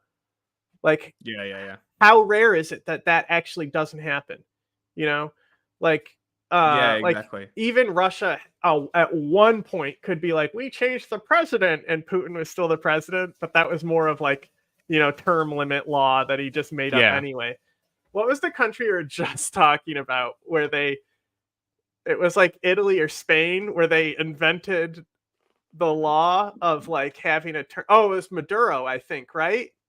He changed the law to have the term. It was going to be his last term, and he changed the term limits, and only one of those things happened. No, it was Africa. It was somewhere in Africa. It was an African country. Okay. And he went for another election and got a third term, right? Oh, yeah. So it was. Yeah, it was Africa. He changed it so the terms were longer, and then ran for a third term anyway. Was it South Africa? I don't think so. It was definitely Africa. It was we North have Africa, this. I We think. have the scripts still. So one of them. Interesting that student encampments in the US aren't very popular politically. That can't possibly be hypocrisy. Anyways, despite the festive atmosphere, there was an underlying tension, and on April 19th, a number of Hakim. protesters attempted to storm. My dude. Police didn't shoot protesters protesting in favor of BDS. It was police violence. Yeah. But they did not murder anybody. These are false equivalencies. This is a fallacy. Stop this. Zhongnanhai, the headquarters of the party. This, along with certain very clear calls for the overthrow of the government by liberal student leaders, got the government's attention, unsurprisingly. Many more developments, including a struggle within the party itself, increased the seriousness of the movement. Like he more could than the just students compare it to themselves had realized. Bangladesh, It would but take a moment no. to go over the Yeah. But no, he's not that educated enough to do it. He's not that informed enough to do it. That's the problem. Or he's actively ignorant. specifics, so refer to the articles at the beginning of the video if you're interested. But he's got a Regardless, PhD. martial law was declared over the area, but troops failed to arrive in Tiananmen Square in the middle So of May does because of RayGun. roadblocks the students had set up around the city. And since the troops had orders to avoid violent confrontations, particularly with the students, it was difficult to enter the city as planned. Despite these martial law regulations, though, the Chinese media allowed Western press to continue to make use of its transmission facilities. So much for a dictatorship, I guess. On May my 27th, the Federation of College Students decided to represent their movement with a symbol, which was a plastic. China was more open at the time, you fucking moron. There has been an exodus of foreigners inside China, so much so that they are now using Russians and like Eastern Europeans as white monkeys. Like because they've what- run out of the Americans. question and is, British what was people. actually the conversation in the United States at this point? Yeah, Like, exactly. did the United States tell them, like, hey, make sure they have their, give them the right to protest, like, because the United States sure covered it up real quick. So it's not like the Yeah. United States was in there being like, gun them down. Did the United States input matter at this point to the Chinese government? Or did the Chinese government not even care what the United States said? Did Clinton say, hey, people have the right to protest? Did Clinton appeal to him? And I'm not talking about openly. I'm talking about the red telephone shit, It's the commie phone. That's how you know they're talking to commies, if they got the red needed any phone. more information about where their ideological underpinnings lie. All this will become clear very soon. CIA cares? cables gloated about how they wish this would anger the Chinese leadership, and in vague terms may have even ordered it. Why? I don't understand. Yeah, the Statue of Liberty is like a the Statue of Liberty is literally a representation of American freedom. Of course, they're going to use a mock-up of a fucking Statue of Liberty. What are you talking about? This is leading to the US paid for it. How about some more proof? No, but Liu the Xiaobo, a CIA major source, separatist right? leader who- This Where's is not that CIA proof, by the way. Where's that source? Can I get a source? Did he link it? Did he put all his sources in the description for that CIA source? It should He be a did not. CIA fucking cable. Where are your sources? Zero Not sources. saying here are where my sources are. Most people will do that, right? This is where I grab my sources from. Zero sources. Okay. No sources. So like, can we go up? I'll find it. What is he claiming the CIA said? I'm good at Dictatorship, finding yes, had orders CIA to avoid violent documents. confrontations, So particularly with students, use of it to represent Like, their movement with a Peg, symbol, like I which was a found- plaster reconstruction of I'm trying to fucking listen. Like, Jesus well, just fucking pause Christ. for a second. Jesus Christ, bro.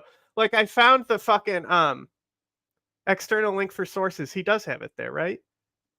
No. And anyway, like with Pega, she brought up in our interview with her, she brought up these the things about America, like she believes that America helped the Shah rise to power. And I literally was able to find CIA documents backing up her beliefs.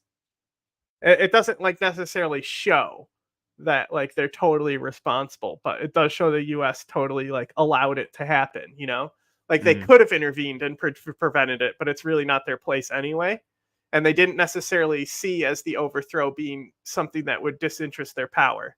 But they were actively talking about how the Ayatollah should not come to power, but they believed that he would only be, because the Shia aren't supposed to have political representation. That's why Sadr doesn't, right?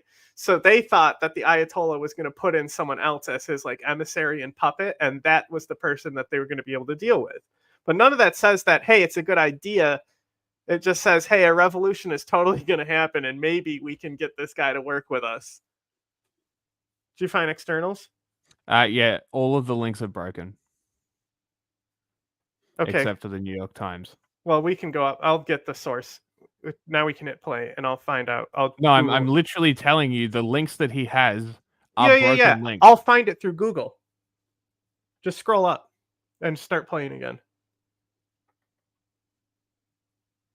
The Statue of Liberty in Tiananmen Square, as if you needed any more information about where their ideological underpinnings lie. All this will become clear very soon. Where's the American cables flags? gloated about how they wish this would anger the Chinese leadership, and okay, vague terms may have even ordered it. How about some more proof? Oh my god. Liu Xiaobo, Yeah, a major cable. protest leader who just 1 year prior called for the outright overthrow of the Chinese government, the institution of complete market reforms, and the replacement of Chinese culture with modern culture, read Western culture, that's what he meant, would arrive back in China from New York Quote, just in time for the protests, and would now call for armed the struggle against the Chinese government.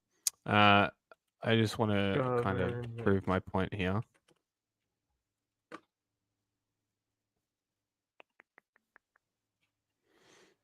Here, so for example, no article. This one, no article. Counterpunch again, no article. So that's kind of cool. And these are all for what he's currently saying right now. All of these articles are broken links. So that's pretty cool. Okay. So, okay. Yeah, that too. What the fuck? I got the cable source. Okay. So, State Department memorandum singly concerns about South Korea's nuclear weapons program argued that China and even the Soviet Union may be tempted to support the North Koreans with nuclear weapons in event of a conflict between the two Koreas. This doesn't sound like China at all. Weird. So it's talking about a nuclear conflict between Korea here, not anything to do with Tiananmen Square. So they said that both China and Soviet Union may be tempted to support the North Koreans with nuclear weapons in event of a conflict between the two Koreas. Source, U.S. Department State Cable, ROK, plans to develop nuclear weapons and missiles. March 1975 history and public policy program, Digital Archive, Gerald Ford Presidential Library, National Security Advisor, Presidential County Files for East Asia and the Pacific, Box 11, Korea State Department telegrams to Secretary of State, NODIS, obtained by Charles Carrars or something. So, yeah, not about Tiananmen Square. It's literally talking about how they're worried about a nuclear exchange if China gets too tight with Korea here. I don't see anything about a Statue of Liberty. Years of colonialism to transform China. In 100 years of colonialism, Hong Kong has changed to what we see today. With China being so big, of course, it would require 300 years as a colony for it to be able to transform into how Hong Kong is today. I have my doubts as to whether 300 years would be enough. Yikes. Since the beginning of June, following 2 months of on and off again, not proof. Also, the fact that the links are broken and your sourcing is now irrelevant is why you do a little thing called journalism and corroborate your sources, you fool. Instead of Captain PhD using a single source, which then gets redacted or taken down and is now unsourceable, and you now look like an idiot. Good job. Troops slowly made their way into Beijing. A number of these troops moved towards Tiananmen Square. Tiananmen Square troops continued their reference in it, so negotiations maybe and almost it's... reached an agreement with the students that would have ended.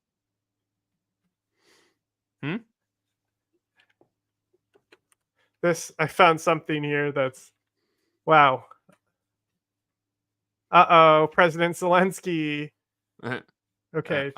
I'm so fucking hungry. I'm gonna go put food on. I found like a Tiananmen Square thing, but cool. I'm just gonna play. I'll be back. Yeah. The protests. But this was sabotaged by the more radical, violent elements of those same liberal protest leaders looking for a fight, not a solution.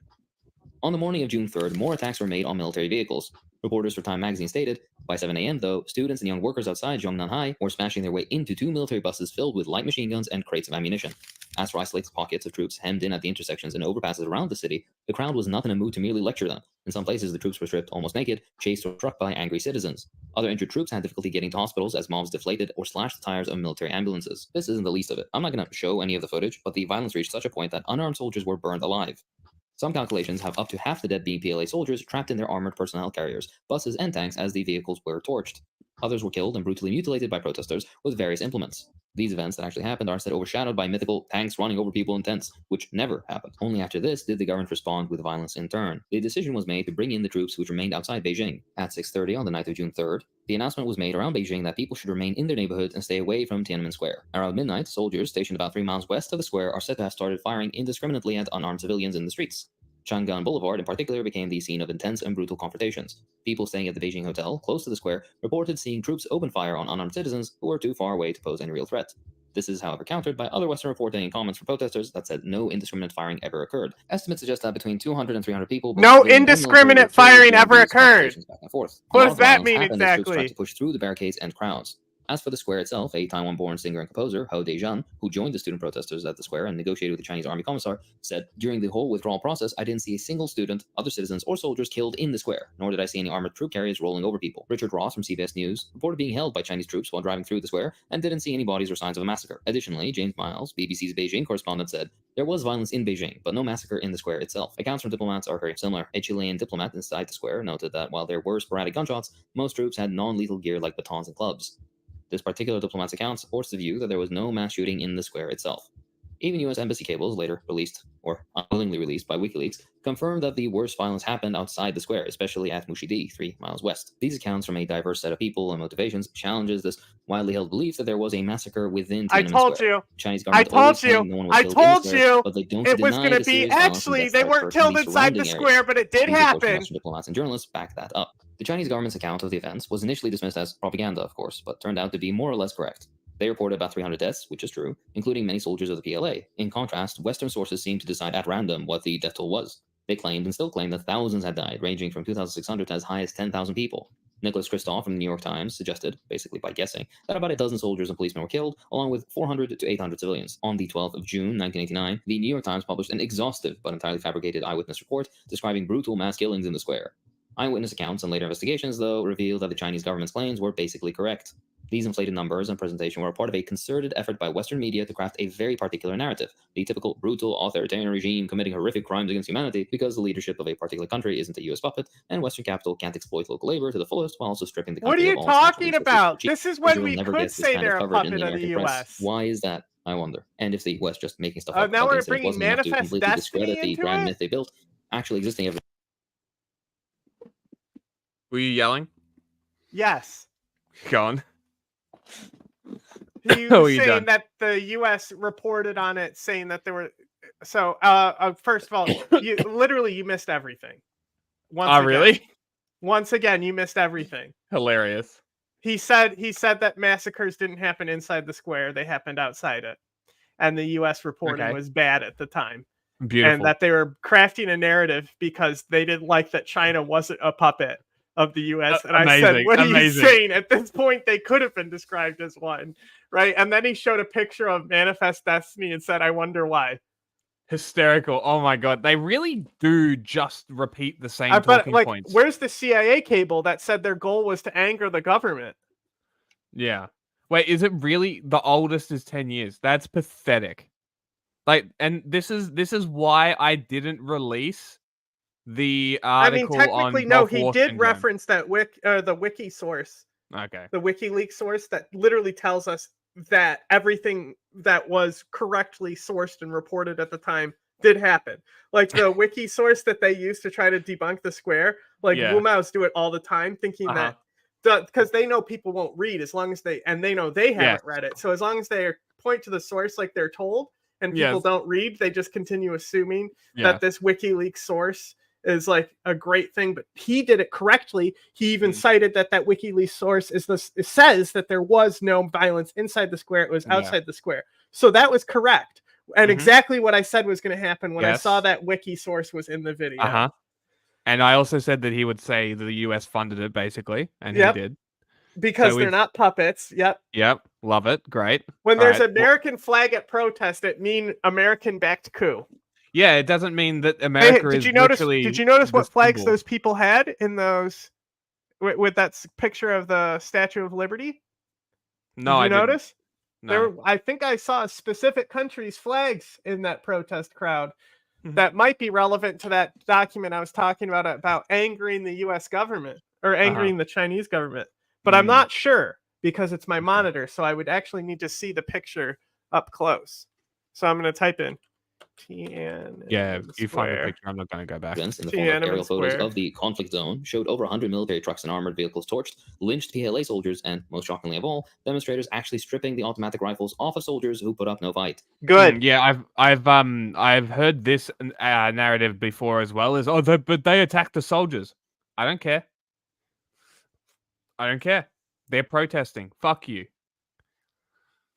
Every time the police or military show up, they're the ones that instigate the conflict. The protests are almost never violent until they show up.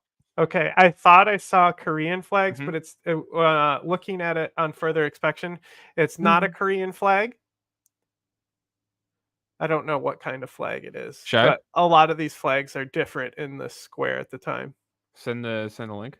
Well, I'm just clicking on different pictures. That's all, and it's not exactly clear in the pictures. I can't find one that it shows. Okay. I think this was the one that he showed right here, though. Right, this one. Yeah. And I saw this one in the background, and I thought, hey, is that the Korean one looks flag? like a Japanese flag? But see in the background the white and red, and with the red in the center. Yeah, that looks like the Japanese. So I was like, is that a Korean flag? But see, they're all different. They're all like no, they look like Chinese. They might be Chinese, like workers' flags, representation flags, kind of like union banners. Yeah, and then I assume this is Mongolian. Hmm. Because it's got tricolors on it. Maybe.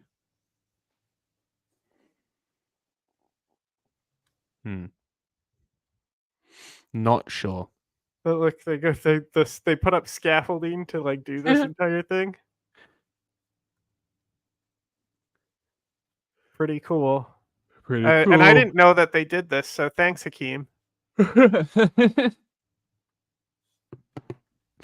right. Ugh. Yes, seriously. Tells a wildly different story insofar as telling the truth about the incident is concerned. But do you see just how far from the truth the Western telling of the story is? Well, if you've been keeping up with the news at all, none of this should be any surprise to you. This is an important note. Many of those killed by the army were... My history teacher, who I credit as being the best history teacher I had, because when he taught about communism, he just started yelling, because it doesn't work. It doesn't work. Which is like an incorrect analysis. But he said that the tanks rolled over the people on the way to the square to me.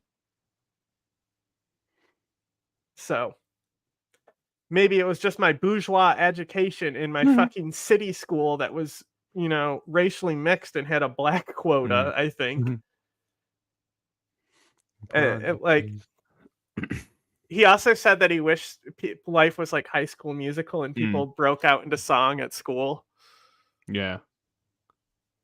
He was a very good teacher. Loved his job.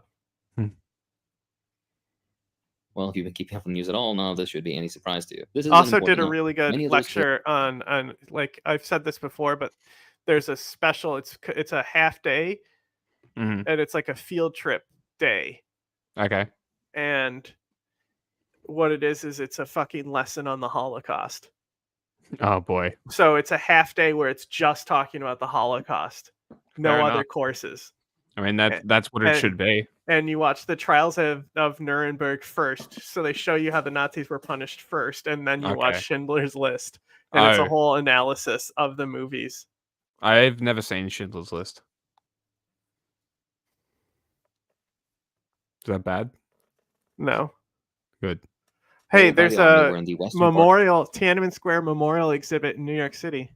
Huh. Interesting. I wonder if it's still up. You'll never guess what source I used to figure out this. Because I was trying to see what flags. CIA? Yeah. No, even worse. The American-backed media at PBS.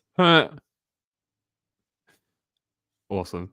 So I saw some of the flags there, so I wanted to see if there's other flags at the exhibit, but I don't know. Can't see. Okay, my food done. I'll be back. Of Beijing and on the way to the square, not in it. This may sound like a distinction without a difference, but it's not. Tiananmen Square is enclosed enough that the image conveyed by claiming there was a massacre in the square is one of shooting fish in a barrel, which is to say that it implies the soldiers were just blindly shooting into a restricted mass of people, which is horrific, but isn't what happened.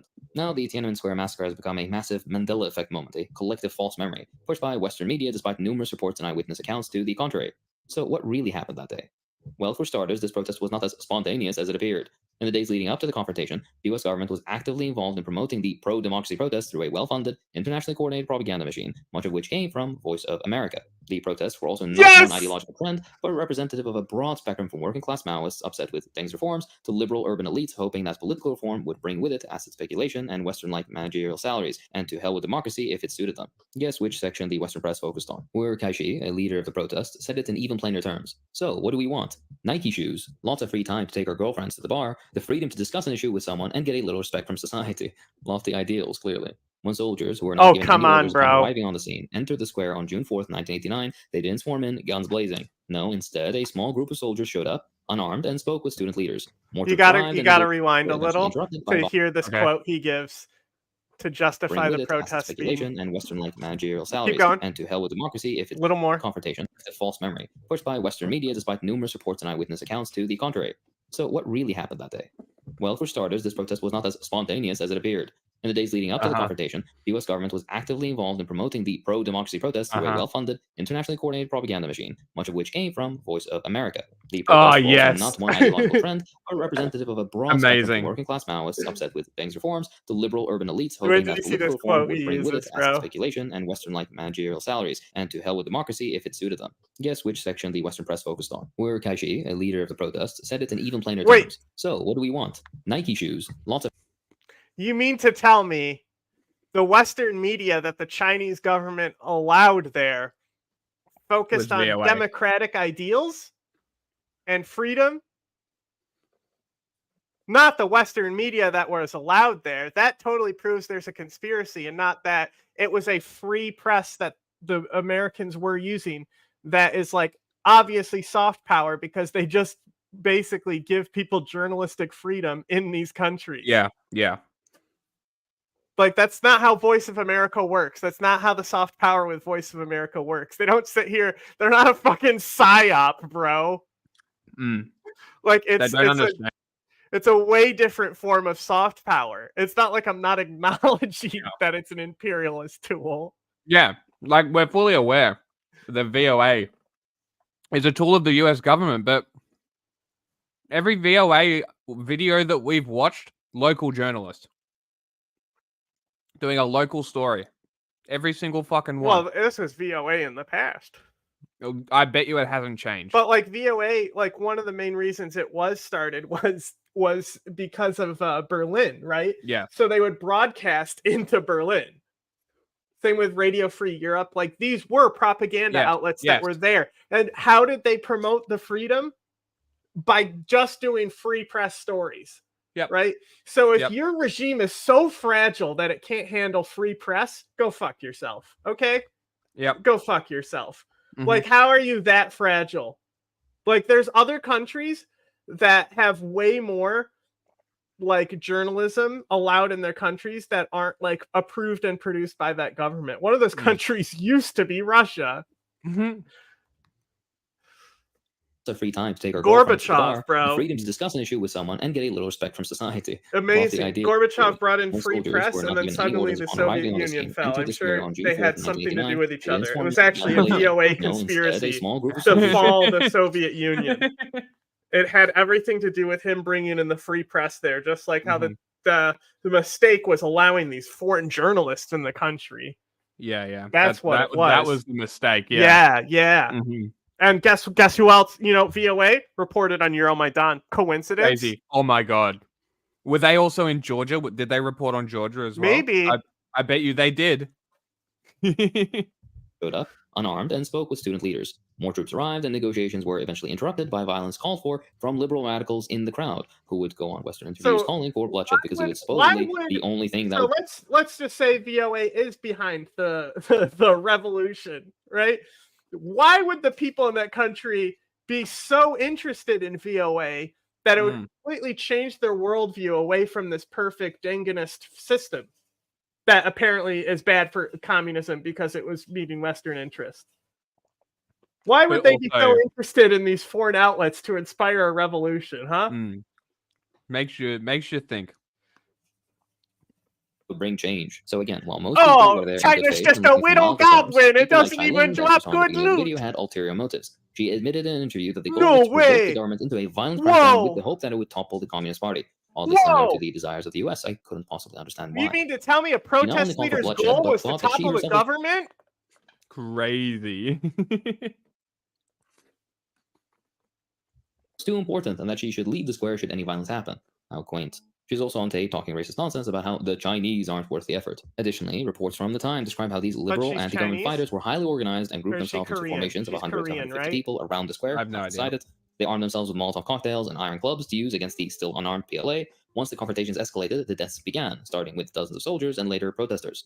One of the most interesting bit, a fanciful documentary titled The Gate of Heavenly Peace, was made in the 90s, of course funded by the US. So, I mean, did the cops not? Were the cops just standing there, or were they using anti-riot tactics on protesters? If the PLA wasn't there, Were they this have were they in a phalanx, moving towards people and hitting them? Did I think that's actually what happened. Oh no! People threw rocks at police in phalanx. You know, like what? Like have we seen a Latin American protest in the last century? You know, or the last decade? You know, Yeah. we've seen what like police are in legitimate danger when they show up to quell protests this big. People respond to state violence with violence. Yes. Yep. Okay. So to draw this into a who shot first thing, no. Right? Because that's what they do with Euromaidan too.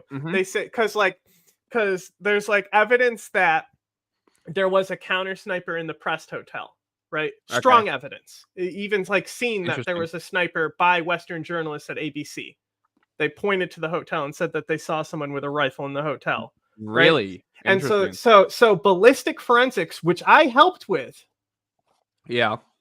potentially shows that there was direction of fire that hit protesters coming from that Press Hotel, and that it was and so like they're like if these, because you can only get like it's not perfect, lasers aren't perfect, right? So like the trajectory that could have potentially came from this hotel could have potentially even been a Russian agent that's in the hotel. Yeah. Inside, because you can just like bring a fucking rifle in a tripod bag. Yeah. Right. So then one of the mainstream things where the first step to the Euromaidan conspiracy that you'll see proposed by Gray Zone is that the shots that first happened that day happened before like everyone's up. They happened like just when the sun's coming up at like 5 and 6 a.m. Right. So like people weren't out filming yet. Right. So people woke up to people already being shot and killed by the police, right? So the police have already, if the shot came from the protesters first and this double agent who fired at both sides at 6 a.m., if that is true, and that did happen at 6 a.m., guess what? Then it's a Russian agent. Yeah. But they try to argue this wasn't a Russian agent. It was like this Western-backed certain thing. And then investigations were actually opened, partially by New York Times. Yeah. To investigate like what happened inside this hotel. Wonder who shut those down.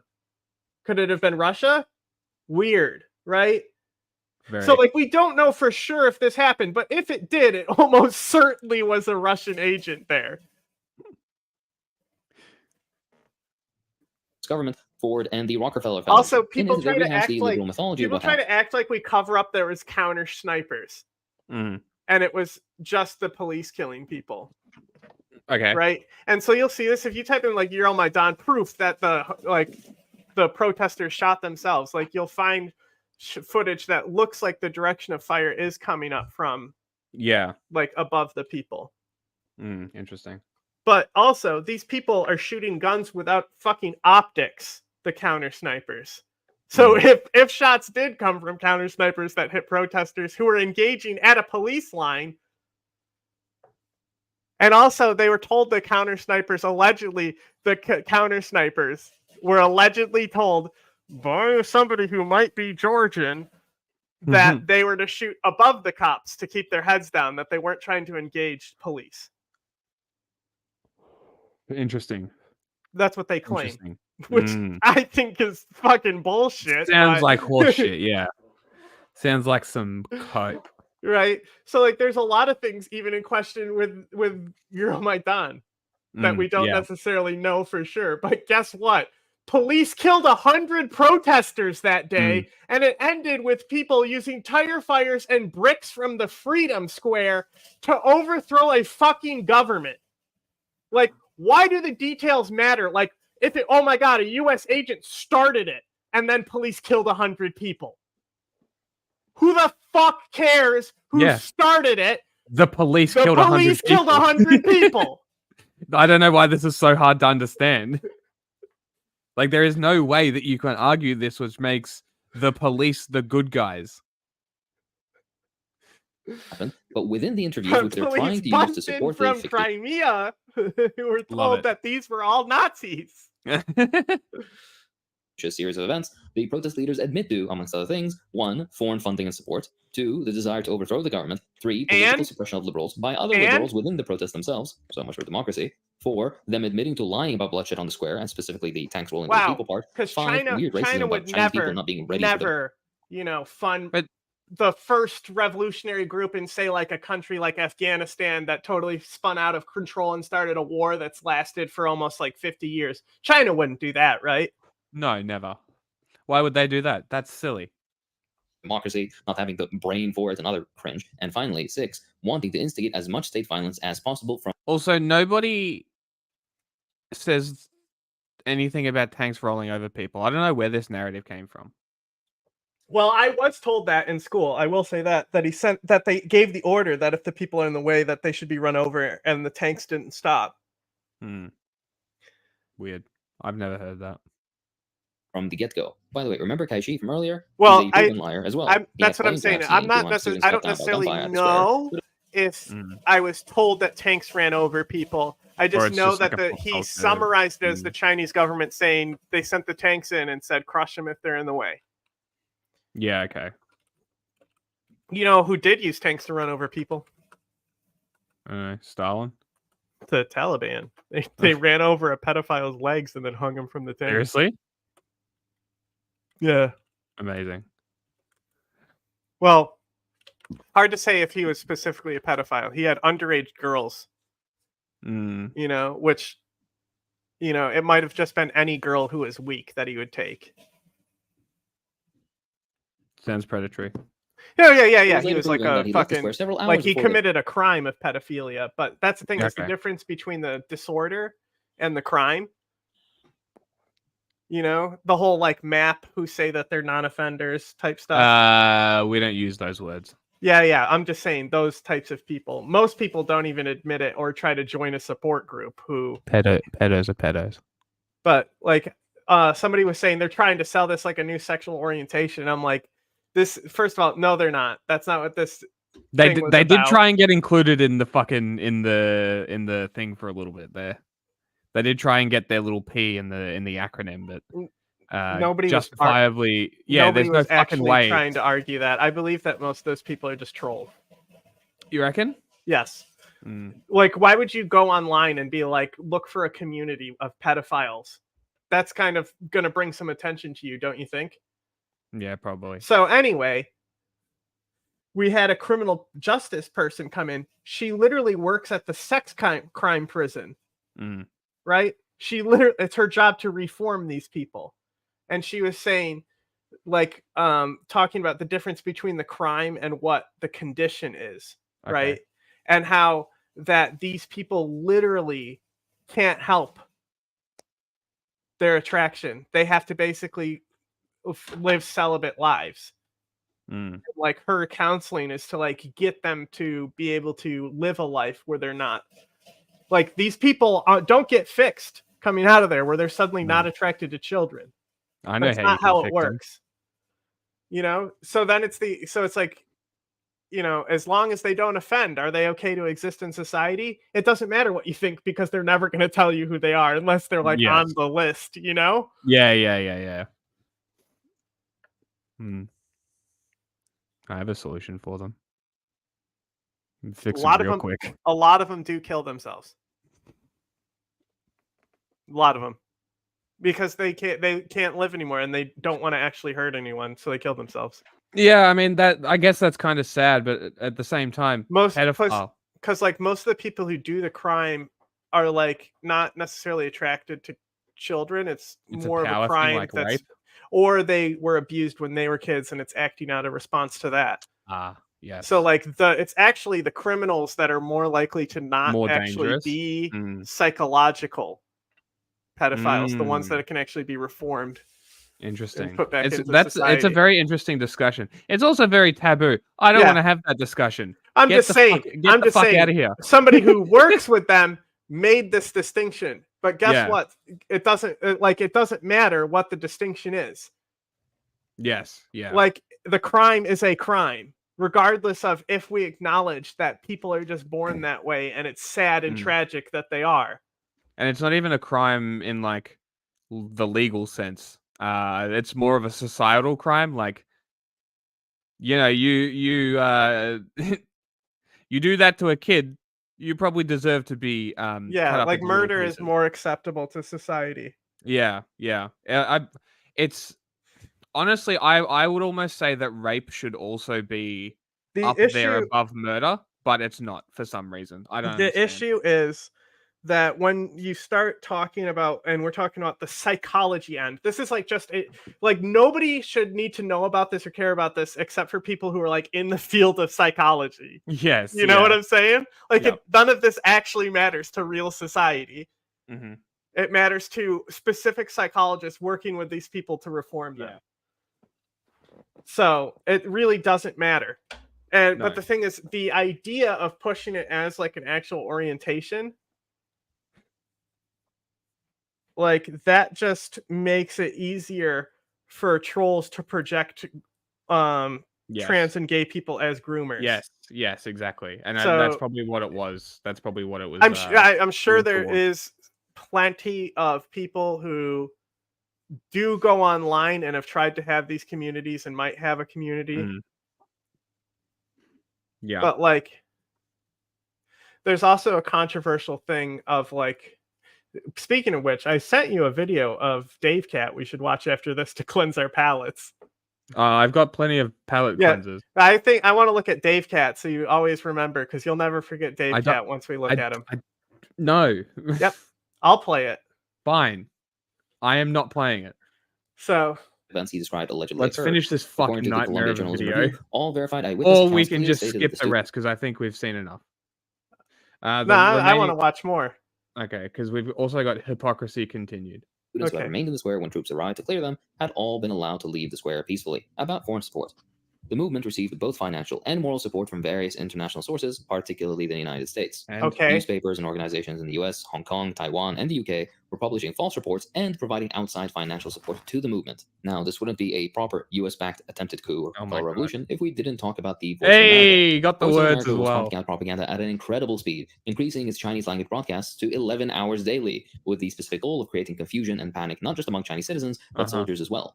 Sensational reporting and claims were pushed, such as soldiers were firing on other soldiers and that key government figures had been killed. This was designed to portray the Chinese government as chaotic and violent and to spur further instability. Where are the articles? Western journalists, ever so honest, made sure to portray the students as noble and idealistic, focusing on acts of generosity by No people in way. Hong Kong and elsewhere who sent material support to the students, but made no mention of American propaganda. What? The Voice of America.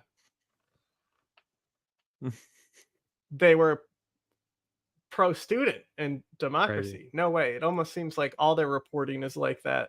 Propaganda channels working overtime on the students. There's also some anecdotal evidence of the CIA providing material and support to the protesters, and a similar pattern to the support they gave Eastern European counter-revolutionary movements. But I didn't include it here because it's not as concrete. Why as I would wasn't like, at least there not yet. so This stuff much will come trust out in it? eventually. Why didn't people trust the Chinese government? Why wasn't Yeah, there why? as much Chinese government? Like, why did the Chinese government not invest in their own media empire and atmosphere? Because they were too poor to match up with the imperial What we do power know of is the that the inventor of capitalist United States. Or Wait, what's that? They did? They helped overthrow a regime in Afghanistan? No way. And other countries that were involved in the Sino-Soviet split. Pretty What? sure it was also like 10 years after a massive Bro, famine. wait till you find out how many conflicts where China and Soviets were on different sides, and then sometimes the United States would be on either one. Amazing. For The concept example, of American-backed Afghanistan. Revolutions, Gene Sharp was at Tiananmen Square during the protests. Sharp's co-worker, Colonel Robert Helvey, had also trained in Hong Kong the student leaders from Beijing in mass demonstration techniques, which they were to subsequently use in the Tiananmen Square incident of June 1989. He would later go on to train Falun Gong in China in similar civil disobedience techniques. Following the crackdown through Operation Yellowbird, many of the student leaders escaped to the United States with the help of the CIA or other intelligence. No Almost all way! of them gained privileged positions. I wonder why. They became No either way! conservative media heads, investment bankers, hedge fund managers, political appointees, or other rewards for what they had done. Imagine the inverse for a second. Massive protests in the US, sponsored by the Chinese, where afterwards every major protest leader is smuggled out of China to China, living privileged and comfortable lives afterwards. Really gets the critical thinking going. Wow, for this. and you mean to The tell myth me of that the the Tiananmen Square people massacre is who one of the were West's in these favorite positions were already rich to begin with? Hmm. And that, wow. And then they fled the country and were able to get asylum. No way. When has this happened? rallying cries This totally to defend the justifies. democracy, and in the words of Noam Chomsky, the uniformity Oh, cringe. Oh god. This all totally justifies mass killing. Mm-hmm. State terror. Not the best source. Cool. and obedience of the media, which any dictator would admire, push it dutifully. A few years earlier, in the spring of They 1980, the US-backed manufactured military consent. dictatorship of the Republic of Korea put down the Gwangju democratization movement, with an estimated dead of up to 2,000 people. In the beginning of 1989, just months before Tiananmen Square, the US-backed right-wing Venezuelan government of Carlos Andres Perez squashed protests that lasted 9 days, where up to 1,000 people were slaughtered by the Venezuelan military. Guess what, Hakim? Also bad. Yeah, but it's not talked To about quote the like Red Cell Tiananmen article. Square is. Probably because it's not covered up like Tiananmen Square is.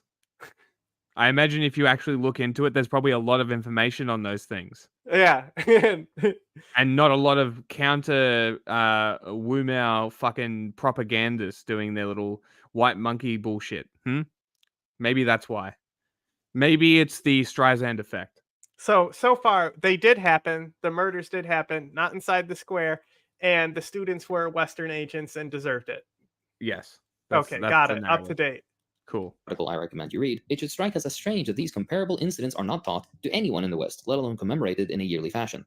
Could it possibly be because they don't actually care about freedom and democracy? Yes, it's absolutely that. Commemorated in a hang on. A small group of people who might be like, refugees might commemorate something, and that's evidence of something. Like, I'm sure there's commemoration of a lot of insignificant events that only like that can be. Look at the Baloch. Nobody gives a fuck about them. You think they don't commemorate events? Hakim, hi. There are almost 6 million Chinese diaspora inside of the United States. I imagine many of those ran from the CCP for reasons. Well, even before that, there was a little something called the Chinese Exclusion Act because too many were coming over. It's considered one of the worst policies in American history. Yeah. So it's almost like there's a lot of Chinese people in America, and the diaspora generally don't like the tyrannical governments. Look at Persians. I wonder why this would be celebrated and signposted as a bad thing that the Chinese government has done and that nobody should forget that they did. Maybe that's why. But what do I know? How come nobody talks about the Japanese internment camps that the United States did? And is propagandized to this level is because China is a geopolitical enemy of the US, Sure not by it is. choice, but because Did they you dare know to the grow their United economy States on their own did merits slavery? and to How come eventually nobody challenge talks the US's about uniform that? domination Hey, on did the you earth. know For that the the leftists United listening, read States Section used a 5 of union to like brutally massacre people who were just wanted higher wages? Do you know that happened? Wow. How come nobody ever talks about that? How unions busting happened by corporations and the government protected them. Hey, did you know that these corporations like made their own currency and distributed it as wages to people? So that way they could only support like the company town on the company dollar. Like these companies made their own currency inside the United States. Can you believe that? of the Red Cells article. Since China has been slandered so much over an incident that didn't happen, as popularly Oh my believed, God. and since the US is the main culprit in the creation my and God. perpetuation of the myth, let's Okay, take a look so at some events like in the I US said, that okay, relate to we'll just start calling the streets leading into Tiananmen Square massacre, right? As long as we're calling it that, then it's fine, right? That should be fine, right? So massacre in the streets leading up to Tiananmen Square. There, Yeah. perfect. Or I'm sure we can make it an abbreviation. Yeah. Streets. Wait, so you mean to streets tell me it's leading called up. the Tiananmen Square massacre because the protests were the Tiananmen Square protests? So Hold it's on, the let me type Tiananmen this. Square protest massacre. Crazy. I can't believe all these people lied with bad reporting in 50 years ago. Bad reporting happened. Oh my goodness. Wow. Where people didn't have great sources. That certainly doesn't happen today. Hurricane Katrina, where they said there was a bunch of bodies in the freezers. Yeah. Or Here we go. This is the new acronym for it's the Sluts Massacre. Yeah. The streets leading up to Tiananmen Square massacre, the Sluts Massacre. So what was the thing that recently happened that was a don't look in the freezer moment with bad reporting? I want to say Afghanistan, the Marine shooting, but it was something else, I believe. Oh, beheading babies in October 7th. Yes. There, perfect. So let's look at the October 7th massacre. How much bad reporting was done? Let's establish how much of the reporting had an agenda and how much of it was bad sourcing, right? So this is the issue in most of the time, is that it's the sourcing itself. Journalists just don't look in the freezer. So the journalists who first perpetuated these things, they didn't have good sources. It was just guys who said, I heard that there was people who were decapitated over here. Yeah, and it's I heard need from to go check. a dude. Yeah. They didn't actually bother to double check. If you look at Tim Pool's journalism on his Google Glass, it's all him saying, we heard that there was conflicts over here, but we're running away. Or worse than the events of Tiananmen Square that basically nobody knows about. With World War I out of the way and the Spanish flu being contained, it was time for taking out some anger on black people, a favorite American pastime. In 1921 Oklahoma, in the town of Tulsa, African Americans had built a fairly wealthy community. Yes, famously, Tulsa is unknown here. Nobody knows Tulsa happened. Why is he bringing up Tulsa race riots? Nobody knows what Tulsa is. Nobody understands why Trump made that speech on Juneteenth in Tulsa was fucking significant. No, and nobody understands that, huh? Took place on the night of May 31st. Black Wall Street, never heard of it. And continued into the morning of June 1st, 1921. White residents of Tulsa launched a devastating attack on Greenwood, sparked by inflammatory coverage in the Tulsa Tribune regarding an alleged grave attempt by a young black man on a white girl that was almost certainly either an exaggeration of an innocent interaction or entirely fabricated, both of which are historically common tactics used to justify violence against black people or colonial subjects. Just look at Palestine. Regardless, the economic success of the Greenwood. And guess what Russian and Chinese propaganda does? Same fucking thing. It's called propaganda, you fucking moron. Yeah, and also these are tabloid racist papers. Yeah. How did these fucking riots in Britain just happen? Was it because there was bad reporting that was intentionally done to stoke stuff? AI 5G. Oh no! Community simply made them. It was because of bad. No. There was some of manipulated images, but it was allegedly the murder of these people who was done by a British citizen. But they said that it was an immigrant, just knowing that it would spark stuff. Yes. Yeah. And it technically is an immigrant, Welsh. Technically. Them a convenient scapegoat. It's also true that historically, this kind of violence against black people, who some whites thought were doing too well for themselves, was common. White mobs, many wearing their World War I army uniforms, set fires throughout the Greenwood district, with the Tulsa police officers joining in on the arson of black businesses along Archer Street.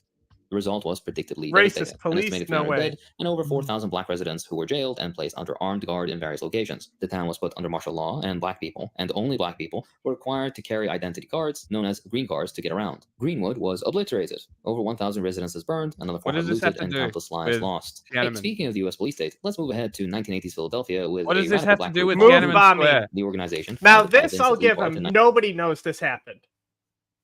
True, true. I'll give him this. was True, very true.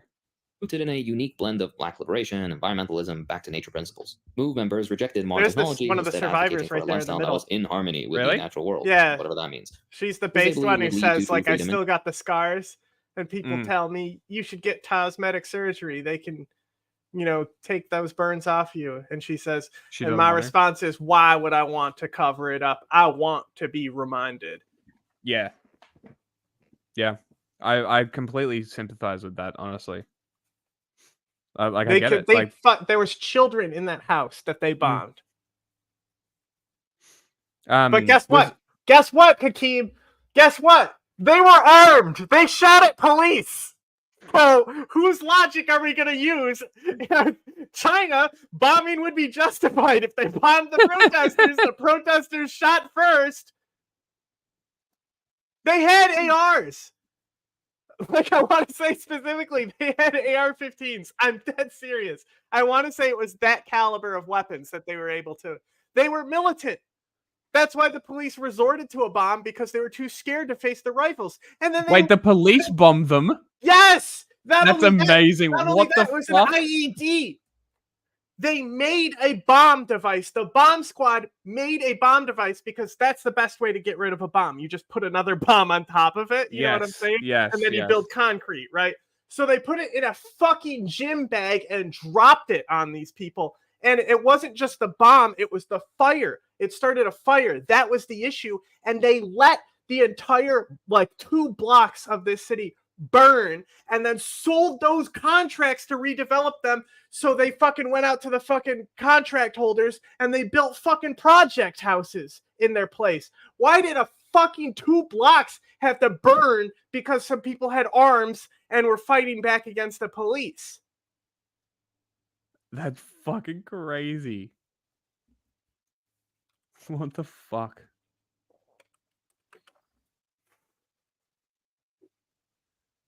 So, okay, Black Liberation. Christian Movement for Life, they originally called. Communal Organization for Nature and Natural Living. Interesting.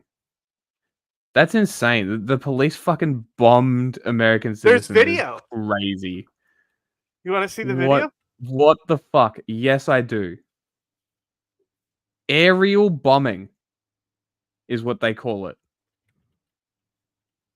Unfucking believable. Pay 1.5 million in 1996. That's it? Wow. What a fucking pathetic joke. Hold on. There's the first source is from Democracy Now. The court decided that the plaintiffs did not have a Fourth Amendment claim against the city because there was no seizure when the defendants dropped explosives in the plaintiff's building. Are you fucking kidding me? The city officials and police officers had qualified fucking immunity, but the city did not have qualified immunity from liability despite its officials being exempt. Okay, how about we just get rid of that entirely? How about that? That'd be cool. Injustice, liberal nonsense What for sure, the but not fuck? deserving what came next by any means. Over time, the group became increasingly militant, leading to numerous confrontations with law enforcement. The police used their unusual lifestyle as an excuse to surveil the group, amongst other violations of their rights. The group's headquarters was located in a row house in West Philadelphia, a residential area. Throughout the 1970s and early 80s, MOVE had multiple dramatic encounters with the police. The conflicts reached a critical point on May 13th, 1985, when after hours of unsuccessful attempts to resolve things peacefully, the police decided to bomb the house occupied by MOVE members, You might show including the children. footage here. The bomb, dropped from a police helicopter, ignited a fire that quickly spread out of control to neighboring areas. The fire was You wanna see- particularly Here bad. you go. Footage. Ready? Today marks the anniversary of one of Philadelphia's darkest days. The MOVE bombing happened on May 13th, 19. What the fuck? That is when the city dropped a bomb. What the fuck? So they dropped it and then it went off, right? So it wasn't a direct bomb device, you know? They basically made a pressure cooker bomb and dropped it on this house, and it's the actual fire that was like the really bad part. But it collapsed the entire structure on top of these people with children inside. Bombing happened on May. But the children were like, one of the survivors was able to get the children like out first. So I think they they still got burns. Bro, that's fucking crazy. 13th, 1985. That is when the city dropped a bomb on a home on Osage Avenue in West Philadelphia, where members of the MOVE organization lived. The bombing and fire that followed killed 6 adults and 5 children. It destroyed 61 homes. Today, a relative of one of the homeowners is kicking off a year-long 13-run challenge to honor the victims. He'll run 13 half marathons leading up to the 40th anniversary of the bombing next May. Jesus wow, so you mean people Christ. affected by it do commemorations every year? What the fuck, man? I'm surprised that didn't lead to people executing cops in the street. I think one of the people involved in it was a cop killer, and that's why they were especially brutal about it. Mm-hmm. Yeah, I would say this would be it would be justified for the people of Philadelphia to go around killing cops after this. Like that would be totally justified in my opinion. This is fucking revolting. Like that's next fucking level. Check this out. Yeah, literally local PD. What the fuck? Prevented fire crews for hours from putting it out. 61 homes in the neighborhood were completely destroyed, with the fire killing 11 people, including 5 children and Vincent Leapart. It remains one of the worst incidents of police violence in U.S. history, though American police are always itching to get their record. That's like an older. I just found that trying to find stuff about if they had arms. Amazing. Yeah. Dynamite traps, dynamite filled booby traps. Amazing. There's a Penn State article here, and it says, in 1985, earned Philadelphia a reputation as the city that bombed itself. Man, these guys sent booby trap dynamite to Rockefeller as well. Damn. Vials of sulfuric acid. Damn. Intended their bombs to be delivered on May Day. Yeah. So in 1978, a standoff resulted in the death of 1 police officer and injuries to 16 officers and firefighters, as well as members of MOVE. 9 members were convicted of killing the officer, and each received prison sentences of 30 to 100 years. In 1985, another firefight ended when a police dropped 2 bombs onto a roof of the MOVE compound, a townhouse located, blah, blah, blah, killed 6 MOVE members, 5 children, destroyed 65 homes. So, like I said, they did have guns. So, if we're going to justify the Tiananmen Square, as like, oh, but the cops shot first in this case, we'll say. So that's why it's bad now. Yeah, I guess the police are totally justified in dropping those bombs on those kids because they shot at them first, I guess. But see, like I said, this one I'll give because people don't know this happened. Yes. On police violence, surveillance, and protest crushing could easily fill an hour of content. American support of protest crushing abroad could fill 10. There is no historical instance in all of Chinese history that compares to the MOVE bombing. The U.S. police and military have been orders of magnitude more violent towards its own citizens advocating for their rights or otherwise living or existing in a way that angered the ruling and privileged classes of their day. Yet these are in no way propagandized internationally, let alone remembered internally, as much as the Tiananmen.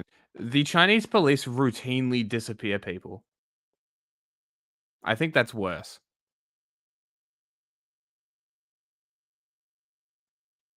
I don't know.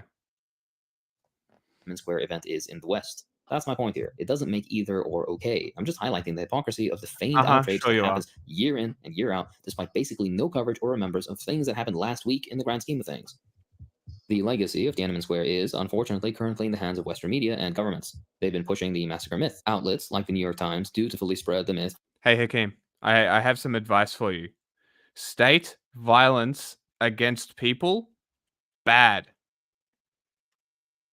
pretty simple. Details are irrelevant, really. For the US government, in spite of the facts. The Columbia Journalism Review clearly shows that a lot of the reports about deaths in the square were based on bogus eyewitness accounts. Similar to what happened in Eastern Europe, behind the scenes there was support from the West, and particularly the US, essentially reinforcing the view that whoever doesn't align with American foreign policy and capital must be gotten rid of, no matter what the true will of even the protesters may be. China's economic boom softened the West's stance on the country since they could make money there. That's But the why idea that China is doesn't exist anymore. The CCP gone. is dead now.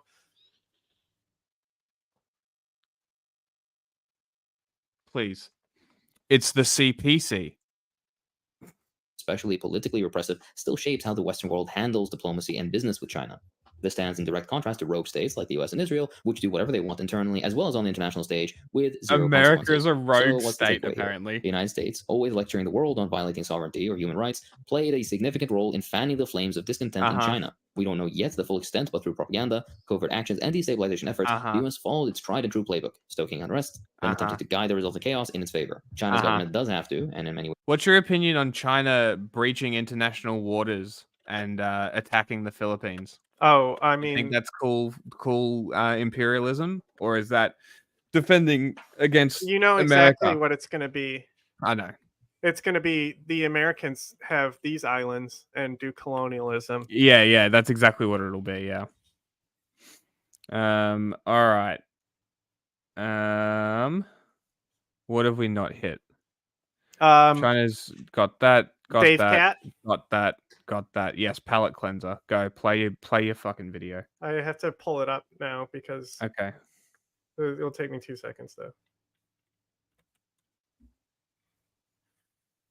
Because it's not even the original video. It's a version that won't get us claimed.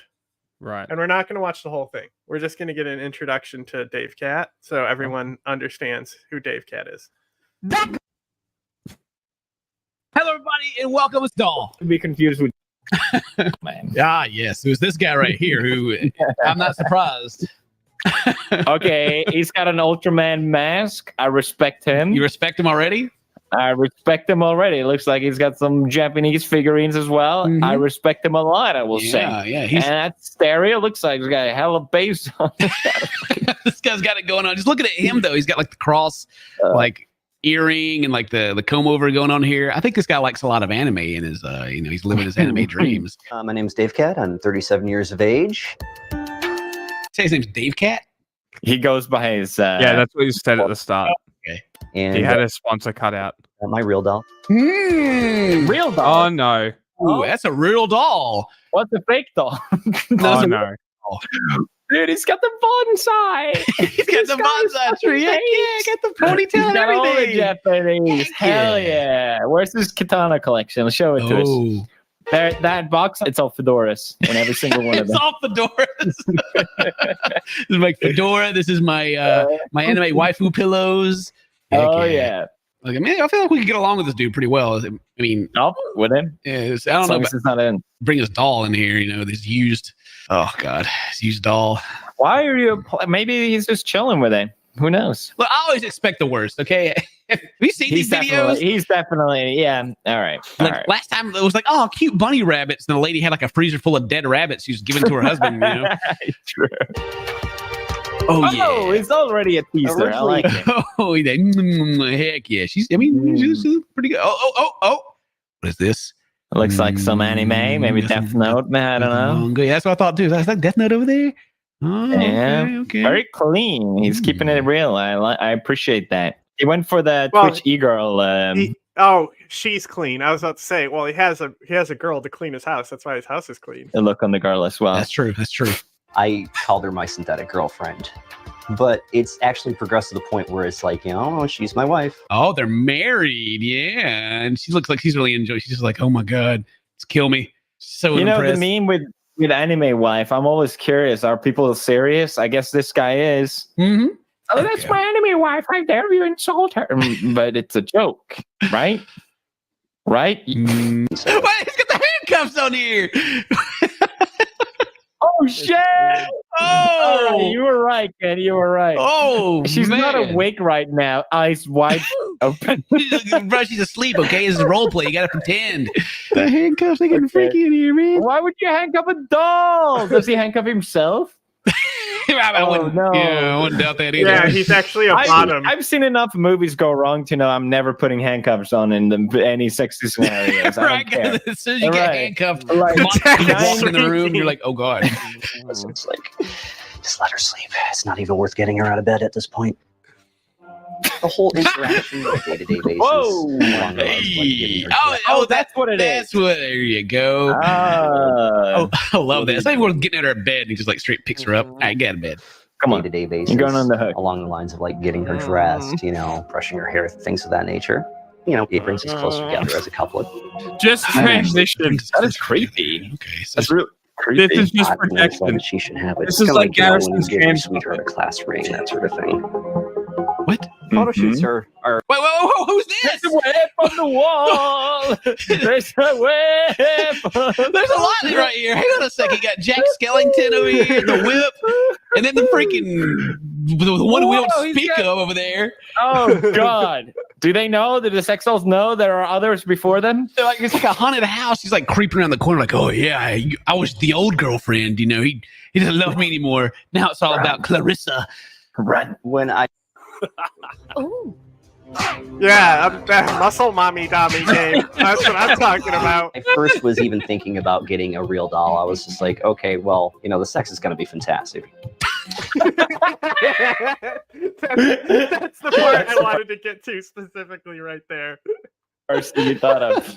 It's gonna be outstanding. This is gonna be great. Oh my god, so good. But there's also the whole concept of like taking photographs. Which, bro, honestly, he still does this. Like, he does like doll photography and stuff. Like, it's not bad photography. Sex is only for children. That's a whole other concept. Mm-hmm. They became interested in dolls at a young age. Oh, Yeah. this is you then. What? No, You have dolls don't at even. young age? Don't even look.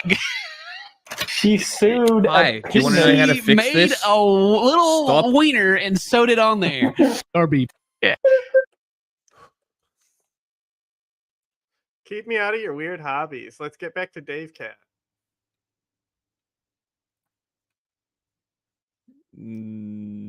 Let's move on to something else. The computer doesn't like it. No, because they look at his photography real quick. We got to look at that. Yeah, he's some cool dudes. Except for the doll, everything else is cool. After he got her and the interest that he showed. That motherfucker had a potion flask. The doll, everything else is cool. What is that? It's got like a black top on it, it looks like, too. Like, he Amazing. unscrews it like a fucking potion. Also, like, this backdrop is fucking cool as shit, you That know? is cool. Like, Mm. Dave Cat is like, I think he's a really cool guy. He just fucks a lot of After he got her and the interest that You he know, showed in her. I like his style. At least he's not out there being a creeper to regular women and keeps it contained. This is you know? this is true. This It is was true. kind of cool. But what? What? That's After all the interest. I was impressed. Yeah, I mean, it was weird at first, but then he was into it, and I was like, "Wow, this is cool." But it didn't. That's definitely what made it weirder, right? I don't. Okay. No, that makes it cool. Okay. What? He's a cool guy. His name's Dave Cat. You know, I'm down with it. Oh, you found him, Dave Cat. Let's see. What's Dave Cat got going on here? Is this him? Yeah, it definitely looks like it. Bro, do you see it? Do you see it? Let me know when you see it. Robosexual. No. I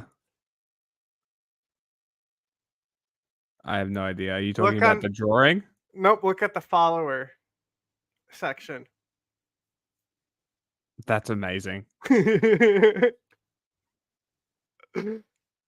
still Look, married. it's him and the fan art. Are they still together? That's what I'm trying to figure out. You know, are they still together? No, they break it off. What happened? Maybe. Oh, I don't fucking. oh, oh, whoa! Okay. You got got himself a new love, maybe. I don't know. Are these old dolls? I think they're old dolls. Are they? Yeah. Yeah. That's weird. That's what he meant with like the photography aspect of it, to make them look as real like as possible. You know, there's a statistic that men from teen to 30, from up to age of 30 are like a third of them is a virgin now. You've told me this before, and it blows your mind. And now it doesn't blow my mind anymore. I understand what happened. You get it now. Well, these dolls exist, you know. I mean, how can you say no? Anyway, his new doll. His name is New Doll Sidori. Okay. And neither can they. Initially, just a sexual partner, the relationship has grown. He was just using her at first, but now they've grown closer. They got these matching wedding bands. They say synthetic love lasts. Oh, is that her? Not li- she's got a little. She doesn't have her hair on right now. He loves her just the way she is. If you love her at her best, you gotta love her at her worst, Ken. You're right. I mean, sometimes I wake up and I look at Mary and I go, "You're beautiful. Careful. You're beautiful. Yeah, you're beautiful." Yeah. She is, of course. Mary's freaking fine. You know. Sure. I mean, sure. You don't think when Marzia wakes up that she's beautiful? Of course. Of course. Good. Yes, of course. Oh, we even laughed. We're even laughing about it. We actually think this, but we're like, it's there are really no substitutes for a true human companion. That's a good posture. whenever March says in this class. Okay, that's enough. Great, thank you. I forgot what I originally said about how Dave Cat's cooler than somebody, though.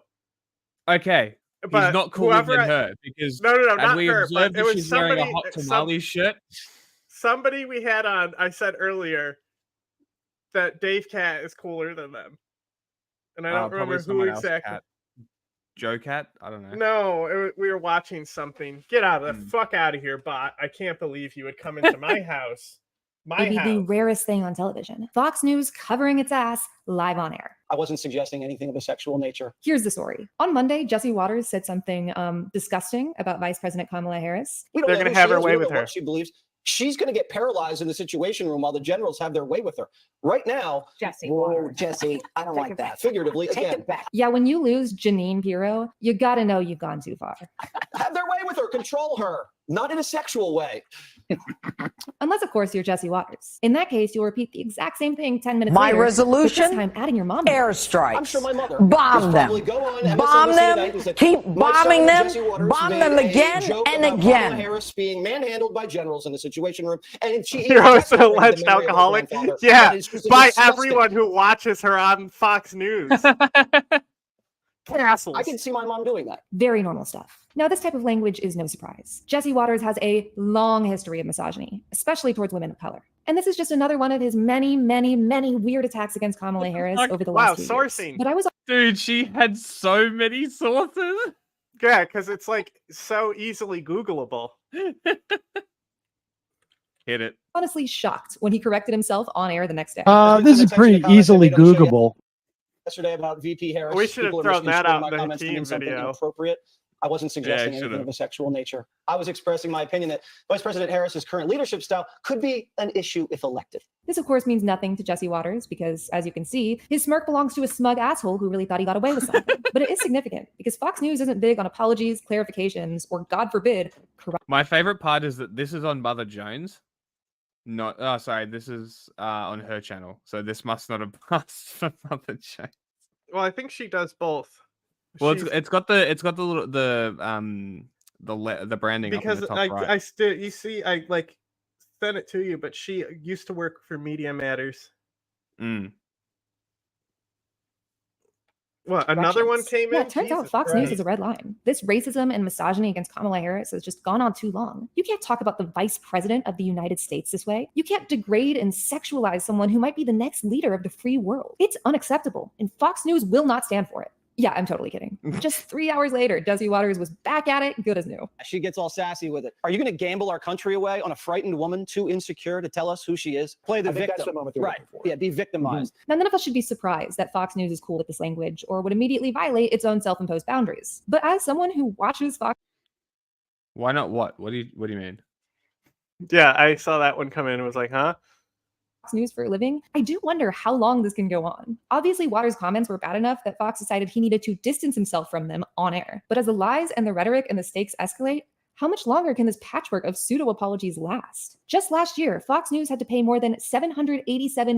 Yeah, that's literally what the implication was, which is why she said something, even though she should have fucking gone off on him, as opposed to being like, take that back. It's a bit soft, honestly.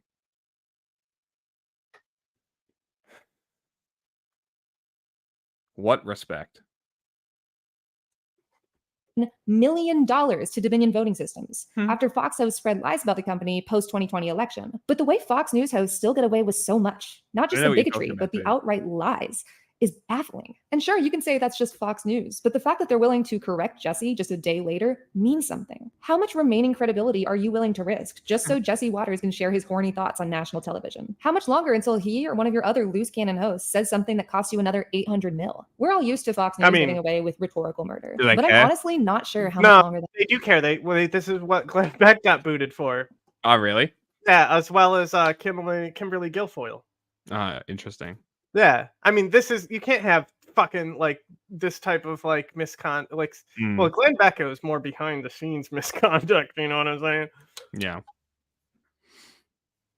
That will last. The Dominion lawsuit was a big deal, even though Fox turned a hefty profit last year. And this week's correction was significant. It was a new wobble in the Murdoch's fucked up Jenga tower. And if they keep leaning to Murdoch's fucked up Jenga I'm not sure how much longer that. She's got great lines to finish pieces with. I'm gonna fucking I don't even really like hot tamales, but I'd wear that shirt. Like they're not bad or anything. It's just not the candy I'm gonna reach for. Mainly, cinnamon, I don't eat candy, so yeah. But they're it's basically like cinnamon. But synthetic cinnamon Micronite, doesn't right? taste like cinnamon. No, it's just hot. I don't like it. It's kind of shit. I'm not a big fan. It's also a flavor of gum, like spearmint, you know? Yeah. So like it's in that mint candy spectrum for me with cinnamon. Nothing new. They go back decades, and in some cases even centuries. You know the war on Christmas? We've won the first battle in the war on Christmas. She fucking hates him. Far-right founder of the John. Of course she does. She fucking hates him. Everything we know about her, why wouldn't she hate Jesse Waters above everyone else?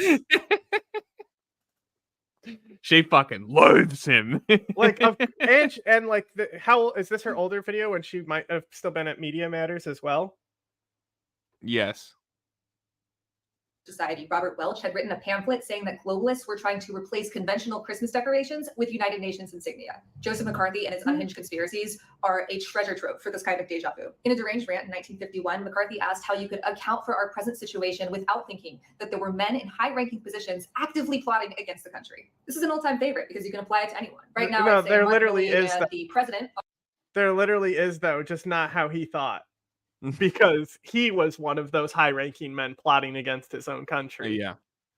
Are popular choices, but really slap that label on whoever you want. In 1954, Utah Governor J. Bracken Lee followed McCarthy's lead. He gave a speech talking about how communist subversives had contaminated our schools and churches. 70 years later, when did our public schools, any schools, become what are essentially grooming centers for gender identity radicals? There's a fascinating diary entry written by Eisenhower aide C.D. Jackson. He talks about how McCarthy had tried to establish McCarthyism as republicanism. If you didn't support him, you were either a fool or a protector of communism. Tucker Carlson is saying the same stuff today, and he doesn't even have to change the name. Yeah, my dad voted for Carter, and his father called him a communist. Stood against McCarthy. He said McCarthy led a neocon faction that wasn't conservative enough, and that you, the viewer, was being seen as a terrorist by the other fake Republicans. Congressman Dan Crenshaw of Texas, a surrogate for Kevin McCarthy, did. In fact, he did what neocons always do. He labeled anyone who doesn't like a terrorist. It's the same crap every time. During the 1970s, Miami approved a law that banned discrimination for housing based on sexual orientation. A woman named Anita Bryant led a campaign against that. called Save Our Children, you know, from the gays. It's been 50 years and Republicans are still using kids as an excuse to oppress LGBTQ people. And they haven't even changed the tagline. They want to sexualize our children and our children's childhoods. Molding children within the view of these marginalized extremists. This is an attack on your children, and you should fight back.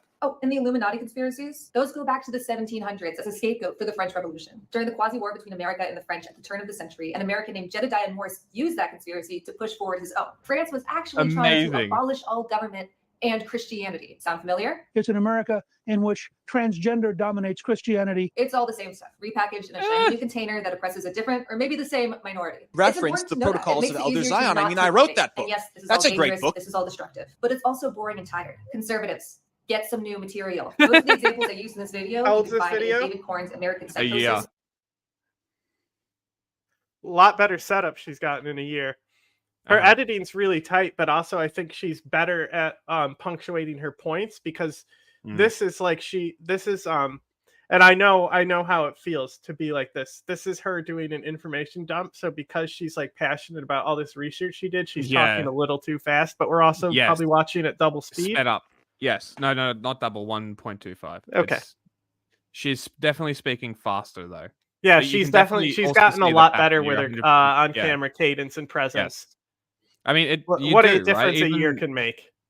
Yeah, well, I mean, I was talking to my mate about this as well, and I showed him the intros from the earlier episodes, and it's very obvious that I'm reading. But even now with the news reads, it's all scripted, but it doesn't look like it.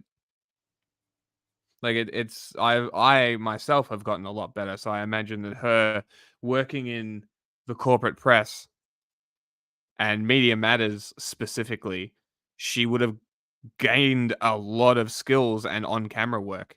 But I'm just theorizing. A historical investigation of how the Republican Party went crazy. It's a great book. I can't recommend it enough. Also, actually got a microphone, which definitely helps audio. These examples honestly came from like the first third of the book. There's so much information. I monitor conservatives for work, but I make fun of them for pleasure. You can find more of my stuff on Twitter, Instagram, or TikTok. This week, we witnessed maybe. Okay, this is another one, but we will move She's on in her hot because tamales gear again, though. She is. And again, the reason why they've come for me so bad is Oh my God. I 3 years ago, and this is important, it's important for me because I'm going to. This guy's you can play always this so video back. red. I will be locked Look up at he's getting Yeah. redder as this video goes. Isn't that crazy? prison like before Christmas for a film. Now that film has had 44 million views. Now previously, before Elon Musk, they could just make these videos, they could use the media, they could use Piers Morgan, they could tell the public what to think. Not anymore, unfortunately. When I showed their lies, and essentially this film has had 44 million views in a number of weeks, and it totally shows. If any of you thought, it's far bigger than the Tommy Robinson story. It's what they've done to Steve Bannon. It's what they've done to Donald Trump. It catches it start Ronald to finish, Trump? and it humiliates and the corruption of the judiciary. We don't exactly that. I've never been tried by a jury. I've never ever been tried by a jury. And when It's you- almost like when you were watch charged. For crimes that you got caught for doing. Yeah, which you were doesn't require charged and juries. you need to go to trial. Yeah. But yes, you do not get a jury before your arrest, Tony. That's not how it works. The jury doesn't issue your arrest warrant. is being handed out against people who we now know done nothing. One man, an ex-member of our armed forces in Plymouth, went to a demonstration. He gestured. They just gave him 18 months in jail. The judge, when sentencing him, said, "Why is he here?" Yeah, and he said, "I'm sorry, but I've got to send you to prison. We've got to send everyone to prison." I'm going to say that that's horseshit. No, the judge is meant to base it on evidence and fact. Not There you go. every judge has been told The these hot part people of must be cinnamon sent to is jail. the Why? root To of the send the plant. message to the rest of the British population. You need to Yeah, shut I up. don't know. So, I don't know much about cinnamon, to be completely honest. next member of our armed forces who served our country, what this shows everyone It's is good there if isn't you a mix justice it with system. It sugar. shows the politicization and weaponization They of blend the together judiciary. really My well. film, if anyone this That makes sense. You never done including the that? host here, Timothy and everyone here, please share it. Take the time to Okay. watch it and comment. What on was it. that? I will face jail for it. Or I do face Oh, jail is this now. Tim And the Pool? timing- Yeah. And just to set the, They the- just the cut to record him straight on the randomly timing of there. this, Uh-huh. I made this film. Okay, years so ago. Jack, 3 years ago, you I like went to court. toast? I like toast. Okay, so just take cinnamon and sugar and mix it together. Put butter, thin layer of butter on the toast, so the sugar and cinnamon will stick to it. Mm. You know, but you mix them like even portions. Maybe a little more sugar than the cinnamon, and like try that toast. Okay. And that's just like just a classic simple cinnamon toast. Really good, cheap food. Mm. Yeah, we chocolate sprinkles. Yeah, and cinnamon toast isn't really even a thing. Like, No. it's like I never had it growing up. I only had it like later in life when I was like Interesting. poor. Fair enough. And I was given an injunction prohibiting me from sharing the film. Now, I failed myself, and I failed everyone else. I failed my job as a journalist. My job is to expose corruption and expose it, no matter what the costs are, yeah? But I was scared. I was You're scared not a of a 2-year prison journalist. sentence, which is what the judge warned me off, by showing the public what had happened in court. By showing them the evidence, I was warned and threatened with 2 years in prison.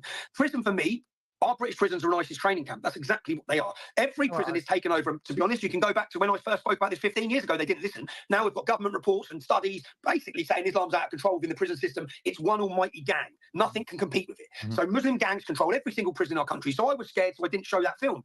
2 years ago, that film was leaked in the United States. It was leaked 2 years ago. They didn't come for me. They didn't come for me. Goodness, how awful. I hold one demonstration in the UK. 2 years later, I hold one demonstration. They come for me.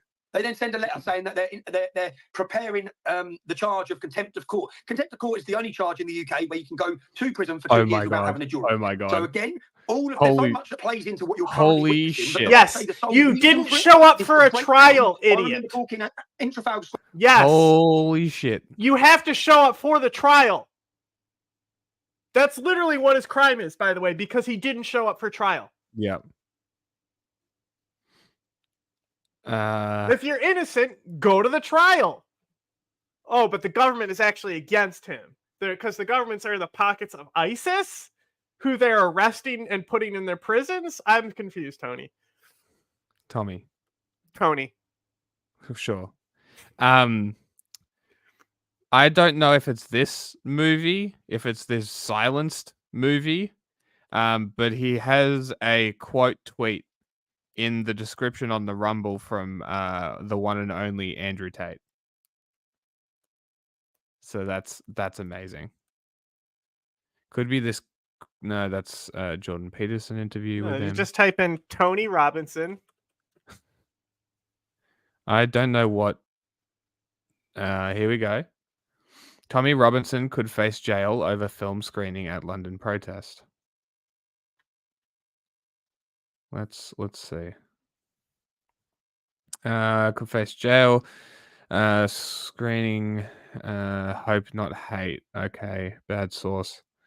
Silence. There was that film. Silence. Repeated false claims he made about Syrian refugees that led him to losing a libel case. So okay.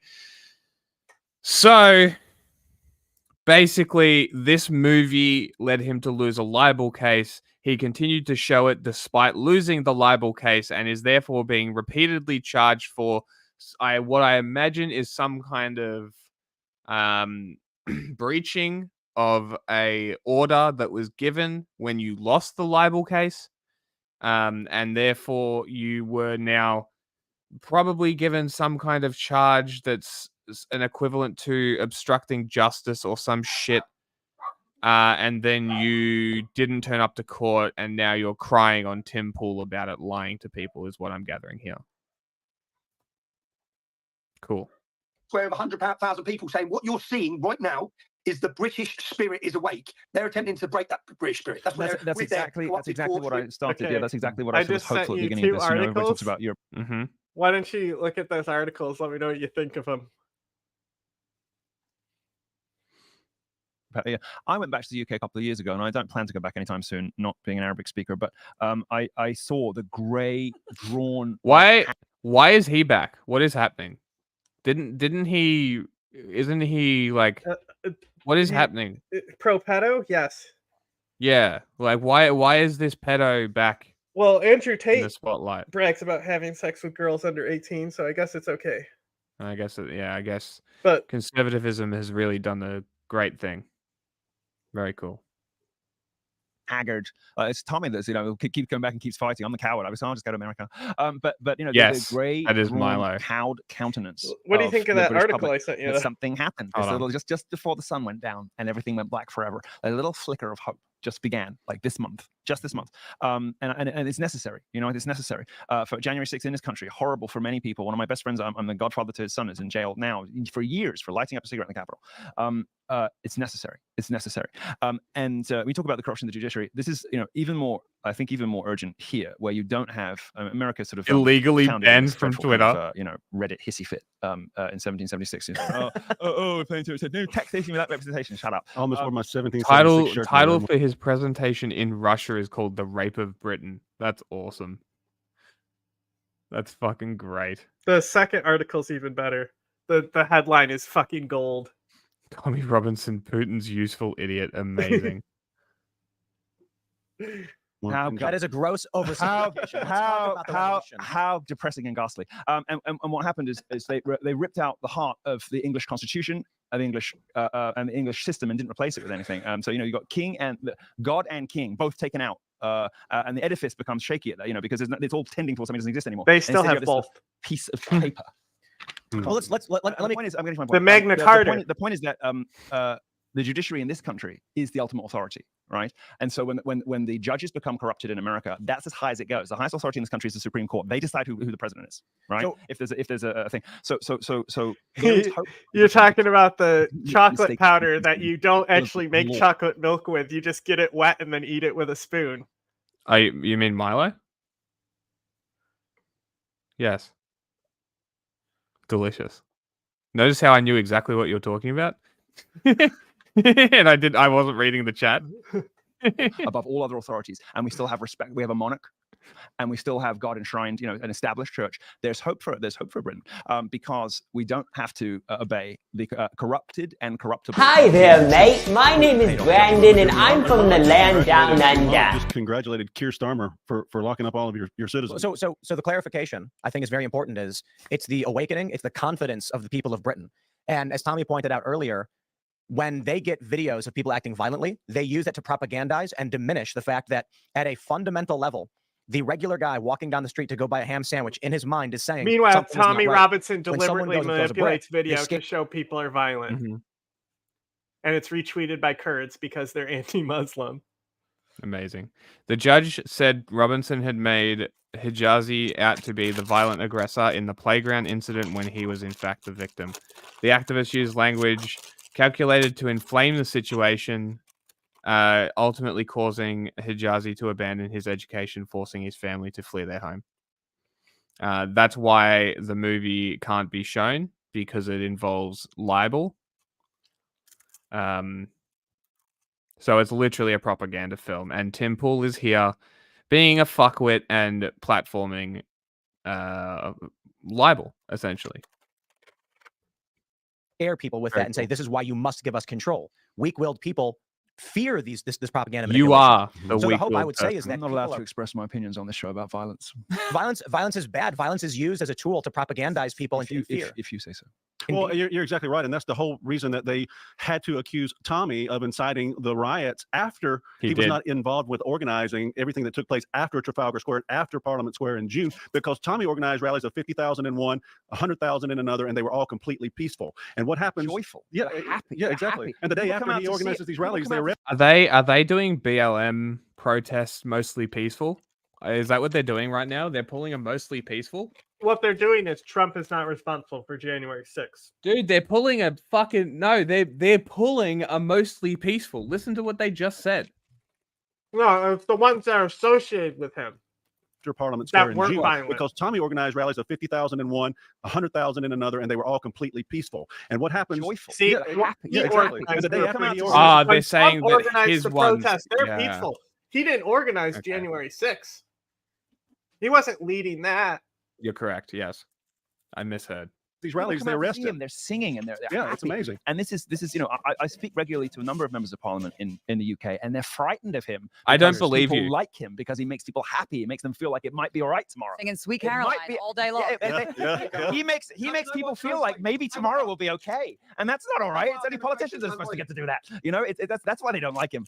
People actually enjoy being around him. It's a threat to them. Tommy's trying to talk. I know. Demonstrations weren't violent. because we had control in the sense that we made it clear to all of our men coming, if anyone turns up wearing all black and a face mask, if anyone does, and you can watch through the British riots at the hotels, and you'll see 5 or 6 people dressed exactly the same, starting it and smashing all the windows in, yeah? So was it planned? Is it a government plot? Oh my God. They couldn't do that at our demonstration because we had tough men from football clubs across the country all singing off the same hymn sheet. We made it clear. We had meetings with all the leaders of all the different clubs and said, if anyone turns up wearing masks, take their masks off, yeah? So then the ability to infiltrate our movement on that day was gone because they would have known our people, British men, would have turned straight against them. If 10 men would have turned up wearing balaclavas, 100 men would have done. All right, let's go. I'm to the sure next there was one. still infiltrators there, sometimes and there were undercover Yep. police at your little protest, by the way, Yep. and you don't even know that they were there. Yep. Why are these British commentators all coming to America and telling us what they think about our politics? Well, we come here because you guys have a grave responsibility. Listen to what Tommy just described and tell me that the British government didn't learn this stuff from the Americans last year and the year before that, right? This is templatized. This is precisely and exactly down to the fine details what the American government has been doing to Trump supporters, what the American government did on January 6th is down to the precise technicalities. The British government has cloned that technique and is using it against its own citizens. Now, up until probably famously, I don't think there's a government anywhere in the world. Anti-Terrorism Act that came way before January 6th is just copying the Americans. Yep. That's for sure. Yes, as well. Yeah. Genius analysis. So who started January 6th? Was it the government infiltrators now? China, Russia, and everywhere else that has abused, lied to, gaslit, experimented upon, and been in been in a sort of abusive relationship with its citizens, like the American government. I mean, there's the CIA There's no experimenting on protests people, in not China telling and them. Russia. There's a system. Bad examples. They might be in bad relationships with their citizens, but that's not expressed openly to the public. So but not relevant. The way in which the state was weaponized against its own citizens, you never saw that in Europe until this year. You did not see the intelligence agencies and the government and the media and the public sector, meaning charities and universities, marching in lockstep to a plan with a strategy. So what he means is you've never seen this for white people. Yes. Like, there was mass arrests in Europe. Europe is complacent in the U.S.'s torture program, bro. And to so now suddenly right. You didn't see them march. The Islamic radical threat has been contained, right? So-called. There's so they say. So-called contained, right? So like the threat of an ISIS attack is far lower than white supremacist firebombing. Yep.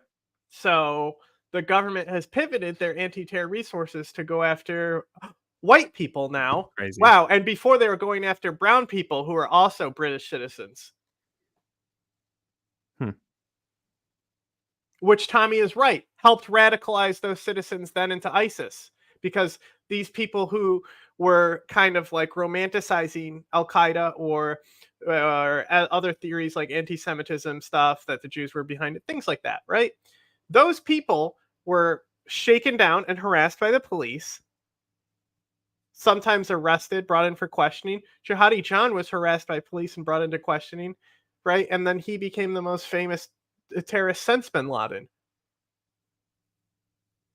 Like, that's the two people people will be able to reference. If you ask them about terrorism and they know anything, they'll be able to say bin Laden. Okay, who else? And then they might give you the Jihadi John because for a while it was just a great name for media presence, Yes, it really was. Marching in lockstep with a pre-planned strategy to destroy the will, confidence, and the they unmasked him just by his eyes, the spirit and the joy Seriously? of their own people. So in America for decades, I didn't know America's that. been doing this. This is why the country here is so demoralized. But think about the responsibility you have here in America, because other governments see what goes on here and they do it too when it works. They saw January 6th. They saw those grandmothers going into jail, and they saw people, just ordinary Trump supporters in there, the big flags, and somebody got carried away and carried out podium. Who cares? But they watched it, and now they're all doing it, and that's why people come here. That's why I'm here. That's why a lot of it, because what happens in this country really matters. It ripples out everywhere. And what's just happened to the people who love Tommy, and the reason they're afraid of him is that, that's true. He is correct, because there was other January 6th like events after January 6th, and the governments knew exactly how to counter them. Yes. So, maybe he is onto something here, huh? different places in the country, right? We have slightly different backgrounds, just a little bit. But It's Tommy has almost the like most January 6th exquisite wouldn't have and, worked. Powerful, persuasive, verbal If IQ. Like he's a brilliant. people had control over the National Guard that wasn't directly the president in DC. It's almost like DC should probably have its own National Guard that is, under like a governor and a state representative in the Congress who actually gets a vote. Maybe that would probably be a good idea, and then January 6th wouldn't happen. It's almost like these other countries that prevented these events had control over the police force that responded to these events and the militaries that responded to these events. I wonder what the problem is with America and why people were able to walk right into the Capitol screaming that they were going to hunt down and hang elected officials. Communicator, right? He's incredibly motivating. And I went to one of his rallies, and by far the best speaker of all. The cut that makes it go to black before it brings up and that's why the Zoom is so disorienting. What do you mean? When it cuts to Tommy, it goes to black, and then he appears. Oh, really? Yeah. And his fans, who and which it's is not really like a smooth the vast cut. majority, if not all, of the British white working class public, who are now the victim of a strategized, pre-planned campaign. To I rob love them of their that futures. Tommy Right? Robinson is allowed to call in, but Sam Cedar isn't with Tim Pool. Yeah, because he never does call in segments. This is like the first time I've seen one. Well, so maybe have you heard maybe it's his normal show. His thing with Sam Cedar and why he hates Sam Cedar is because he backed out of a debate with him when it was the middle of COVID, and he wanted Sam to come out, and Sam didn't know because they had already done online things, so Sam just assumed it was going to be that again. So he's like, okay, so we're going to fly you out this date. We just didn't like, and then he's like, no, I thought we were going to do a call, and Tim is like, he backed out because he's scared of me, and that was dishonest or something. So and then he did the ambush with Crowder. Yeah, and so it was Tim Pool didn't like that. Yeah, okay, so it was bad communication. No, Tim Pool knew that Sam Cedar wouldn't come because it was the middle of COVID. Right. So it was a trap to begin with. Yes. Gotcha. But Emma came, and then she didn't play poker with the boys, and he was offended by that. Oh, that's funny. After he called her a pedophile. She didn't want to stay and hang out with you. Oh, my goodness. I wonder why. Media and reason you don't see politicians talking about it, because you can't decaucanize Western civilizations if you show them the brutality of the folks they want to bring in and replace. Did he say decaucanize? It's happening all across the West. It's the same exact system, and it's no coincidence that it's happening globally. But there's a formula for it now. Is my point. They've got the roadmap to taking a legitimate, and if anything, long overdue. I mean, isn't it amazing that the native populations have taken this long to say anything? That's Christian forbearance for you. Have you guys seen Tucker Carlson when he was asked by that journalist in Australia about great replacement theory?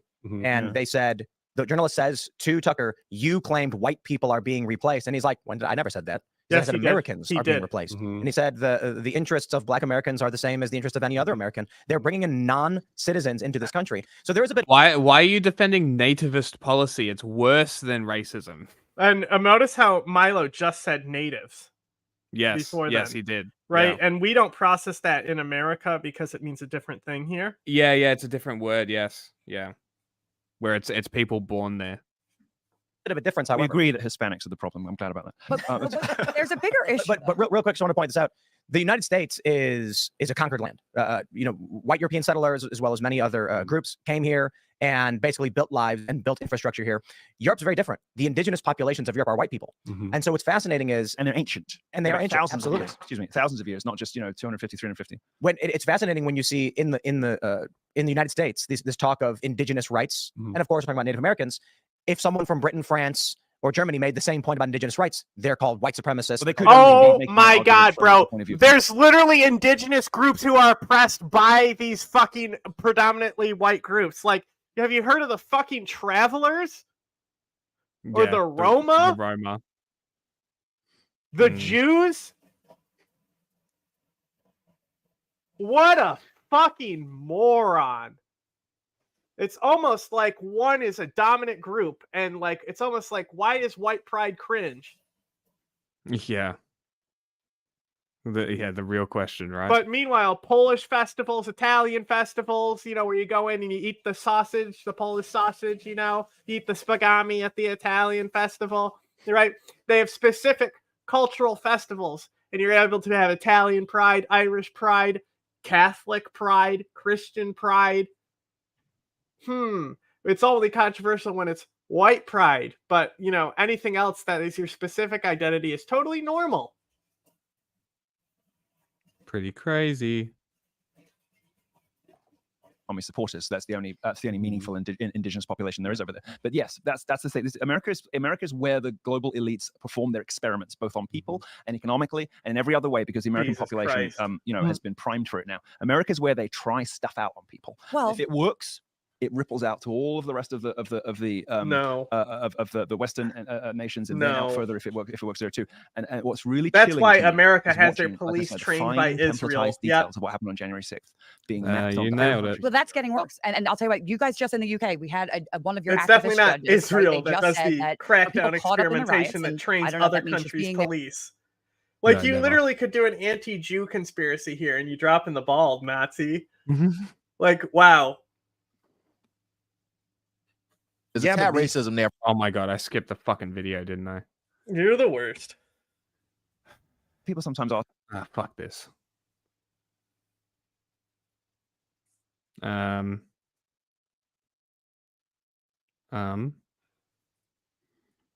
cleanser.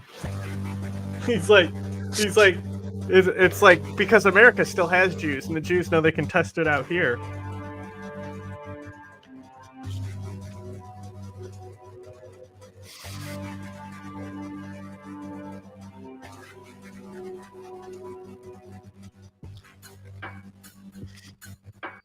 It's a lethal cat.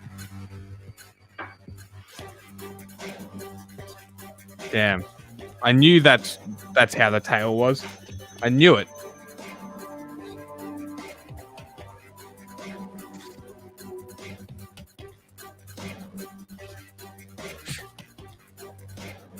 This is ridiculous.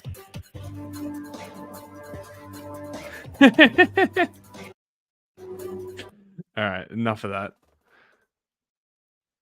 Arizona and Nevada now have abortion on the ballot. It's official for both of those states. Okay, I think this will be the last one. We'll finish on this one. So that, the easiest path for her to win, which is if she could lose Arizona, Nevada, I think North Carolina and Georgia, but if she won Wisconsin, if she won Michigan, and if she won Pennsylvania, she'd have a narrow electoral. What? We didn't watch a cooking video yet. And? I think we should look at maybe somebody doing a testing McCormick's chicken bag or poisoning go an on. entire church. Okay, you can do it. Okay. I have to pull up the list still. But my computer will lag out and then it will stop because I can't play videos. I don't have the video. Electoral college victory, although probably lose the Senate. But now, multiple paths to victory with North Carolina being a toss-up. So Trump's probably thinking, with RFK, with him being on the ballot in North Carolina, this helps him a little bit, although I'm not sure how much in the final estimation of things. Well, I think, I don't even know how much calculation they have to do, as much as we're just gonna throw everything against the wall at this point. I mean, I think they've got to be in some type of fairly big panic mode over in Trumpville, because in part because he's having such a sort of psychotic meltdown, and they didn't seem to have planned any, there was no contingency for what they kept saying should happen. They really outsmarted themselves. I mean, this is about as dog catching the car as it gets, except for in this instance, the dog bit the car, you want to watch food slammed now? his face into the rear bumper. It's fine that I host this because hopefully I can jump around to the parts that I know are good. Mm-hmm. All right, we've seen his dumbass intro already.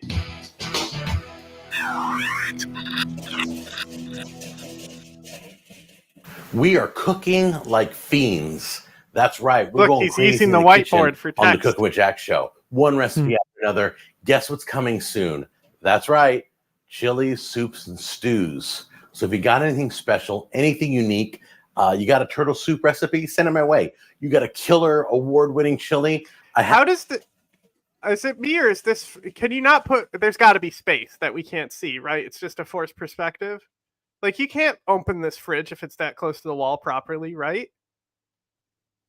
Like, that door is gonna, like, the handle alone is gonna, like, make it so you can't open that door all the way. Why would he have a fridge that he can't open?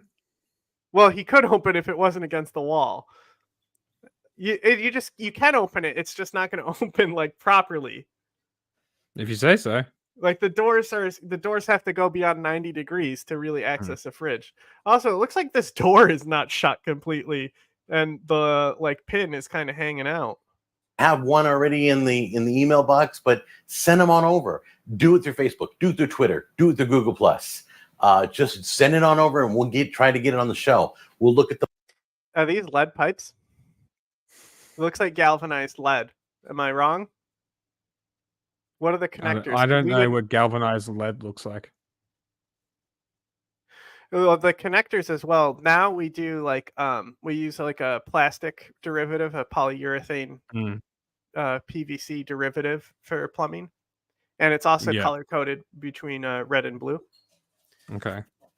But these pipes, you know, what is I'm not familiar with plumbing that old to like be in a house, because like we do our own plumbing. The mom will try to pick out what we think is the best. No, I think lead poisoning should be something that's considered with this man. Okay. Right now, though, we're doing a product review. It's called Bag and Season. Bag and Season. Great text plate, Ms. Smith. You couldn't put it in the light space down here or anything like that, Jack? Oh, wait, this is just leftover from the whiteboard. You didn't change the layer. An original chicken. Now, I haven't used a bag there it is, and back seasoning, again. a prepackaged thing like this since I was probably that big. My mom used to do this thing called shake and bake. That's right. I think they still have it. Never heard of it. And you put it in a bag and you shake it up and then you bake it. Well, that's kind of what this is. And somebody asked if I would review it. It's from McCormick, who does lots of seasoning. So we're going to see if it's any good. And I'm going to put it side by side. So I'm going to do half a chicken in this and then another half a chicken in my regular gourmet seasoning that I have. The best gourmet seasoning you'll ever taste. And we're going to see if there's a difference. I'm not looking to say mine's better than this. That's not why we're doing this. I'm just doing a lazy season with mine on chicken in a pan and then using their bag and seasoning and seeing if it's moister, if it has a good flavor. I'll let you know if this is good. Once again, we're not here to knock this. We're here to see if it's good. Oh, it looks like there's 2 pouches. Okay, you cut here, and that's the cooking bag up front. See, there's 2 cuts. You cut that, and you cut this for the seasoning. All right, so let's open this up carefully. Pretty nice size bag. I'm going to place the chicken in there. 1 piece down there. 1 piece in there. And in between the chicken, move that over. In between the chicken, I'm going to put some celery in there. And some carrots. That's it? Okay, there's a little more now. Okay. There we go. Nice and tight. And then it says just to poke. Are you going to, are these going to be eaten with the chicken? Or do they put in there because you think it adds flavor or something? Because, if you're going to eat it with the chicken, you at least need to fucking, half this piece of carrot specifically. Or just use baby carrots, if you're lazy. 4 little holes. So I'm going to snip 4 little holes with the scissors. Yep. We're going to do the best. Yep. Jack, please tell me you're not fucking working with chicken with a fucking ring on your finger. Jack, did you take this off before you touched that chicken? We're going to do the best gourmet seasoning you'll ever taste. This is how I normally would do it. By the way, you cannot buy it. It does not exist anymore. This is a lie. You can't click there. Those carrots are so big, bro. That would be it. And then I would just throw that in and what? Flawless. Season in the oven. So let me get the oven started. Okay, if you're just doing, bro, look at how much seasoning is on this specific carrot. You know, Like this one and this one absolutely fucked with seasoning. There's like parts that aren't seasoned on the chicken. It's just in big clumps. That's not how you fuck it. Bro, you have to like, first of all, you should season, you should throw, if you want to season a whole chicken like this, throw it in a fucking plastic bag and shake it. If you, or better yet, a bowl and just fucking. Yes. Doing the chicken in the bag recipe, 350 degrees for 30 minutes, 2.5 pounds of chicken that's seasoned with some vegetables. I'm going to cook a little longer because I'm putting them side by side, so it's going to take longer to cook. Anytime there's meat involved. Okay. You know about foreshadowing, right? Sure. He said, I'm going to cook it a little longer because there's two involved. It's going to take longer to cook, right? So this is like, you know, food math where he's supposed to be in like, oh, I'm adjusting my time because there's two things in the oven. Yeah. You want to just let it sit That for a few looks minutes. awful. Look at the fucking clumps of seasoning. So we're going to let this sit for about 5 minutes. Gonna cut this open. Wow. Okay, I can tell you right now, I haven't even cut it open yet. There's steam coming out. The seasoning, though, is Jack, did you look at the instructions on how long to cook the chicken that's in a bag and put your chicken that's just raw in there against a steamed chicken? Like, how do you cook these equally if one is being steamed in a bag and one is just open broiler or open, like, under bake? definitely smelling good. Take a look. I have to say, this looks more attractive than that. No shit. This So one's we will not see in a few cooked, moments. Jack. Okay, That so let's chicken cut is into not- the thigh here. Bro, you can see the pink in it from the outside. That chicken is not cooked, Jack. Let's see what we got. Oh, you can see the juice gushing right out. Let's pull the skin back and show you. Raw. Pink, pink, pink. This is pink hued. This is pretty pink hued. Very little of this, I think, would meet temp. If you should have temperature checked these chickens, and when this one was up to temp, you could have taken it out and let this one cook more. See how moist that is? Yeah, because it's raw. The juice is running, right? Cut a piece of that right off. Leave that right there. Now let's cut into this. We'll pull the skin back. Look at how oh my much. god! Just look at how much the better. difference. Just the difference between them. Oh my god! So like you can see, like this back here, this is filler, right? So that's why it looks a little lighter. Here's a filler pocket that's deflated.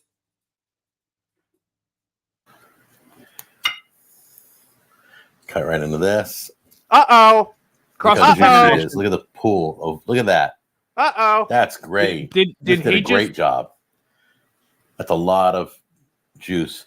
Didn't cook well right there, so I'm not going to eat that. See how that is? None of it That's cooked when well. you cut in and All you of test your your chicken meat. is under. Shouldn't be red like that. This is okay to try though, so I'm going to try this piece here. Do Now, I not wanna try give you a that. cooking Bro, tip. It's you really simple. literally If there's put a spot of fork red in your raw chicken, chicken, when you cut into then it, the other literally- one. Now, I will say this. That was 100% a vein that does come in the chicken. So, like, we'll get chicken wings sent back to us because there's like a vein running through it, so it looks bloody. Yeah. Because it actually is blood and not actual like. Yeah. But still, you still should return that chicken if there's a vein in it and it is pink and bloody. You Yeah, still should yeah. because the blood can potentially have like Salmonella. 1 minute in the microwave, boof, just pops it right out. It'll cook Just use a thermometer, bro. it the rest of the way. It won't dry it out. That's a good tip. I promise you it'll work. And don't panic. It's not a big deal, okay? All right, so let's try this one first. I'm going to try the McCormick one, which is dripping like crazy. With no Why go. did you season it if you were going to take the skin off, Jack? Fork clacking against the teeth.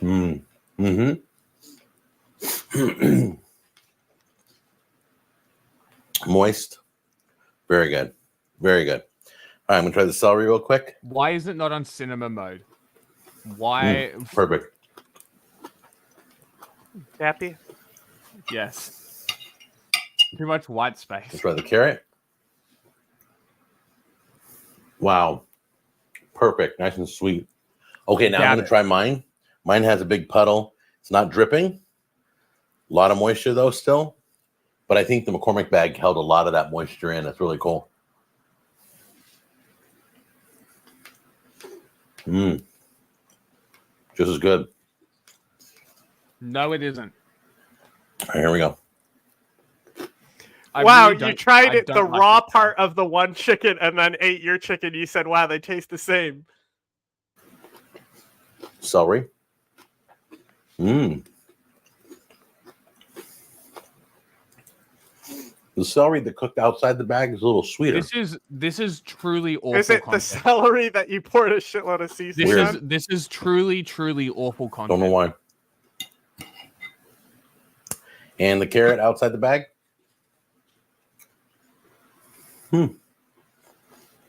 Tastes like the a center carrot. is a little firmer, but it's still enjoyable and perfectly cooked. Maybe if you cut the carrots to nice size, job. you'd be fine. All right. Last test. I'm going to take a piece of the skin because that's where most of the flavoring is. You don't like the skin, take it off and then season your meat so it'll get into the meat. Stop biting your fucking fork, bro. What are you, a caveman? All right, that's good. I gotta say, the logo in the corner here, the CWJ, looks like an indie wrestling promotions logo. Success. The McCormick, what is it, the chicken season bag? Is that what it's called? Yeah. Get one of those. I think it was like $1 and change. But wow, a lot of flavor, a lot of moisture. Pets. What? They like to go get it. Pet parents, they like to get it delivered. I just want to show Thankfully, you this without brisket. Okay, skip to the end. I don't want them to know the recipe before the event happens. Okay, so it's all awesome ingredients. We've got salt and pepper for taste. 2 cans of pinto beans. This is some of the magic. Where's your mayonnaise, This is Jack? Chipotle's in adobo sauce. This is where the heat for my chili is coming from right here. And that's it. I'm not putting any chili powder in or anything. You know this minced garlic, the pre-minced garlic. You know it goes bad over time, right? It's not an infinite shelf life thing. Sure. This is like, who's using this? It's going to be the smoky goodness of this. And then if I need chili powder, I'll put it in. But as far as I know, this is the recipe. Final recipe will be down below. Oh my god, I And then literally got a want can to of fucking blow corn, my brains out. I tomato fucking paste. hate this so much. Why? This is awful. It's just chili. This is shit content. This is IPA these are beer. shit videos. Lagunitas. This beer is an IPA. This is what I use on my sausage sliders. Remember? Did And you it know it's foamed an up, IPA? got all caramely tasting. This is an amazing beer to cook with. Okay. What do you think about the amount of beans? Then you got diced tomatoes. You got 3 things of black beans, garlic, 2 jars of Why your are we salsa, watching? whatever salsa you like. We're gonna dice up an onion. I've got sweet Italian sausage. And then let's clear this off because this is what's going to win it for me, I think, is this beautiful smoked brisket.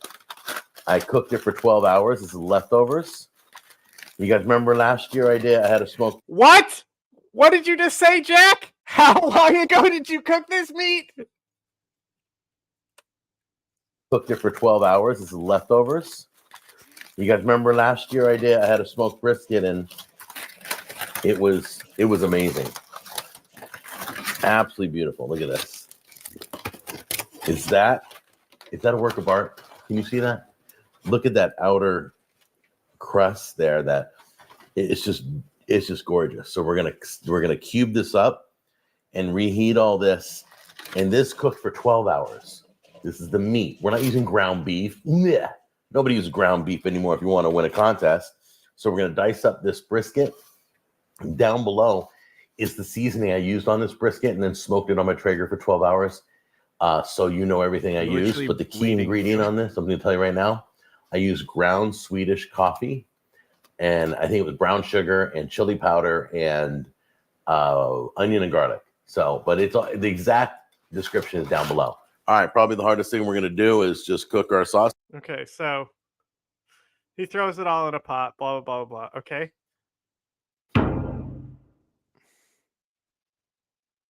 Okay, so this is the competition over here. All the teams are getting ready for 7-on-7 football. Station Camp's here, and beach football's here, and Cane Ridge is here. So it's going to be interesting. And the young adults from church are here who think they're going to have a chance. All right, so let me show you what the table looks like, guys. All right, there's all your spoons and all your cups. And I'm not going to tell you which one is mine. I won't tell you which one is mine. We get it, Jack. Not at all. I can't tell you which one. Yeah, say it a fourth time. And here's the other one. There's number 2, number 3, number 7. Hey, what happened to 4 and 5 and 6? Oh, here's 5. Okay, we're kind of out of order here. 12. It makes me nervous. Don't do that. 14, 10, 15. It goes all the way down. There you go. You got all these going. Now, who's doing the judging? Who do we know? Everybody. Everybody's judging? Yep. Oh, okay, cool. Every child, adult, teenager on my watch. Okay, guys, so here's the deal. I'm at the chili competition, and I can tell you right now I'm not going to win. Let me tell you why. Because you're using a rotten brisket, Jack. Number 1, I don't cheat. But number 2, my meat was green. They're letting everybody here vote which one they think is the best, and I don't think that's good.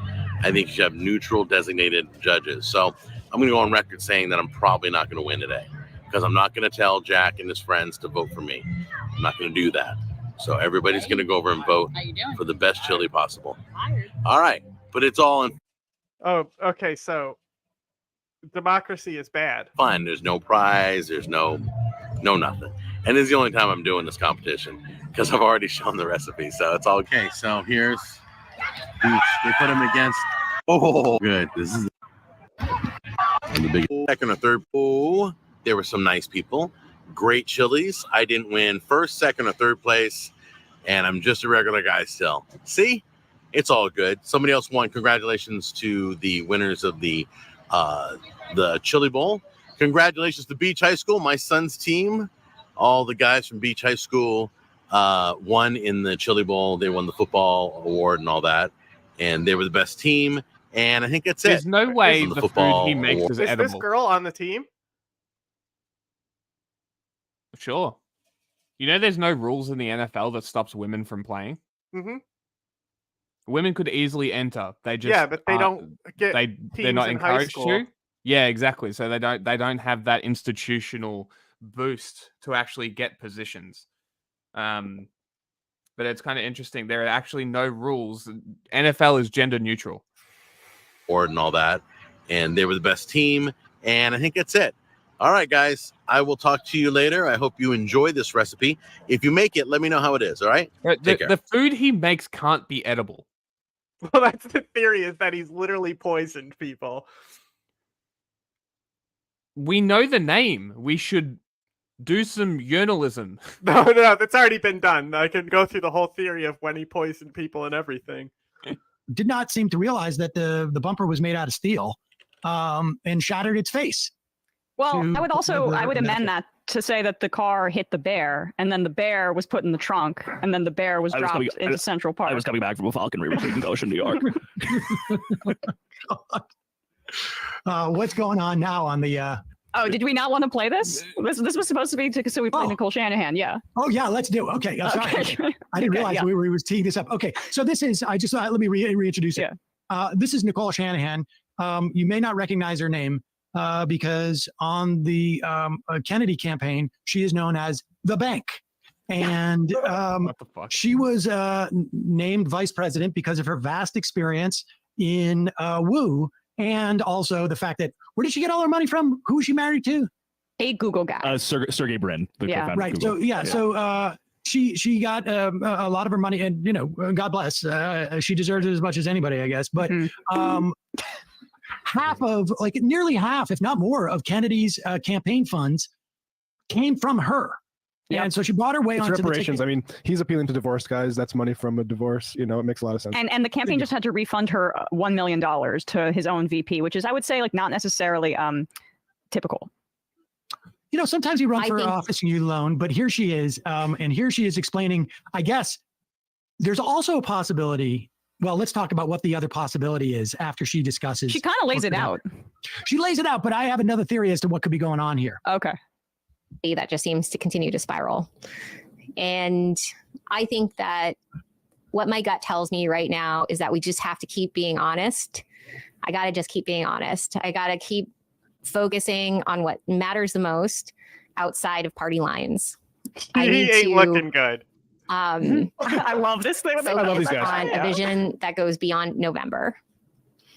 And if that means that we stay in, and, you know, there's benefits to staying in. If we get over 5% of the vote, we actually establish ourselves as a party. 71% of Americans want a strong third party with a real shot at winning. There's even public funds available if we get over 5% of the vote. So we could get, I think it's like $13.5 million in public funds to keep the party going. And that's, you know, that's worth something. That means it's worth $13 million for a real third party election in 2028, where we don't have to go around and spend tens of millions of dollars on ballot access of my money, which means that we can spend all of that time and money campaigning. So, you know, there's two options that we're looking at, and one is staying in, forming that new party, but we run the risk of a Kamala Harris and Waltz presidency, because we draw votes from Trump, or we draw somehow more votes from Trump. Jesus, God. Or show some expression. We walk away right now and join forces. Wait. Oh, sorry. We can go ahead, Bradley. We draw votes from Trump. We draw somehow more votes from Trump, or we walk away right now and join with forces with Donald Trump, and you know, we walk away from that and we explain to our base why we're making this decision. Not easy. All right, we don't need to hear how she's agonizing over this, question. But the fact is, this is the first interview. There was a second one that she did yesterday on ABC, following up and basically reiterating this. I mean, so it's pretty clear this is what's out there. Now, it's weird when you hear this conversation, the words Bobby Kennedy, RFK, completely absent. I mean, aside from also policy stuff, I mean, completely absent from everything she's saying. It's quite possible she's out there to sort of like test balloon this to see how much Kennedy's family will disown him, who will abandon him. Apparently, there was at least one major fundraiser or donor who basically said, "I'm out now. I'm out." Like it's become clear what's going on here. It's also conceivable that Shanahan is doing this to basically say to Kennedy, like, if you want more money, like this could be a leverage thing. You know, like she's got a lot of money. And well, you're right, because it was announced earlier this week he had $3.9 million left in cash on hand, 3.5 million in. What happens now that RFK has joined with Trump? Does he just lose all that money? Does he have to forfeit it? Does he have to return it? Like what's the actual policy here? Does he give it to Trump? Great question. I'm interested. Debts. And then earlier that month, as I mentioned earlier, he refunded Nicole Shanahan, his running mate, $1 million. So he's basically running on fumes at this point. If that, I mean, he may need, when you have a campaign like this, it's not like you can stop spending on a dime. Like you've already made commitments, et cetera, et cetera. And I don't think he wants to be in debt after this whole thing. So who knows what's going on with that. And, I think part of the reason why people were voting for Kennedy, I don't know, maybe there are soft Trump voters who would return to Trump after, sort of like I understand why there may have been some Democrats who are voting for Kennedy, the Kennedy name, but also the idea of like, I don't want to have to choose between two really old guys. But if you're still voting for Kennedy and you're taking away, like, how do you know that you're taking away from Trump? Like, I mean, it's like you may be just taking away from the idea that this is an old guy and they don't want to go there. They don't want to vote for Democrats. So they just may stay home, is my point. Like those votes don't necessarily go to Trump. That's a fair analysis. Yeah. Honestly, that's a fair analysis. Would the Kennedy voters even vote for Trump? Maybe not. Some of them definitely. Maybe not. Maybe they would stay home. Maybe they would vote for the Democrats now that Kamala's up. Who fucking knows? Whatever the watch Russell problem. Brand today. Right. Well, did Russell Brand say it? No, I mean, he's an RFK guy, but kind of like Trumpy too. So like all those people, that's who I imagine as the RFK guys is like the sort of nonconformist, but those guys crunchy. have to. Yeah, but those guys have to like. I think there's a percentage, but I don't think it's as big as one would think because I think that like there's nothing that's changed about Trump.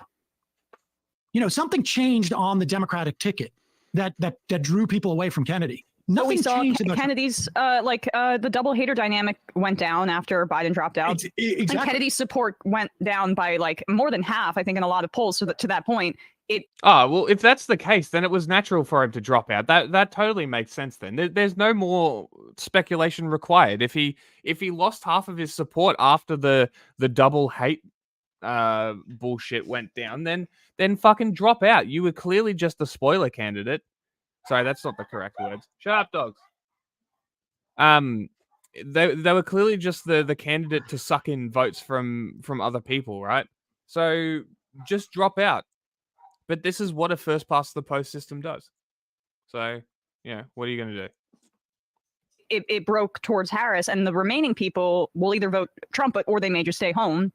So that's my point. Is that right? that Trump's not doing anything different. That would keep them from being now a single, hater on some level, or a double hater, essentially. Like they're still double haters. The people voting for RFK are still double haters. It's just that there were fewer of them when the 81-year-old guy dropped out. I think that's good. I need to get ready. Oh, fuck. I think we'll call it there.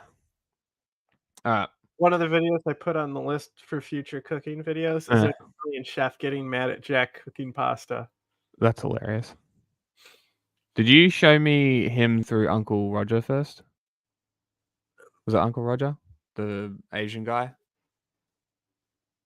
I don't know if Uncle Roger has looked at his videos. I can't imagine he's doing any Asian cuisine because it doesn't have mayonnaise in it. True. Too simple. Sometimes naive. Okay. We will see you guys on You are garbage. Monday. Okay, you're garbage. Thanks for watching. Talk to you later.